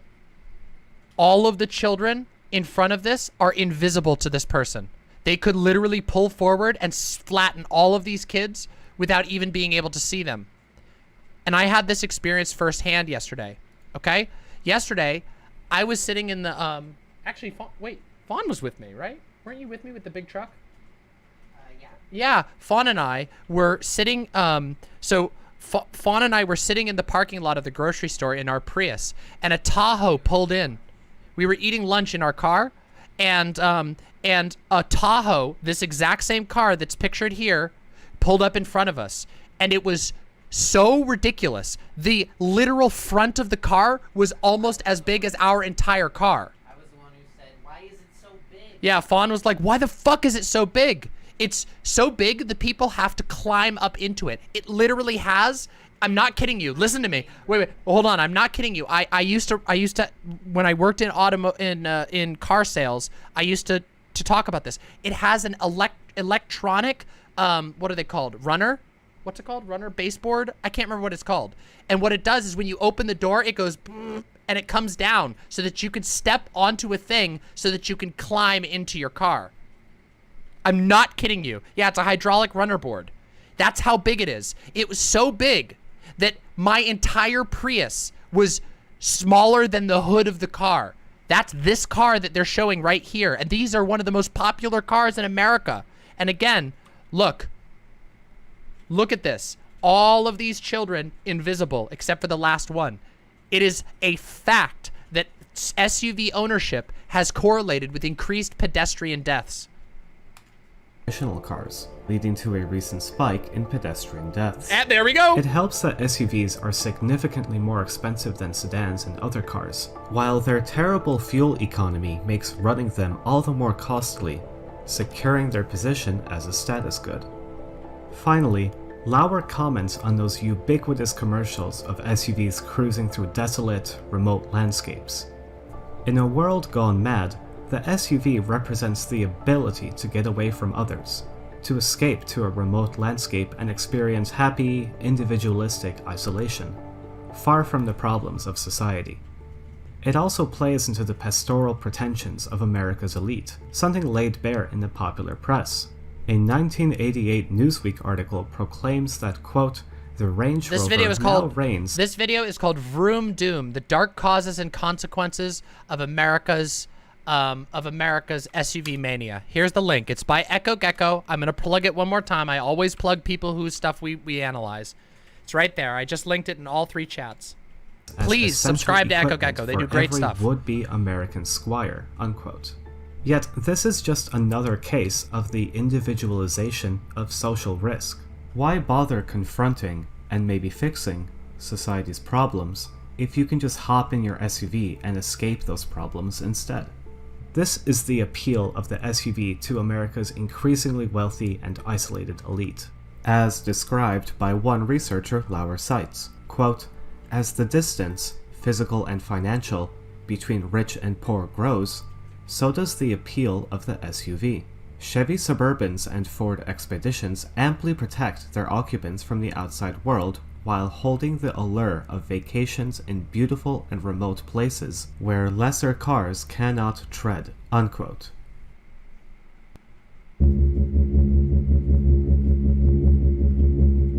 Lauer ultimately concludes that the SUV satisfies a demand for what he calls, quote, euphemistic safety and euphemistic space, unquote.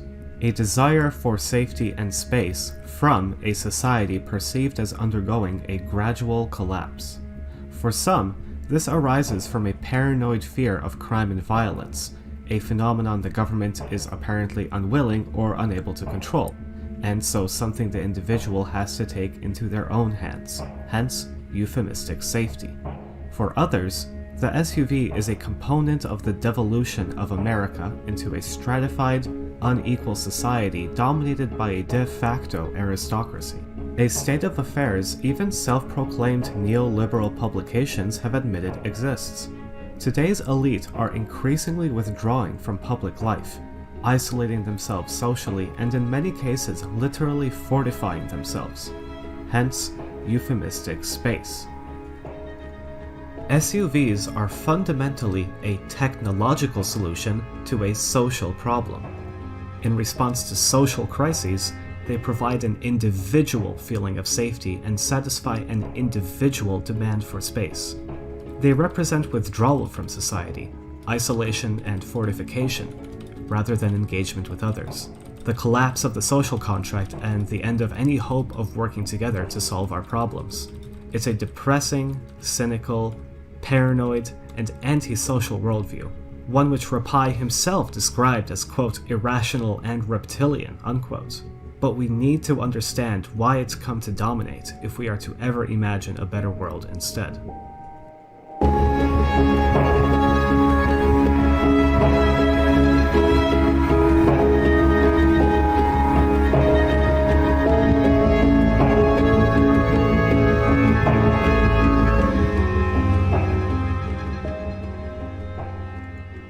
All right, that's Echo Gecko's video, Vroom Doom. Echo Gecko, I'm serious. Go fucking subscribe to Echo Gecko, and also fucking subscribe to me while you're at it, and give me some fucking likes, because you know, I've been putting on a good ass show for about 5 hours today already, and I sure would love your support. This show is literally supported by you.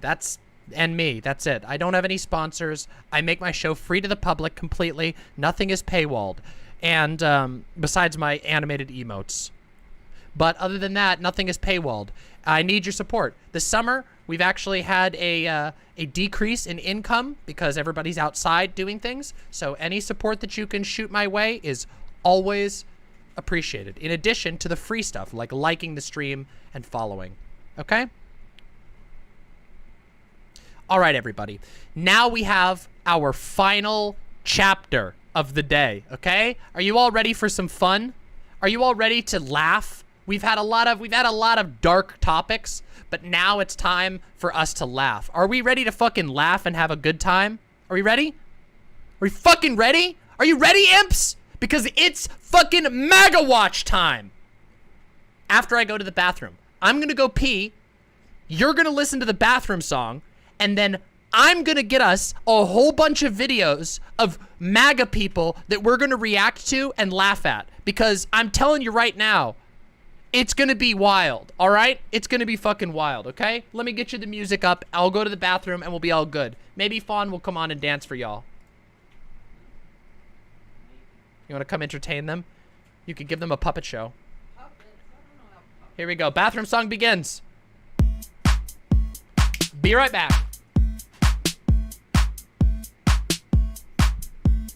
Hey chat, Demon Mama has to go to the bathroom, so listen to the Demon Mama bathroom song. She streams 20-hour days and 9 days a week, so let's give her and her bladder a little fucking break.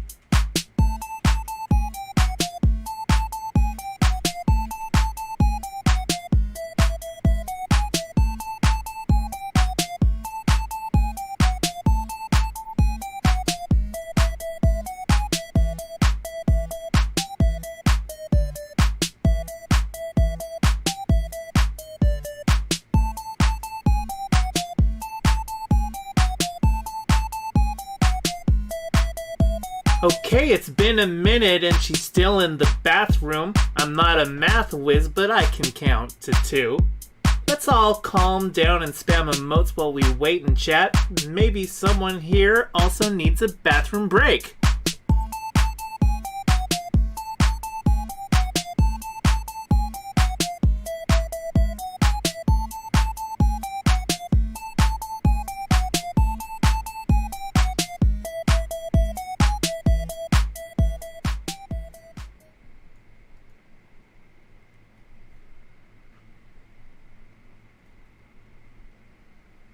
Hello, it's me, the Fawn.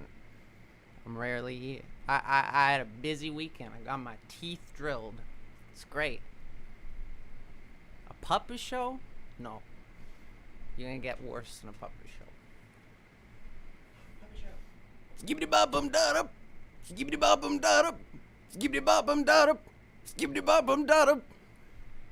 That's all you get. You gave him fucking scatting? You're scatting for him?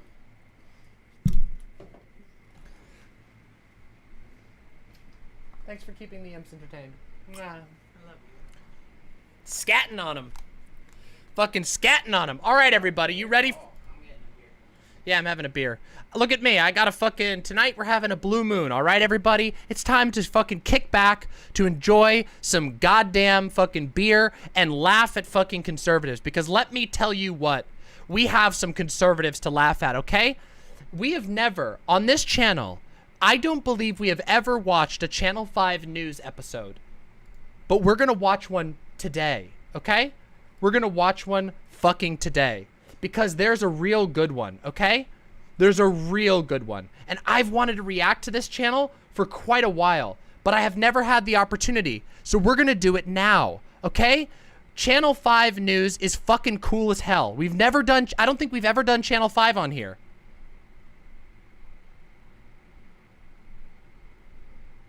I had an argument with my conservative friend, and my other friend is going to make an objection of it. Oh, interesting. Objection.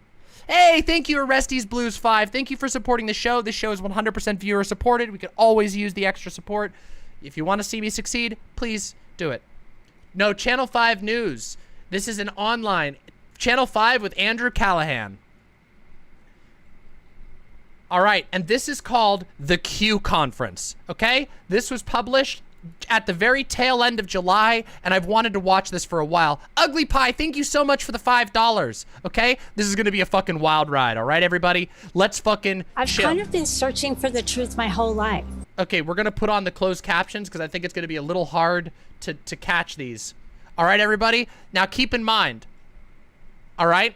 This is only one of many MAGA watches we're going to do, but we're going to take this opportunity to dive into some of these conferences. I think we might also take a look at Mike Lindell's thing, but I want to watch this. I want to gaze into the minds of the MAGA sphere, because the MAGA sphere is still going relatively strong. I don't think they really have, I don't really know what their political power is right now outside of spreading COVID. That seems to be their main thing. But yeah. Oh shit, you got big oranges. Yo, what the hell? Oh, sick. Look at this. Oh my god. Fawn got me a big orange to pour my beer in. Silent did that? Yeah, Silent, thank you. Thank you, Silent. Big shout out to Silent for the giant orange slice that I can have my beer with. Fuck yeah. Oh, how amazing. Yeah, look at that. Oh, nothing. Yeah, Silent is staying with us right now until Silent finds a place in the area. Blue Moon, any wheat beer is good with citrus. Citrus goes very, very well with any wheat beer. Oh, delicious. Here we go. Let's do it. And one time I just came across a video that was about Biden and Kamala Harris and Clinton and Obama. They are Satan worshipers, Satanists. They're Satan worshipers, 100%. And I couldn't wait to tell my family. And they just go, they just said, you're crazy, Trump's the worst. How does that make you feel? Sad, I cry all the time. But I just keep praying. That's all I do. I just keep praying and asking God to open their eyes. I have a beautiful family. They're just blind. Which family member do you miss the most? Probably my baby sister. I told her we're in a spiritual war. Okay, I thought this was going to be funnier. This is sad. I apologize. Let's continue. Warfare. This is between good and evil, and she rolled her eyes. What was her name? Meg. We go and have wine together and lunch together, and it's gone. You wish you had never stumbled upon. Once you learn, you don't turn back. I know what God wants of us and what Jesus wants, and it's what Trump wants, and it's what the patriots want. I would never turn back, no matter how many of my family I lose. Where we going? We go on! God, Jehovah, you are the most high God. You are the most high God. I have been censored. This is like, oh God, the hands up thing. My church did that. My church always, it was like encouraged really strong in the like super church cult that I grew up in. They loved that shit. They were encourage you to lift your hands up to God to feel the Holy Spirit. That's fucking wild shit. 3 times disabled, permanently Not everyone gay fish.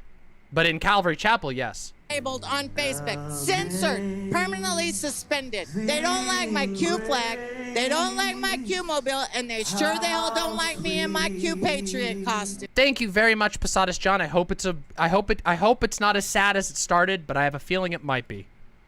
Where we go one, we go all. I don't even say the M word anymore, right? What? The M word. It's a dirty word. It's Now I have my own words instead of the words that I know the algorithms are gonna shut me down. Can you tell us what words you use for which? We're not going to shut you down. Mask. Yeah, look, face hey, look. diaper. Yeah, see, Lotus is okay. So for those of you who don't know, Lotus from chat, the orange name Lotus is my IRL cousin, like my actual cousin. And once when we were younger, Lotus went to church with us, and I'm sure Lotus can tell you that was a strange experience to go hot, just blind into a fucking cult. Vaccine, the jokey pokey, and election fraud. The obvious fraud. See, people don't understand everything that we've learned from day one has been a lie. We never were on the moon. No, I don't think the Hitler situation is as bad as they said it was either. Whoa, dude! Whoa! He just skipped straight from mask into JQ. Do you see? Remember the fucking pyramid? Remember I showed you all the fucking pyramid. It's so true. You get to a certain level of conspiracy theory and then you just buy into all of them. And it's all the JQ is always the end point. It's fucking always the JQ at the end. Was the Rothschilds, that was the Rockefellers. Those are naughty words in social media. I got banned forever on Facebook. You're watching Channel 5. After a hectic few weeks on the road, covering events like the Pickup Artist Boot Camp in Las Vegas, America is back open, baby. It's makeout time.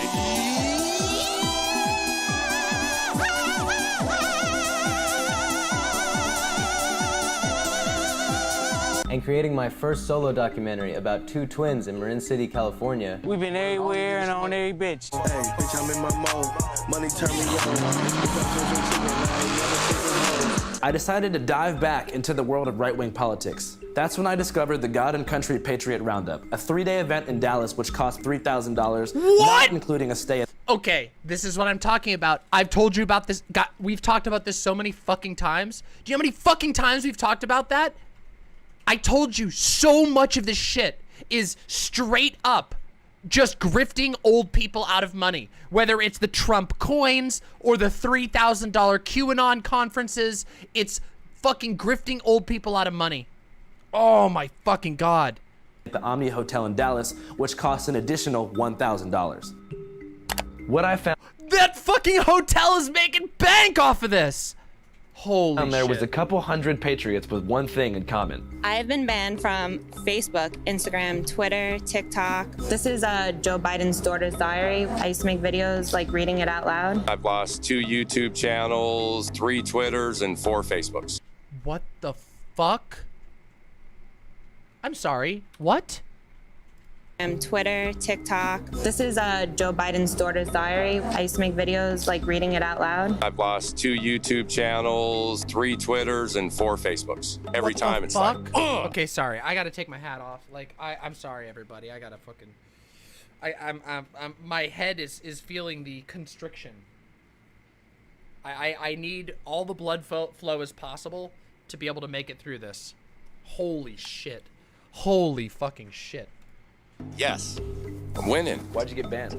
The so-called Pizzagate conspiracy theory. Well, first of all, I had like 300,000 subscribers on YouTube. The last couple of videos I did were all about the Hunter Biden laptop issue. Within 48 hours of putting those out, they just deleted my channel right away. And then within 2 weeks of that, I was deleted off of Twitter as well. Yes, we were recently kicked off Twitter because of a confrontation I did with the VP of Integrity at Facebook. If we weren't making a difference, if it wasn't that important, why would they... confrontation I did.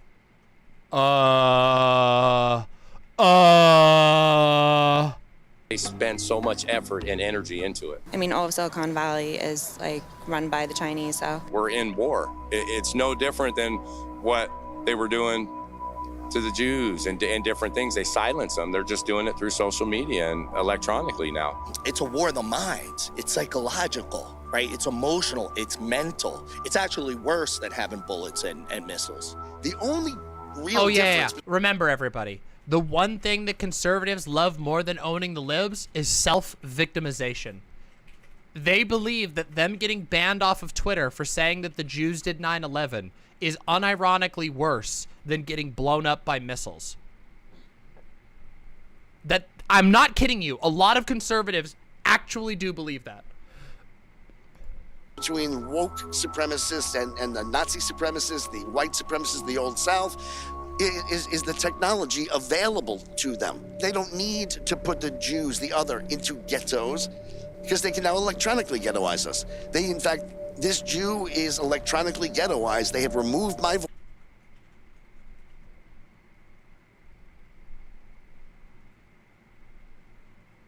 Again, self-victimization.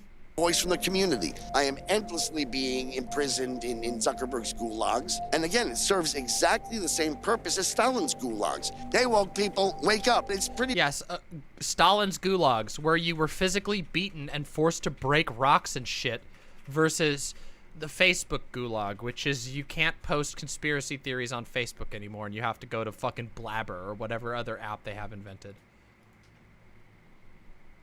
Ridiculous to be outraged by a misgendered toy plastic potato. It's pretty ridiculous to be outraged by the shape of a syrup jar shaped in the design of a beloved black ant. You talking about Mr. Potato Head and Aunt Jemima? Mr. Potato Head and Aunt Jemima. It is ludicrous to be outraged by a drawing in a 70-year-old children's book of a hard-working Asian man that was somewhat cartoonish. Because you know what? You know why it was cartoonish? Because it was a cartoon. Because it was a cartoon. Deep analysis, my man.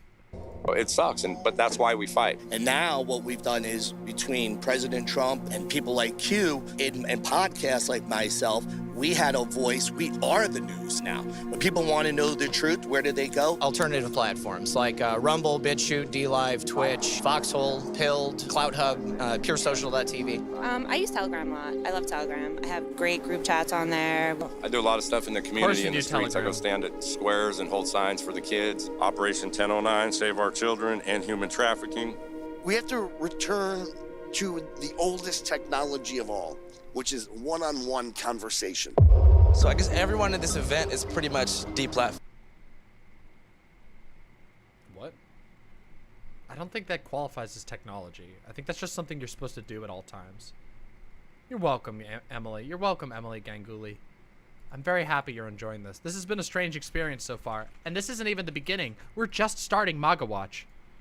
There, so I guess this is kind of like the way for them to network, hang out, figure out what's next. How you doing? Big fan, bro. Hell yeah, dog. What's on your mind? I just met a group. They're called like Down for the Revote or something, and they're like doing a Justice for Prince thing. They think like a few days before Prince was gonna die, he was gonna out Hillary Clinton on like eating and raping children. Let's go find them. What? Please.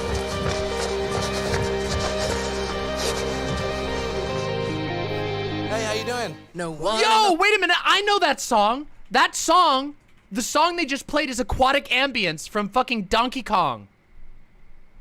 Donkey Kong Country. That's such a fucking good one. Holy shit, I gotta hear that again. It's so fucking good. Down for the Revote or something, and they're like doing a Justice for Prince thing. They think like a few Here we days go. before Aquatic Prince was gonna Ambience. die, he was gonna out Hillary Clinton on like eating and raping children. Let's go find them.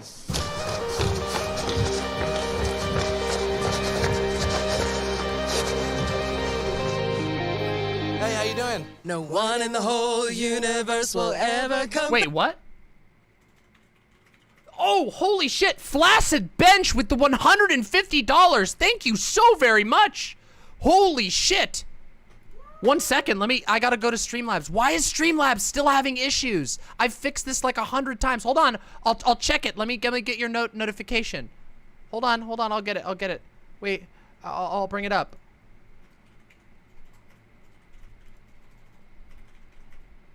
Just wanted to say thank you for all that you do. My partner and I have been watching for a while, and I now finally have some money to throw your way. Thank you. We love the work you do. So seriously, thank you. Flaccid Bench, thank you for supporting the show. Literally, if you like the show, you have just helped make it possible. Flaccid Bench and Flaccid Bench's partner, thank you very, very much. Seriously, thank you so much. Really means the world to me. Sorry I missed it for a second there. We've been having issues. Streamlabs is basically going to hell. Thank you so much. Yeah, Streamlabs is like so fucking busted. I've tried to fix it like 10 times. And I'm not the only one having this issue, by the way. It's just Streamlabs in general. I'm gonna have to move. I don't know. I might have to move to a different donation processor. We'll see. Thank you so much. Prince was murdered, and we absolutely have already proven it by mathematical standards. Prince had been exposing things about deep state, Illuminati, cabal. I call it the Worldwide Communist Network, and I think we all know that when you do things like that and you use your celebrityism and your platform to speak these truths that are not allowed, right, by the one-eyed crew, then you get hit. I tried so The one-eyed crew? hard and got so far, but in the end, it doesn't even matter. Chester Bennington's the lead singer of Linkin Park. He and Chris Cornell were going to expose Hillary Clinton's pedophilia. What? Okay, some of these people have to be fucking actors, right? This can't be real. People can't actually think that fucking Linkin Park. This can't be. It can't be real. These people have to be plants, right? Right? Right? Epstein was essential in facilitating quite a lot of this. He is responsible. Herulian Hellhound says, apparently this was a big thing when Chester Bennington died. It was all over Facebook. Oh, no. Oh, God. Oh, no. Oh, God. Oh, no. Oh, no. Oh, God. Oh, fuck. Oh, fuck. Responsible for the murder of multiple people, including Nipsey Hussle. What? Yes. Nipsey Hussle is one of my spirit guides, and I've just worked with his energy and guidance since his death. Where do you get your news from? From divine source, from God. We are a prophetic justice ministry. I do not watch TV. I don't watch truthers. I don't watch the internet. I do not really even read books. I've channeled all of my life. I've always heard his voice, and my accuracy is constantly at 99 to 100%. We're not part of the Q movement. We align. Constantly at 99 to 100%. Only a what an odd choice. Why wouldn't she just say 100? Is that supposed to be convincing? And with some of the things that Q has said, we really came out to just network with this community. So love and honor and infinite love and gratitude to Prince and Nipsey Hussle. Upon further research, I learned that this was not just any Patriot conference. The event is hosted by John Sabal, aka QAnon John, and his wife Amy. These Patriots are avid believers in QAnon, a conspiracy theory that a deep state insider is spreading messages on the image board 8chan to expose people like Hillary Clinton and Bill Gates, saying they belong to an elite cabal of Satan worshipping. I don't know what. Brace, you want to come in here? QAnon is the theory that an individual or a group of individuals are exposing the deep state, including Hillary Clinton and her baby-eating ways, through the image board 8chan, which also has a lot of child porn. They think either Donald Trump is Q or he's behind it. He is like a Christ-like figure who's come to the office of the presidency in order to arrest and execute every single person who they don't like. But right now is a weird time to be a Q supporter. For years, Q has talked about the storm, a day of reckoning in which Trump, along with the military, would arrest all the members of the deep state and save the world. But the storm never came. It's weird to be a QAnon person now because for 5 years, QAnon people have believed that Nancy Pelosi, etc. By the way, this is something that happens to most cults. Most doomsday cults reach a point where there's a failure of prophecy, and a lot of them survive through failures of prophecy, surprisingly. And the people who stay in the cult become even further believers. Even though the prophecy failed, they start believing more. This is a phenomenon that's been noticed through multiple cults in the past, multiple doomsday cults in the past. would be arrested and executed in Guantanamo Bay prison in Cuba.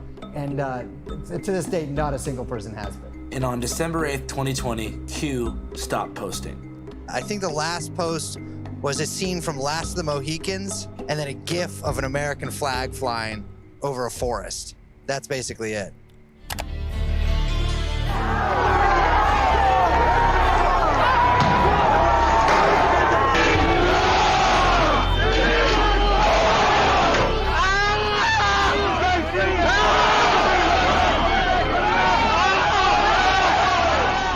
I think January 6th was supposed to be the storm, and then that didn't work, and then January 20th was supposed to be the storm. But No, Jack Nicholson. That would make it worse. That would make it so much worse. You have no idea. That would make it so much fucking worse.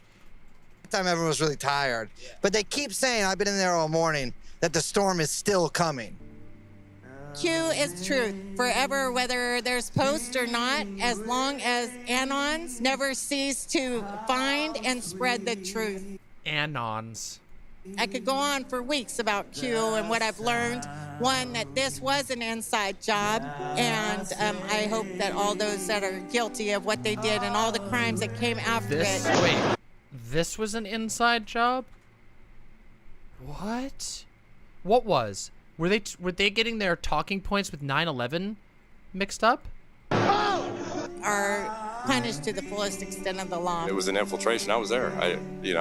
I know what it was. Antifa, Black Lives Matter, George Soros funded, same thing. It's all an infiltration. We've learned it. We've seen the court documents since it's happened. These are people with connections. I don't think that the storm didn't necessarily happen. I think that the whole point of it was for a vast majority of people to wake up. There are still things happening. We've got the audits in Arizona, Georgia, Wisconsin. I trust 100% that there's a plan. I think it's Dan Scavino, Mike Pompeo. I think, we're obviously...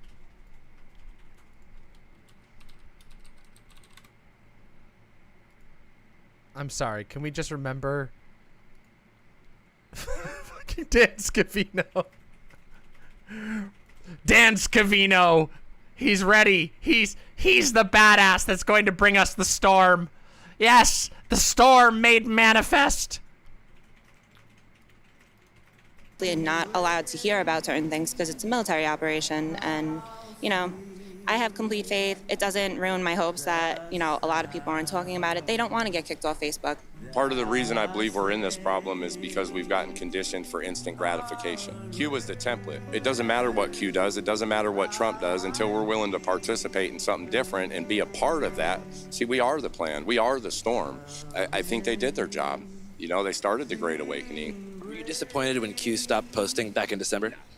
No, because they did their job. Am I disappointed in Trump? No, Trump did his job. Now we have to, as people, take back our country and not wait for a hero. One of the tactics of this new psychological war seemed to be avoiding Q. The main speakers of the event, General Flynn and Sidney Powell, claimed to not know anything about what we're talking about. Right there, gentleman, right here. Okay, thank you. Andrew Callahan, Channel 5 Action News. So, Channel 5 from where, though? Describe Channel 5 Action News is not actually a TV channel. It's the name of our YouTube channel. I got it. I think I knew that about you. It's not syndicated through a national broadcasting corporation, but, So talking about manipulation, if you go on any mainstream media platform, they describe this whole event as a QAnon conspiracy conference. Yeah. Why do you think that they're doing that, and is that true? If they create this boogeyman, right? If they create this boogeyman, that's a nice little thing to just keep beating us about. They try to take an organization like this and create that level of noise that I talked about. QAnon, they're the domestic, they're the new shiny object. I don't know what QAnon is. I really don't. But I'm gonna leave here saying, well, do you believe in God? General Flynn was being real sneaky. As he delivered his speech, vendors in the back sold QAnon hats and t-shirts, and his colleague Sidney Powell was even wearing a big fat Q on the back of her motorbike jacket. I don't think that's TOS, but if it happens, He claimed to not know positive. what QAnon was, but months before, he took the oath with his entire extended family. Where we go one, we go all. Where we go one, Whoopsies! Oopsies! we go all. God bless America. God bless America. Listen, on the 4th of July last year, where we go one, we go all, he was the military man who knew about the Hillary Clinton scandals and what they've been doing for years. Like, his truth is what brought the movement alive. And, you know, whether or not he's in it, he's the people's general. He woke us up. Whatever it was, he had a role in the Great Awakening. Shout out to General Flynn. Where we go on, we go all. We just talked to General Flynn, and he said he doesn't know what QAnon is. Well, media, look what they do when they take little pieces of it, and we've been ostracized, we've been talked about, through our families, we've lost loved ones, wives have walked away, parents, everybody is ostracized in a certain way in their own communities, and why give them the opportunity? You know how I've talked about many times in the past, that like these types of groups prey on like lonely old people, and they sneak in, and that the only real way is to reestablish, to like help people out of this type of stuff, is to get them reintroduced into like a social situation where they have real connections.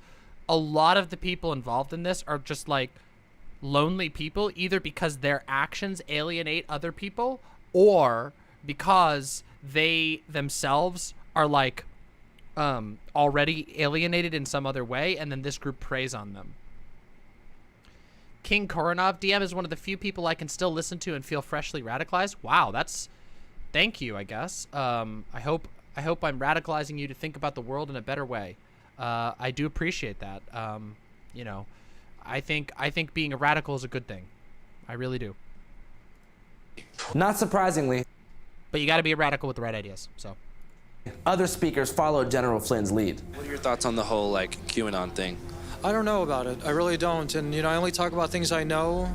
Like, are you familiar with arena football? Arena football? Yeah, like the sport? Yeah, the sport. So, like, my roommate was one of the old owners of one of the teams. So this you know, event in general has been called a QAnon conspiracy theory rally. Even says, what? Where we go one, we go all on the lanyard. What are your thoughts on that whole thing? I don't know. I'm just here to talk. Booker T. Washington is the father of black conservatism.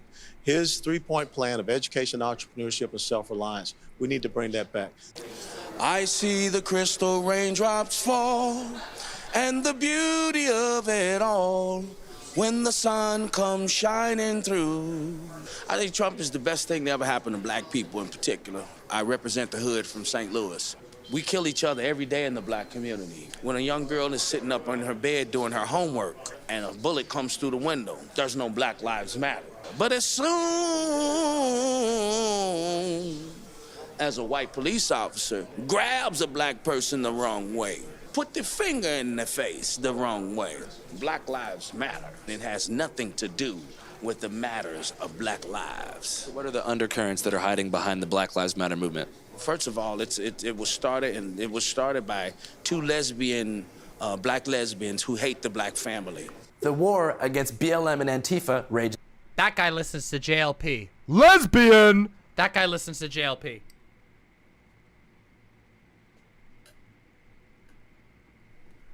Fun, will you give me another one? Thank you so much. Wow, lesbians! Is on. Okay, Antifa, I'm speaking to you. So what I saw yesterday is uncalled for. When you're sitting there making up lies about speakers that are involved with QAnon, when you're sitting there spewing ugliness, make sure you know and educate yourself. And don't be spewing out venom. Midway through our interview, fake news arrived. What's going on? Let's go find out. Yeah, let's go find out. You're hosting. What? What am I doing? What's happening? Some guy got kicked out. Oh, he got kicked out. Who? He's a reporter. Oh, I don't even know what I'm doing. Oh, is that fake news? Fake. I don't even know what I'm doing. I don't even know what I'm doing. That was so... I gotta hear this again. I'm so sorry. Some guy got kicked out. Oh, he got kicked out. Who? He's a reporter. Oh, I don't even know what I'm doing. Is that fake news? I love it. I love it. That's the best. That's like how I feel watching this. I don't even know what I'm doing. Fake news. Will, how you doing, brother? You trying to get in, huh? Not good. Try to get in, huh? Not good, Will. Yeah, get out of here. Schmuck. Yeah, I mean, I guess, they're not fans of mine. I think QAnon John, who runs Oh, this is Will Summer. This is Will Summer from the Daily Beast. Will Summer? Oh my God. Okay, Will Summer did like the fucking funniest coverage of Trump's inauguration, like multiple years ago. When Trump's inauguration happened, or wait, was it the 4th of July? No, it was the 4th of July. It was the big 4th of July parade that Trump did in DC. Will Summer covered it. Holy fuck, it was so funny. He did that with Chapo. It was one of the best Chapo episodes of all time. Oh my fucking God, it was so good. He's not like a huge fan of my reporting, and I think QAnon people just like aren't huge fans of reporters in general. What QAnon tells you is that like the most powerful people in the world just committing the most heinous crimes. They're abusing children with impunity, right? And only you and Donald Trump can stop it. And so if you believe that, then like, yeah, of course you're gonna be on board with QAnon. And I think like part of it is frankly that it seems pretty fun. And look, they call themselves digital soldiers, right? Hey, thank you. It's like you're like in a war. Do you feel bad for these people? Thank you. Yeah, for the most part. I mean, I don't feel super bad for like the people who are promoting it and like who I think are often cynically making money and ruining people. But yeah, I typically feel very bad for the average QAnon believer because, you know, it's something that it preys on your emotions, right? It's like almost everyone I know, they have a story about someone they know who has like lost their mind to QAnon.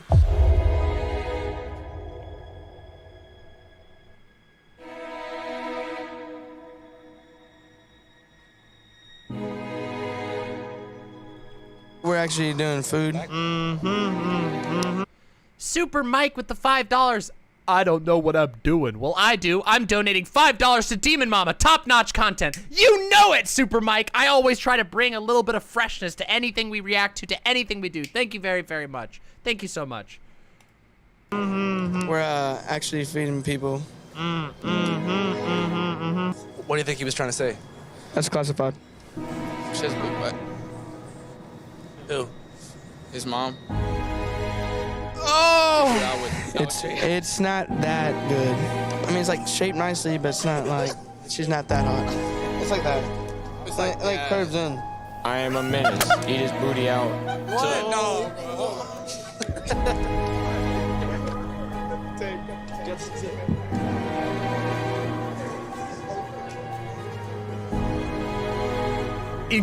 Fucking incredible. I am a menace. Eat his booty out. Based caterers, yeah, true. These fucking caterers must have. These caterers are going to have life stories. They're going to have a story to tell for the rest of their lives. Those fucking caterers are going to tell this story. Each one of them is going to tell this story to every single friend they've ever met at every single party they go to for the rest of their lives. Oh, dude, this one time I was working for this catering company and we had to cater for this conspiracy festival and there were people who were asking us if we had shungite in our fried chicken. I have, Silax. I have indeed. Tomorrow on Discord at 3 p.m. PST, we are doing an AMA with the one and only Girl Boss Marcy. It is a community-only, non-streamed event. So if you want to meet and get to know Girl Boss Marcy, you want to be on our Discord tomorrow at 3 p.m. PST. You don't want to miss it. Also, like and subscribe to my channel. Thank you. And donate. Thank you. Bye. All right, let's watch. I'm not going anywhere. Wait, I'm not going. Wait, I lied. I'm not going anywhere. Not goodbye. Good hello. Keep watching, please. Thank you. Let's continue.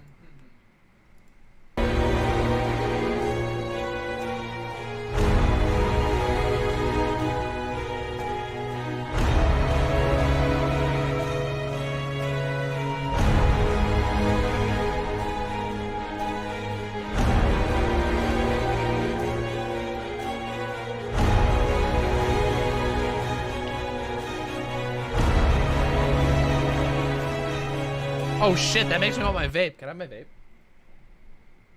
Sick. Look, I'm gonna blow a fat. I'm blowing a fat cloud in honor of Bowler Hat Uncle.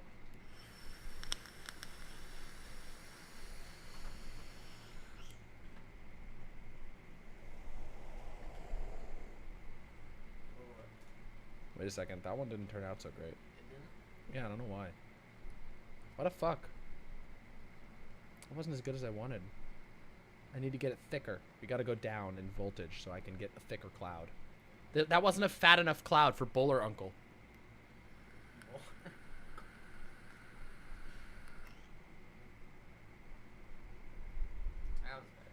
Yeah, it was alright, I guess. I wasn't fat enough. Oh well, it'll do. I love Trump, but I hated when he banned flavored vape juice.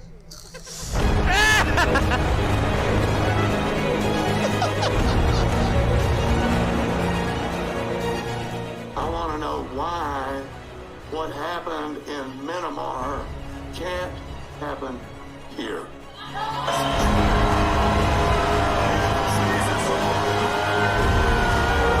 No reason. I mean, it should happen here. No reason. Woo! Woo! Alrighty, that was a wild one. What a way to end it. With a guy advocating for a literal violent coup. Myanmar. Holy fucking shit. What the absolute fuck? Holy motherfucking god. Oh, I have another one. Oh! Wait, this is so long. How am I gonna watch this? Alright, I'm gonna try and react to this. I have been sent a Christian video about how it is a sin to believe in climate change. Okay? We're gonna see if this is watchable or not. I don't actually know if this will be watchable, but we're gonna give it a try, okay? This is the video right here. This is our next MAGAWATCH installation. It is sin to believe in climate change with Professor Toto. First Harvest Ministries. Oh my god. Toto shares a prophetic piece of art from a viewer. Uh-oh. All right, let's give it a check out. I don't know anything about this. I don't know if this is watchable or anything. We might have to abandon ship halfway through. But I've been sent this, and it caught my eye, so let's give it a look. Be right there, everybody. Give me one moment.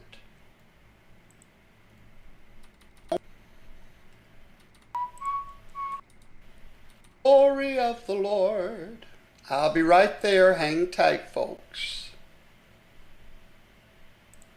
See? I told you I'd be right there.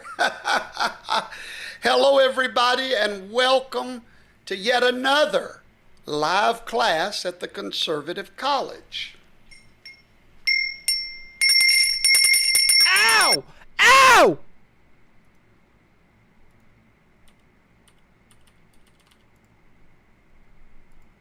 What does that mean? That little puppy. Y'all remember him, don't you? Dorothy's little puppy. Y'all remember him? What's in his mouth? You see that curtain, huh? He went and jerked that curtain back, didn't he? What? Why? Because there was something working behind that curtain that he wanted everybody to know about.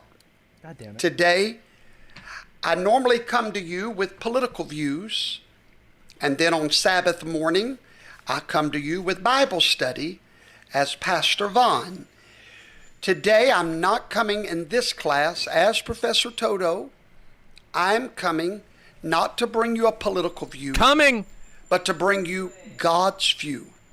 The Word of God's view. Oh boy. Notice that. Wait, hold on a second. I want you to notice how common it is among Protestants to claim that they themselves are a prophet. This is one of the things with fucking Protestantism, is that every single person thinks that that's what they're supposed to do. They think that they're seeing visions of God. Hold on one second. I need to respond to a DM real quick.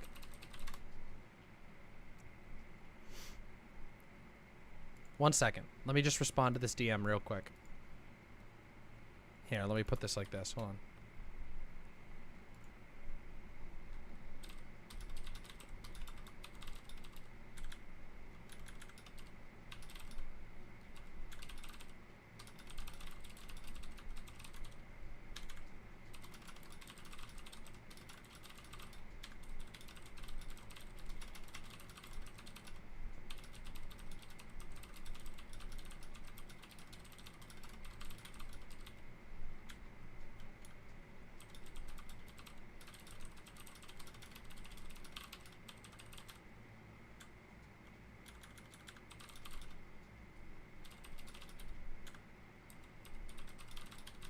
One moment, everybody.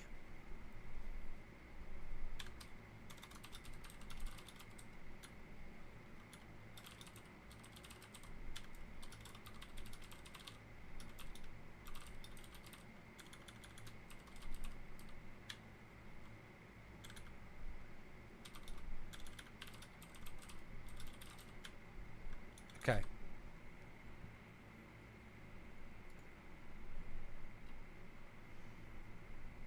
Okay. All right, let's continue. Let us continue. Sorry about that. I just need to respond to a DM. Concerning climate change. Let me say this to every one of you. Yes, the climate is changing. Yes, it is. But let me say this to you. Climate change is not scientific. It is a religion. It is an anti-Christ religion that has taken over the minds of the world.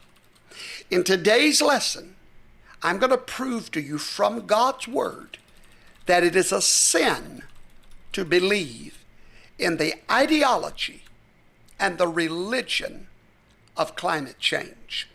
Not in climate change itself, but in the ideology and the religion of climate change. The truth is, our climate has changed many times in the past. What do you think happened to the Mayan population? Climate change. What do you think happened to those that lived in Noah's day? Climate change. What? So here at the Conservative College, we don't deny that something is happening. We don't deny it at all. We deny the religion of climate change. What's the religion of Allow climate me to change? explain. And I'm Please, going to please, read please, from please do. my book that I'm actually writing on this particular subject. Oh, no, don't read from us from a book in progress. Finish the book first, dude, please. Massive climatic disasters are indeed happening already. All over the world, there is intense fires that are burning. Yes. Evidence shows that they are increasing in frequency and intensity. Yes. We don't deny that. I don't deny that. However, the political response and the media response is immediately to blame it on climate change. Wait, no. Climate change describes what's happening. No. Climate change is the process that we're acknowledging. The worse the disaster, the louder the calls for taking action against climate change. Yes, correct. That's correct. Now, how do they want to take action against climate change? Oh, they want... They're going to take away my SUV! God gave me that SUV! They're going to take away my private jet and my lawn, my golf course! They're going to take away my iPhone! To address the problem, which is so-called man-made causes. The problem with humanity... Am I right? Oh, please! Please, God, please! Thank you so much, Azazel Bedazzle! Whoo! I did change the setup a little bit, yeah. Is we give ourselves a lot more credit than we deserve. We believe that mankind is causing these changes. Yes, it objectively is. It objectively is. Yes. Sorry, dude. You're just dead wrong on this. Mankind, our massive industrial production, our massive deforestation, our turning of America into a world of parking lots, our driving of millions of SUVs. Yes, absolutely. Yes, 100%. Changes. And our own power, such as our carbon emissions. Do you know that's why I will not drive an electric vehicle? It's stupid. Good one. Excellent argument. That's fucking stupid. Driving an electric car, well, that can't be climate change, because that's fucking stupid. Excellent. God, oh, just fucking... Ooh, I love it. You know, I've missed these fundamentalist tier arguments. You know, sometimes, ooh, sometimes I miss going back and listening to the arguments that are put forward by fucking fundamentalists. They have the absolute, they literally do not have arguments. All they have is Bible verses. Climate change isn't man-made because driving an electric car is fucking dumb. That is the argument he just gave to you. Climate change isn't real because driving an electric car is dumb. It's just as stupid as this. Well, every time I put one of those on, I feel the spirit behind it, the lack of faith. Well, when you want me to drive an electric car, there's some kind of spirit I feel in it. I feel bad. The Prius, it makes me feel like a homosexual. I feel very gay when I'm driving an electric car. Masks. When I put on the mask, I feel the spirit of the transsexual inside of me. I know what you're saying with that mankind can change these problems. We can save our planet. You better hear me and hear me well. Quit making yourself God. You didn't create this problem. I'm fixing to prove it to you. And you can't solve this problem. Quit giving yourself so much credit. This view about climate change has taken a hold of millions of minds around the earth. Revelations 12:9 says that Satan has deceived the whole world.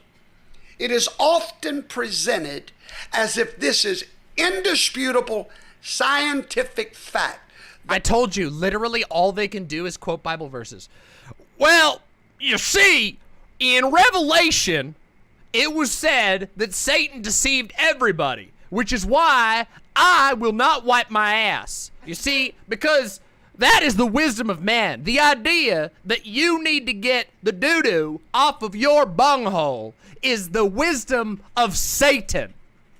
It is perfectly in the wild. You run around with doo-doo on your ass all day, every single day. You understand? I ain't never heard of no fucking Jesus Christ brand toilet paper. Have you? Did you ever hear in the Bible about Jesus wiping his ass? No, you did not. Let me ask you this. How many days, how many hours was Jesus Christ up on the cross? Do you think that Christ, when he was up on the cross, could wipe his fucking ass? You know he could not, because that was the divine judgment of God, that man should not have to wipe one's ass ever. And when I wipe my ass, I get a feeling. It's the spirit of the thing. You know, it makes me feel lesser, like less of a man. Like I have to get rid of the doo-doo encrusting my asshole.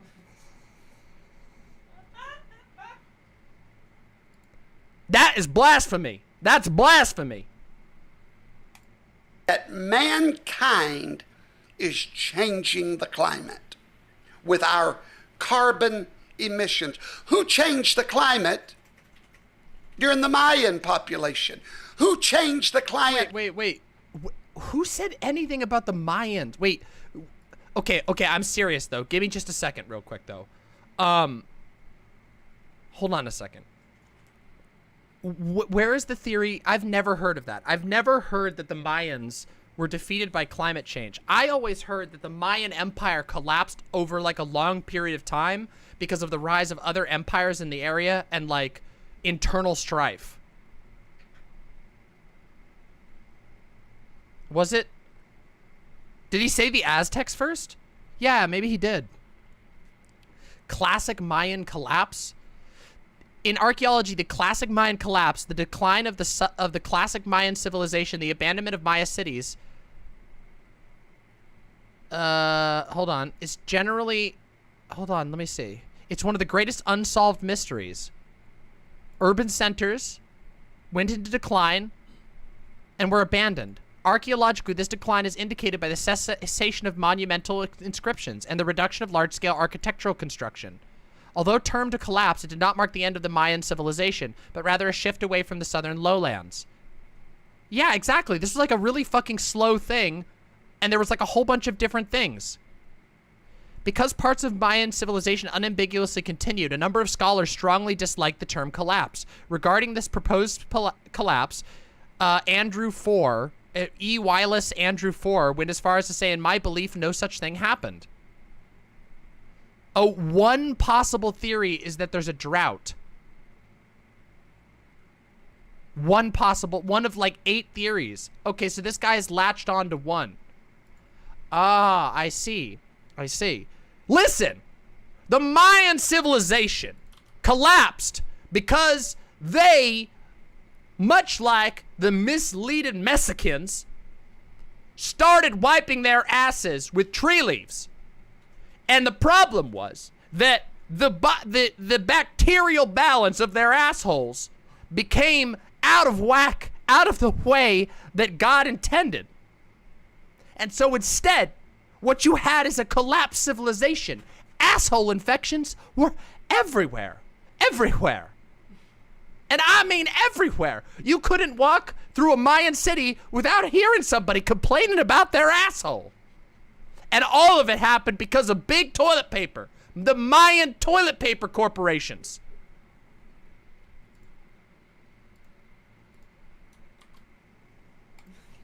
I mean, the climate before we had... What are you laughing at?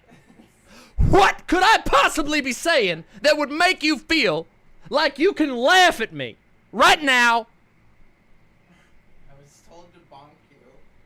I don't have permission to do that. I will bonk you back in the name of the Lord. In the name of the Lord of dirty asses.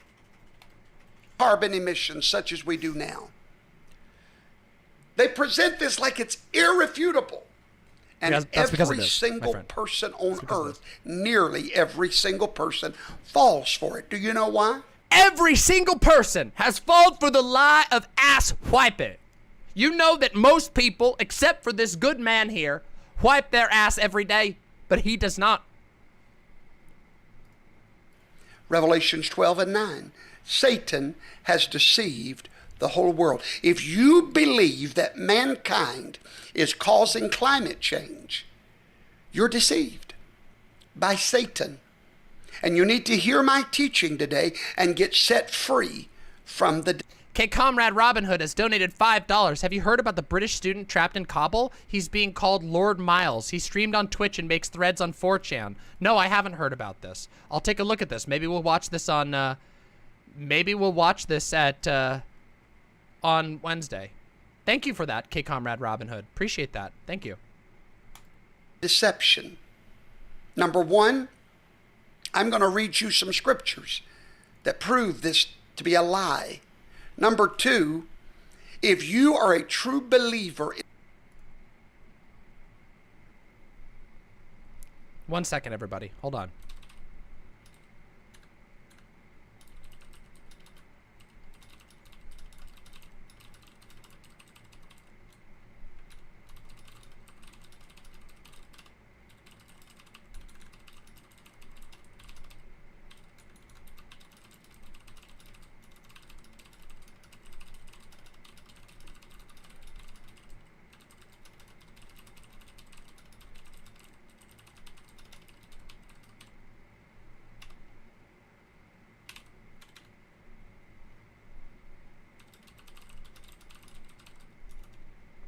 Sorry, I have to respond to these.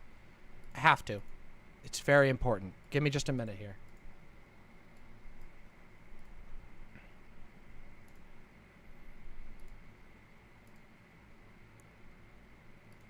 All right.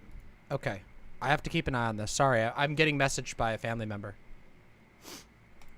In the Word of God, then you cannot believe in the religion of climate change. Because according to them, if we don't stop this... Don't you fucking do it! No! No! Fine.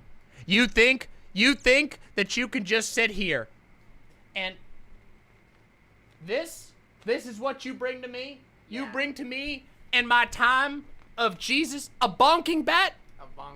A bonking bat. This right here shows to you exactly how the plans of Satan will fail. See, you came against me with an inflatable bat, hoping to bonk me, and you did not. Because I am right. Because I will now bonk you with Jesus Christ's anti-wiping bat. Bonk! You will never bonk! Satan be gone! Satan be gone! Satan be gone! Never wipe your ass again! Never! Never! Don't do it! Never wipe your ass! Never wipe it! Never wipe! In the name of Jesus! Amen! Amen! God bless you! God bless you! God bless your dirty asshole!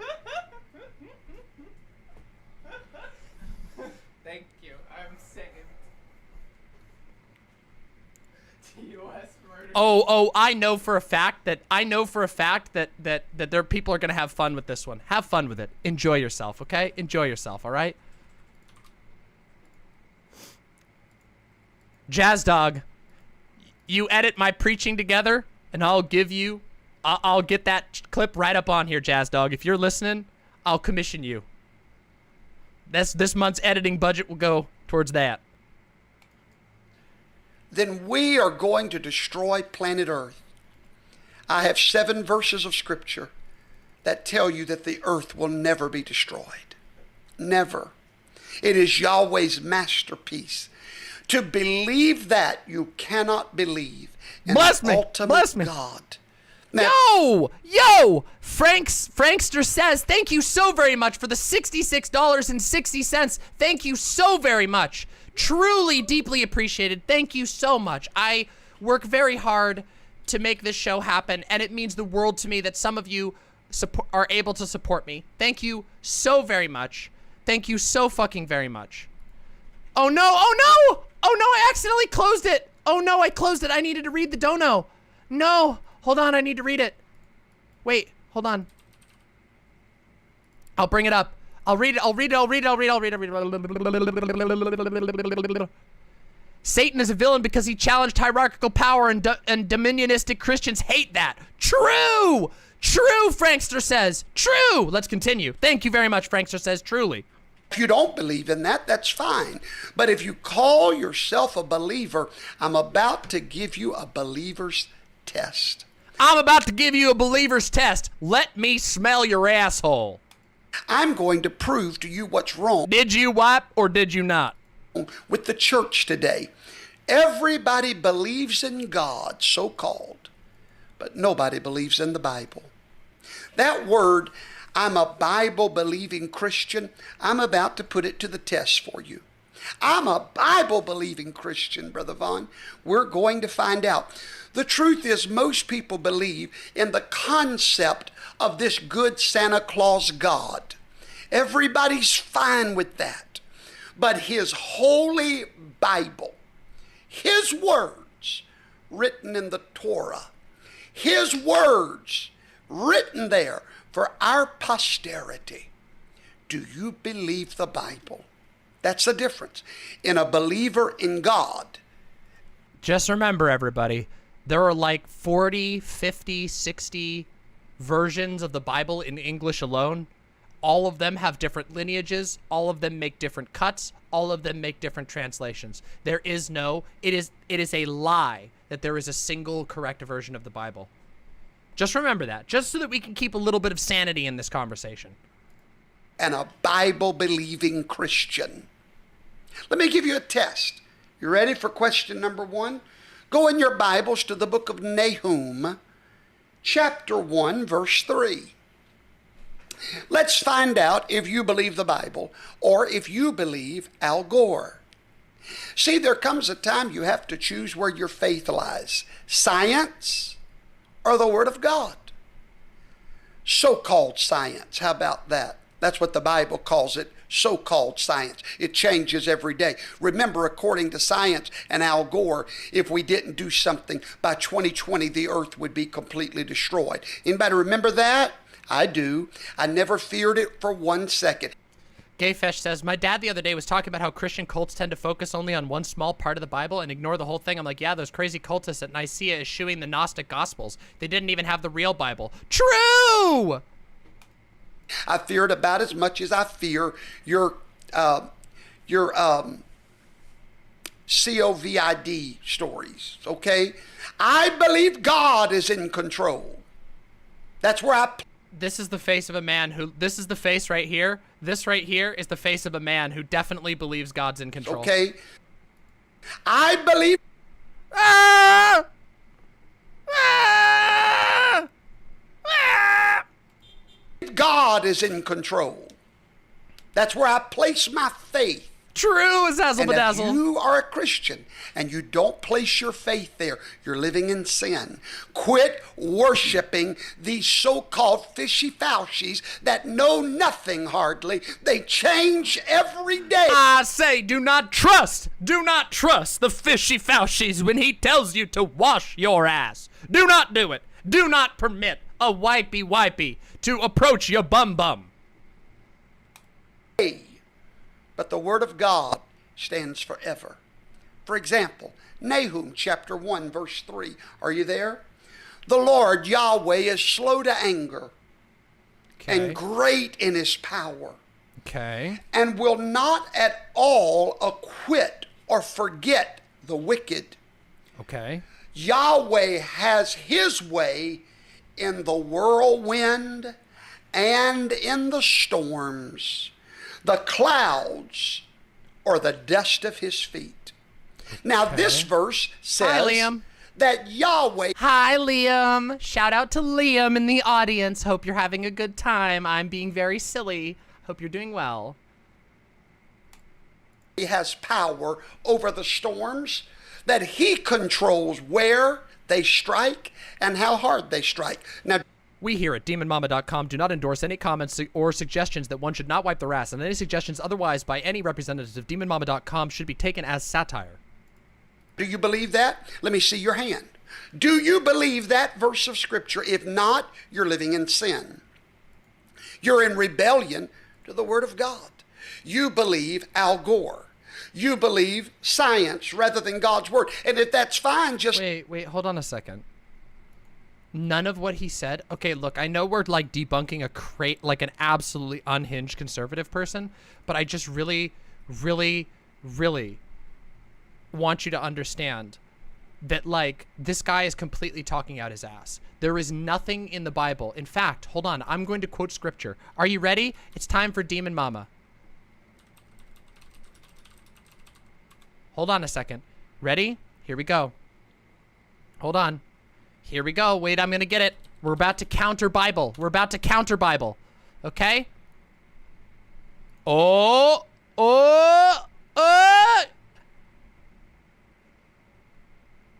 1 second. Let me get it. Hold on. I'll get it here. Let me get it. Give me just a minute.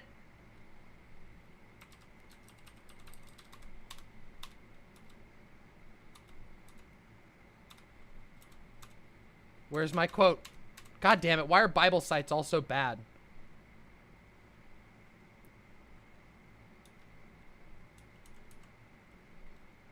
Hold on, it says, hold on a second.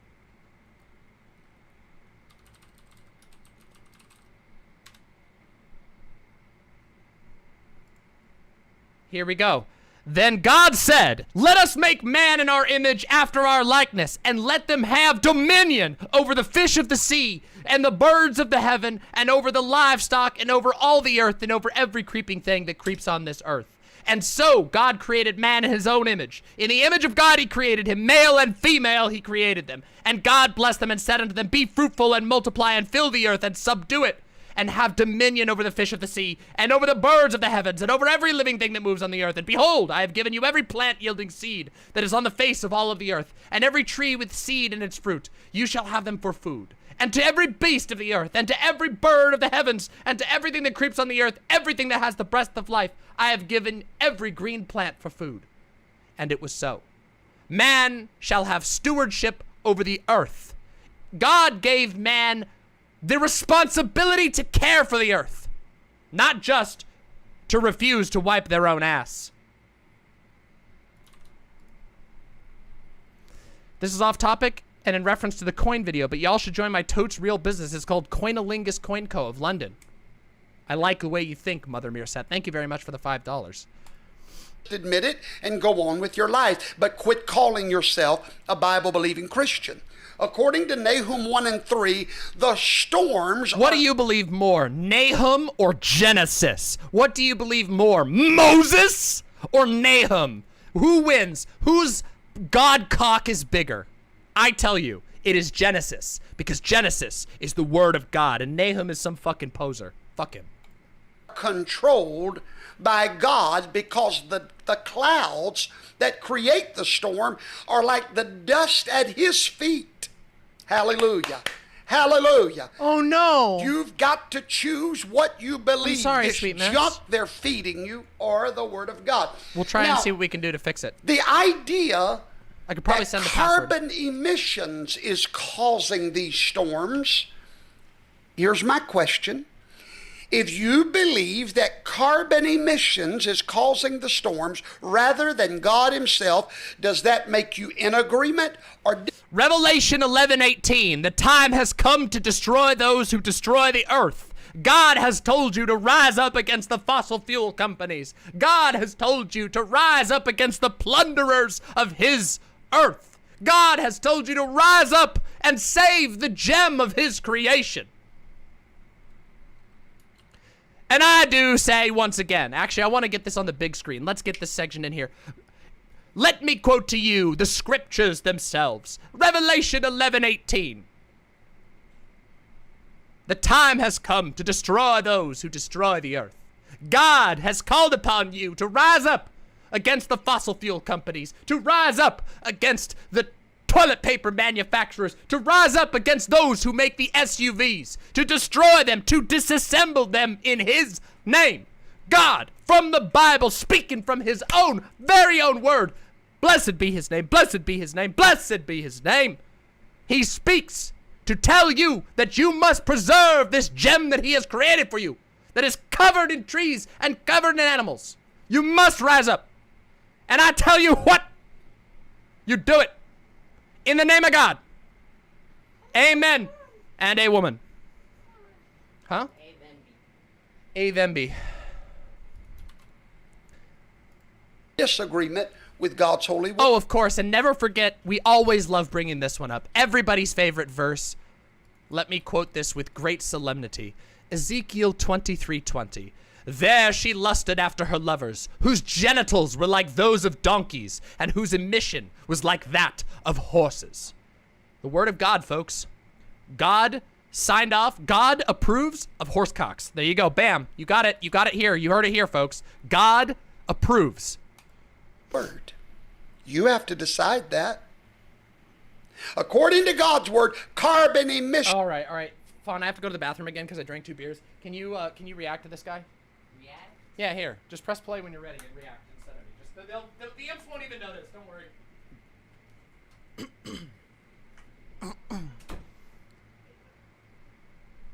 God did make them. God made all of the cocks and pussies in the world. All of the screwed up ones, like ducks ones that are like all swirly and corkscrew, or the prehensile dolphins and orcas, the knotted ones, the ones that are spiked. Ooh, what a mistake. The ones that got 2 heads like echidnas. Do they got 2? Oh no, they got more than 2 heads. It's the snakes that have 2 at the same time. Like, that's crazy. Why would God allow this? Huh?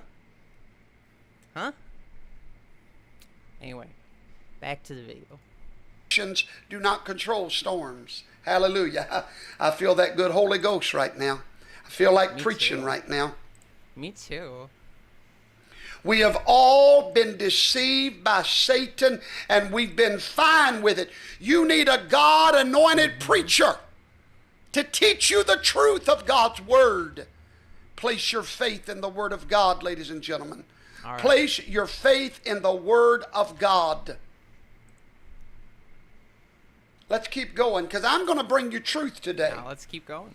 Now, do you know why God brought the storms to Israel in the book of Nahum? Do you know why God brought them that storm? It tells us, if you keep haven't reading read that that chapter, it wasn't because of fossil fuels. No. He brought it because of their sins. They're breaking God's commandments. Their abortions. Their homosexual marriages. Their transsexualisms. From whatever state you find these things coming, you're going to find the judgments of God, and they come many times. He's having a great time talking about transsexualism. Ooh, he's talking about transsexualism? Ooh! He talked about sin. Ooh, I gotta hear this. You find these things coming. You're going to find the judgments of God, and they come. We have all been deceived by Satan, and we've been fine with it. You need a God-anointed preacher to teach you the truth of God's Word. Place your faith in the Word of God, ladies and gentlemen. Place your faith in the Word of God. No, I don't think so. Let's keep going, because I'm going to bring you truth today. Now, do you know why God brought the storms to Israel in the book of Nahum? Do you know why God brought them that storm? It tells us, if you keep reading that chapter, it wasn't because of fossil fuels. No. He brought it because of their sins. They're breaking God's commandments. Their abortions. Their homosexual marriages. Their transsexualisms. Woo! Woo! Yeah! This is my favorite part of the Bible. My favorite part is when the transsexualisms are doing the homosexuals on each other. Let me ask you this. Why would they need abortions if they were doing homosexual sex, huh? Why do they need abortions, huh? Good question, huh? Good question, huh? Right? From whatever state you find these things coming, you're going to find the judgments of God, and they come many times. True! HRT, folks, gives you multiple orgasms. Transsexualism, multiple orgasms. Woohoo! Woo!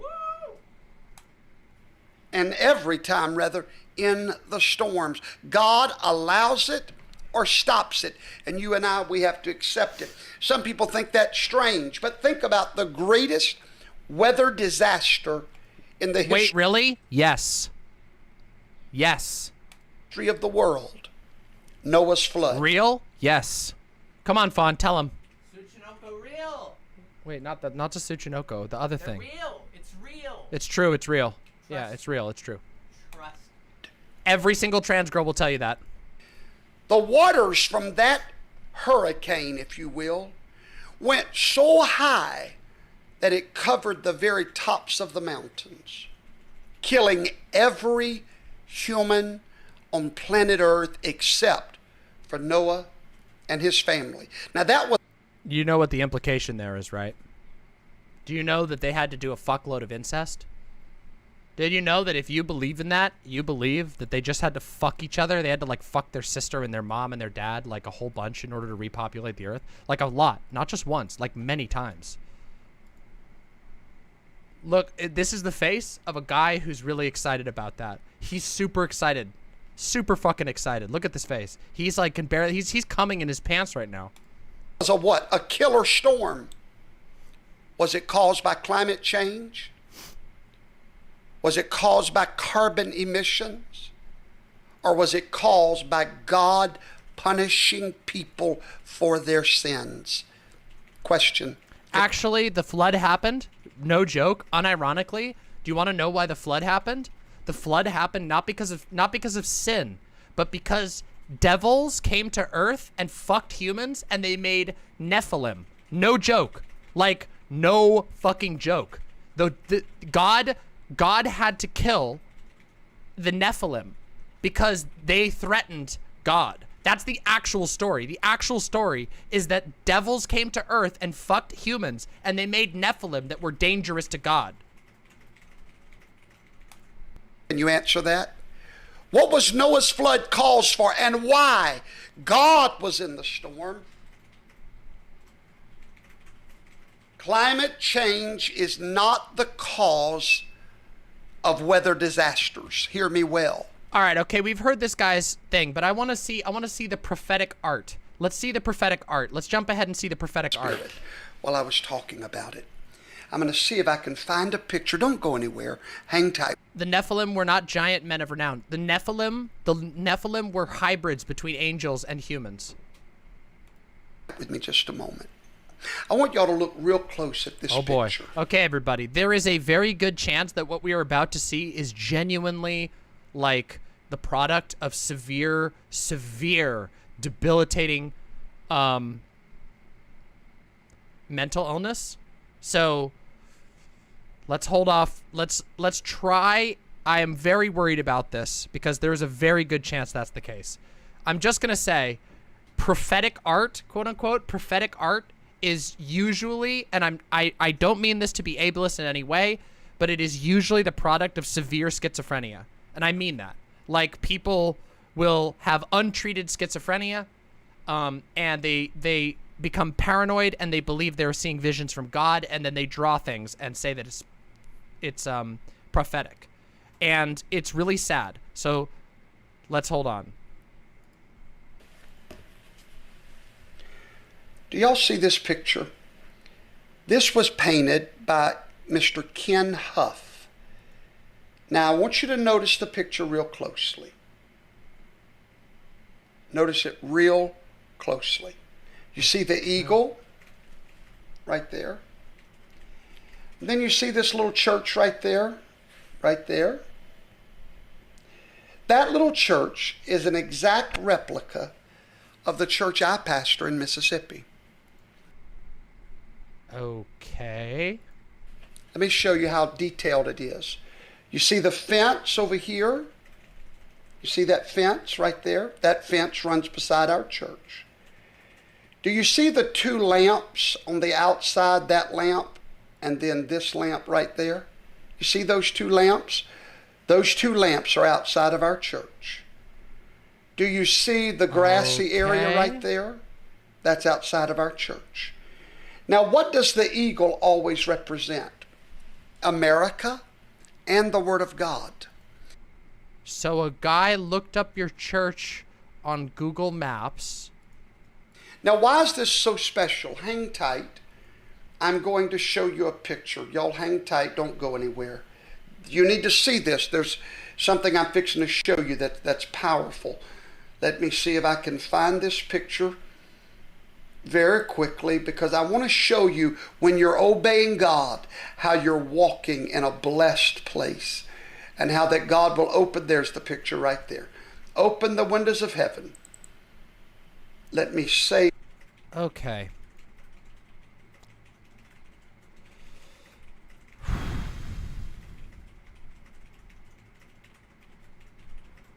Okay. So I thought the art was going to be the crazy part, but actually I just think it's the pastor. It's just the pastor. It's just the pastor. It's just the pastor. Save that picture and upload it, because I want to show you the man that came to our rally in Katy, Texas last weekend. Our rally? Okay. Yeah, this guy's a Trumper. I didn't even know that. No Christian calls anything a rally. They will call it a sermon. They'll call it a gathering. They'll call it a fellowship. This guy's a Trumper. If they call it a rally, he's a Trumper. This man was in our congregation that day, and he stood up and introduced himself to me. Oh, come on. I should have had this ready, but I wasn't planning on doing this. Hallelujah. Where are you at, sir? This is the first moment I felt kinship with this guy. No, I didn't, Will B. Of course not. Absolutely not. Wait a second. For real? Why would you ever think that I would do that? Will B, why would you ever think that I would do that? That is so fucking unconnected to who I am. The fuck? I understand the struggle of not being able to find the picture you're looking for. He can't be missed. He's a distinguished looking fellow. Oh, hallelujah. Where's the picture?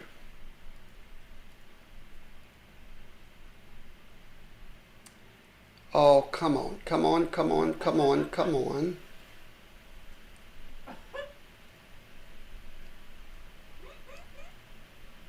Oh, well, there he is right there. All right. Y'all look at this picture on your screen. This is Mr. Ken Huff. That's me signing.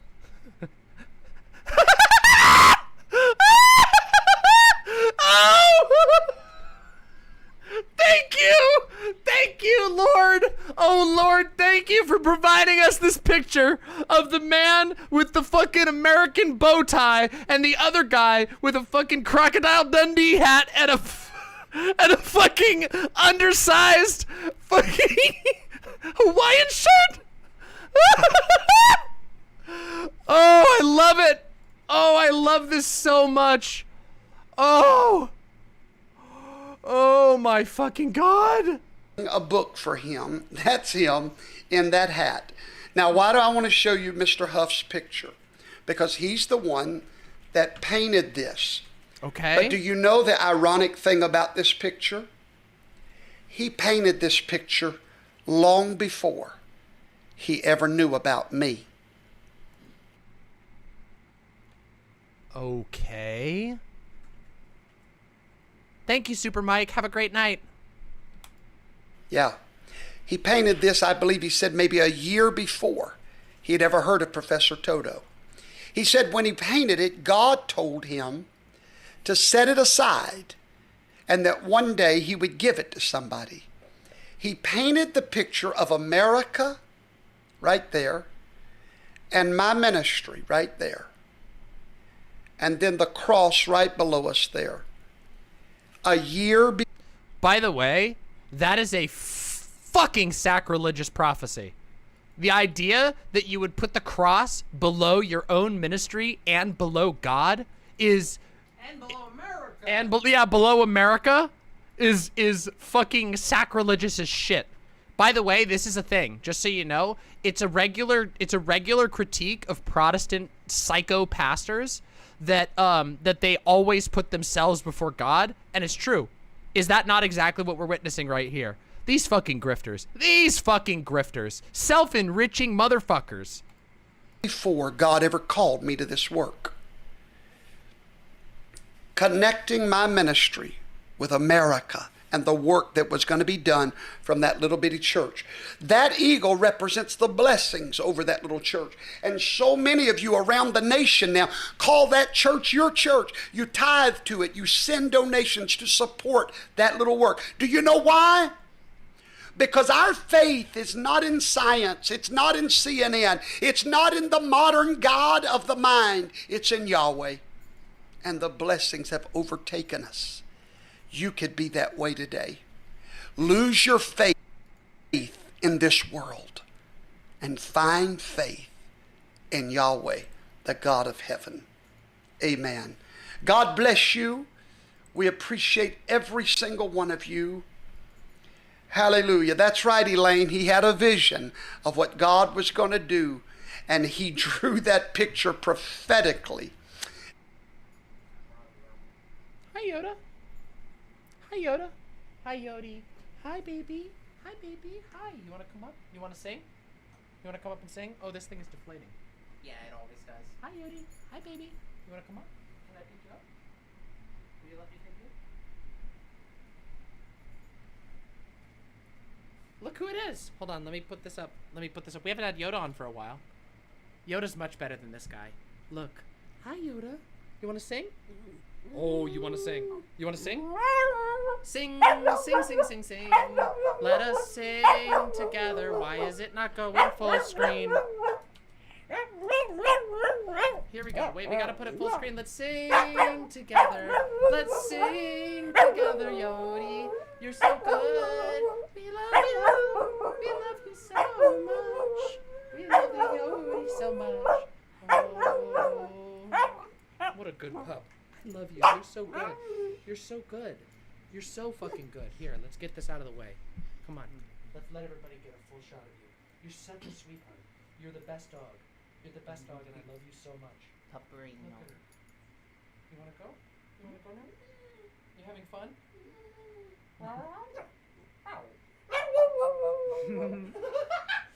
All right, you wanna go play now? All right, go play now. There we go. All right, good girl. Good girl. Good girl, Yoda. You wanna give her a treat? Will you give her a treat? I will. Go. Fawn's gonna give you a treat. Go get a treat. Come on, go on. Come on, Yoda. Come on, girl. You want a treat? Come on, girl. Go. Go, Yoda, go. Go. Go get a treat. She thinks I'm gonna give her a treat. I don't have anything. I don't got nothing. Yeah, there she goes. She got it. She got it. She figured it out. Oof, she figured it out. She figured it out. Okay, all right. We've had enough of this silly preacher. Okay, that was very fun. I feel like I need to keep an eye on this guy so we can wait. Do we want to go look and see what else he has? Oh my god. Oh my god, he has 1 million videos. This guy has 1 million videos.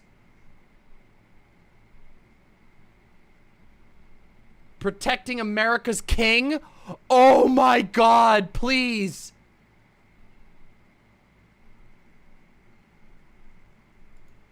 This is Professor Toto from the Conservative College.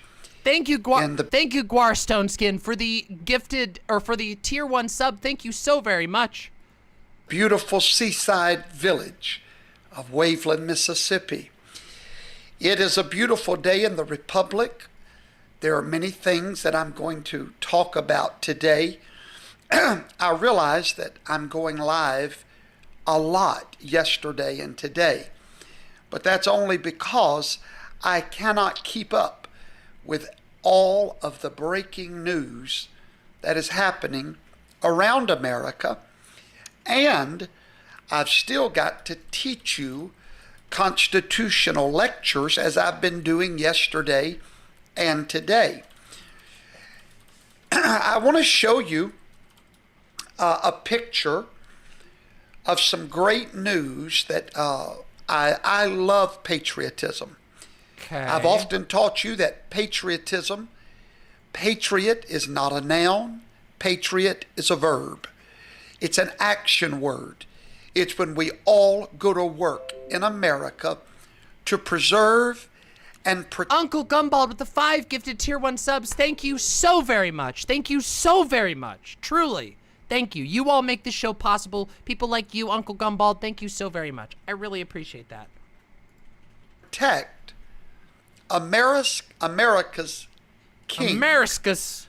Now, I realize that America's king? Action word. It's when we all go to work in America to preserve and protect America's king. Now, I realize that you and I have been taught that America does not have a king. But the fact is, America does have a king. And I'm going to teach you who that king is in today's lesson. But before I do, by the way, please like this video. Nah, shut the fuck up. Shut the fuck up. No more in darkness. No more in night. What is with these people and singing insanely into the camera? They all did that in the QAnon thing, too. Share it to those that are in darkness. I received an email a few moments ago, and I'm going to show it to you. And this email comes from a very good follower of this ministry, Marty and Patty Wright. They shared this with me, and I'd like for you to read it. Hello, Brother Vaughn. My niece is a nurse at Kettering Hospital near Dayton, Ohio. The hospital threatened the staff to get the job or to be fired. The nurses and the staff organized a protest yesterday and had about 1,000 supporters show up to walk the protest line with them. Thank you so much for all your information and resources on this issue. I've attached a link, and I'll show you all the link. 1 second. I want to show you what true patriotism. So this guy, as we all know, this guy's an anti-masker. This guy's an anti-vaxxer. This guy is using God to kill people. Just so that we're clear. Just so we're clear about this guy is using God to kill people. Looks like, hold tight. Oh, that's wrong, sorry. Let's see, right there. Boomer! No, 1 second, hold tight, everybody. Now let's bring this to where it's, I'm sorry, I'm working on it, folks. Let's see, I think this is it. Nope, that's not it. Come on, Professor Toto, pull it together. Sometimes talking to myself helps me a little bit. There, I think this is it. Let's try that. There it is. Okay, that's a picture, ladies and gentlemen, of patriotism. Right there, this is nurses that's refusing to take the jab. There they are, right outside of Dayton, Ohio. That was them yesterday.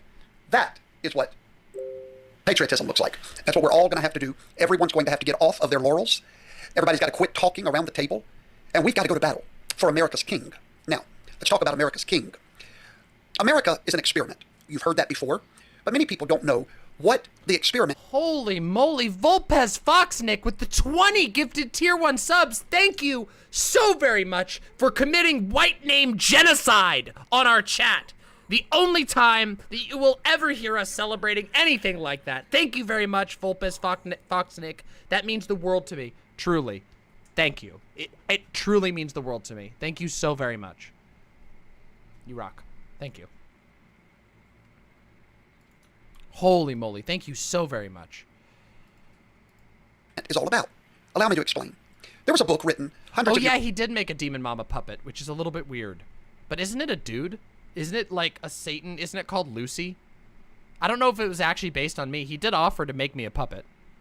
I don't know if it's actually supposed to be based on me, though. I don't know enough about the lore. Years ago. Thank by you. a Frenchman. Thank you The so title much. of that book is called The Spirit of Law. I have read every line of that book. Why did I want to read that book? Because I was doing a lecture series here on my YouTube channel entitled The Layers of the Law. If you've not watched that series. Oh yeah, a conservative, this is boring me now. We'll watch something else. This guy's boring. A conservative streamer who does like, who has puppets, he made a demon themed one.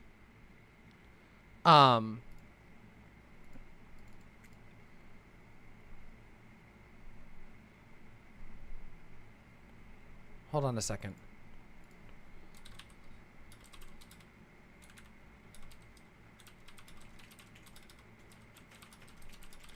Hold on a second. Okay, everybody. All right, I'm sorry. Let me tell you the story, and then we're gonna wrap up. Yeah, I gotta go take care of my family. Shit's happening. So okay, everybody, listen up. Let me tell you the story. Eric, conservative streamer, offered to make me a puppet. He also made a demon puppet that isn't me, I don't think, that's supposed to be Lucifer, but that he brought on stream and used it to argue against me, which is very weird. Okay, I have to go. I have to deal with. I've got to go for a family situation. Family of choice. Much love to my family of choice. I've got to go help them out. So we're gonna raid out. We're gonna go have fun. Okay. You guys are gonna get to have fun. Hold on. We're gonna raid out real quick. Hold on a second. Let me get this together, okay? Hold on. We are going to raid into Josie Rosie. Oh my god, Josie Rose. Josie Rose. Yay! We're gonna raid into Josie Rose. Actually, no. Actually, we're gonna raid into Keffels. We're gonna raid into Keffels because Keffels is doing a partner push. So I want to help Keffels get partner. We're raiding into Keffels. Keffels is an amazing memester. Please go have fun with Keffels. I promise you will have a great time with Keffels. Okay? Please go raid in. Okay? I'm gonna post the link here. We're gonna host Keffels. We're gonna have Keffels here. Okay? There we go. All right. Much communal love to all of my lovely imps. Thank you so much for having fun today. I'll be back on Wednesday. We'll talk about a bunch of politics on Wednesday. Okay? It was a great stream. Okay, much love to you. Please, much love to you. You will have, I promise you're gonna have a good time with Keffels. You click through and I promise you're gonna have a good time. Keffels is fucking hilarious. Keffels will make you laugh. All right, here we go. I'm rating you out. Much love to you. See you soon, and thank you for your support. Truly, thank you. Bye.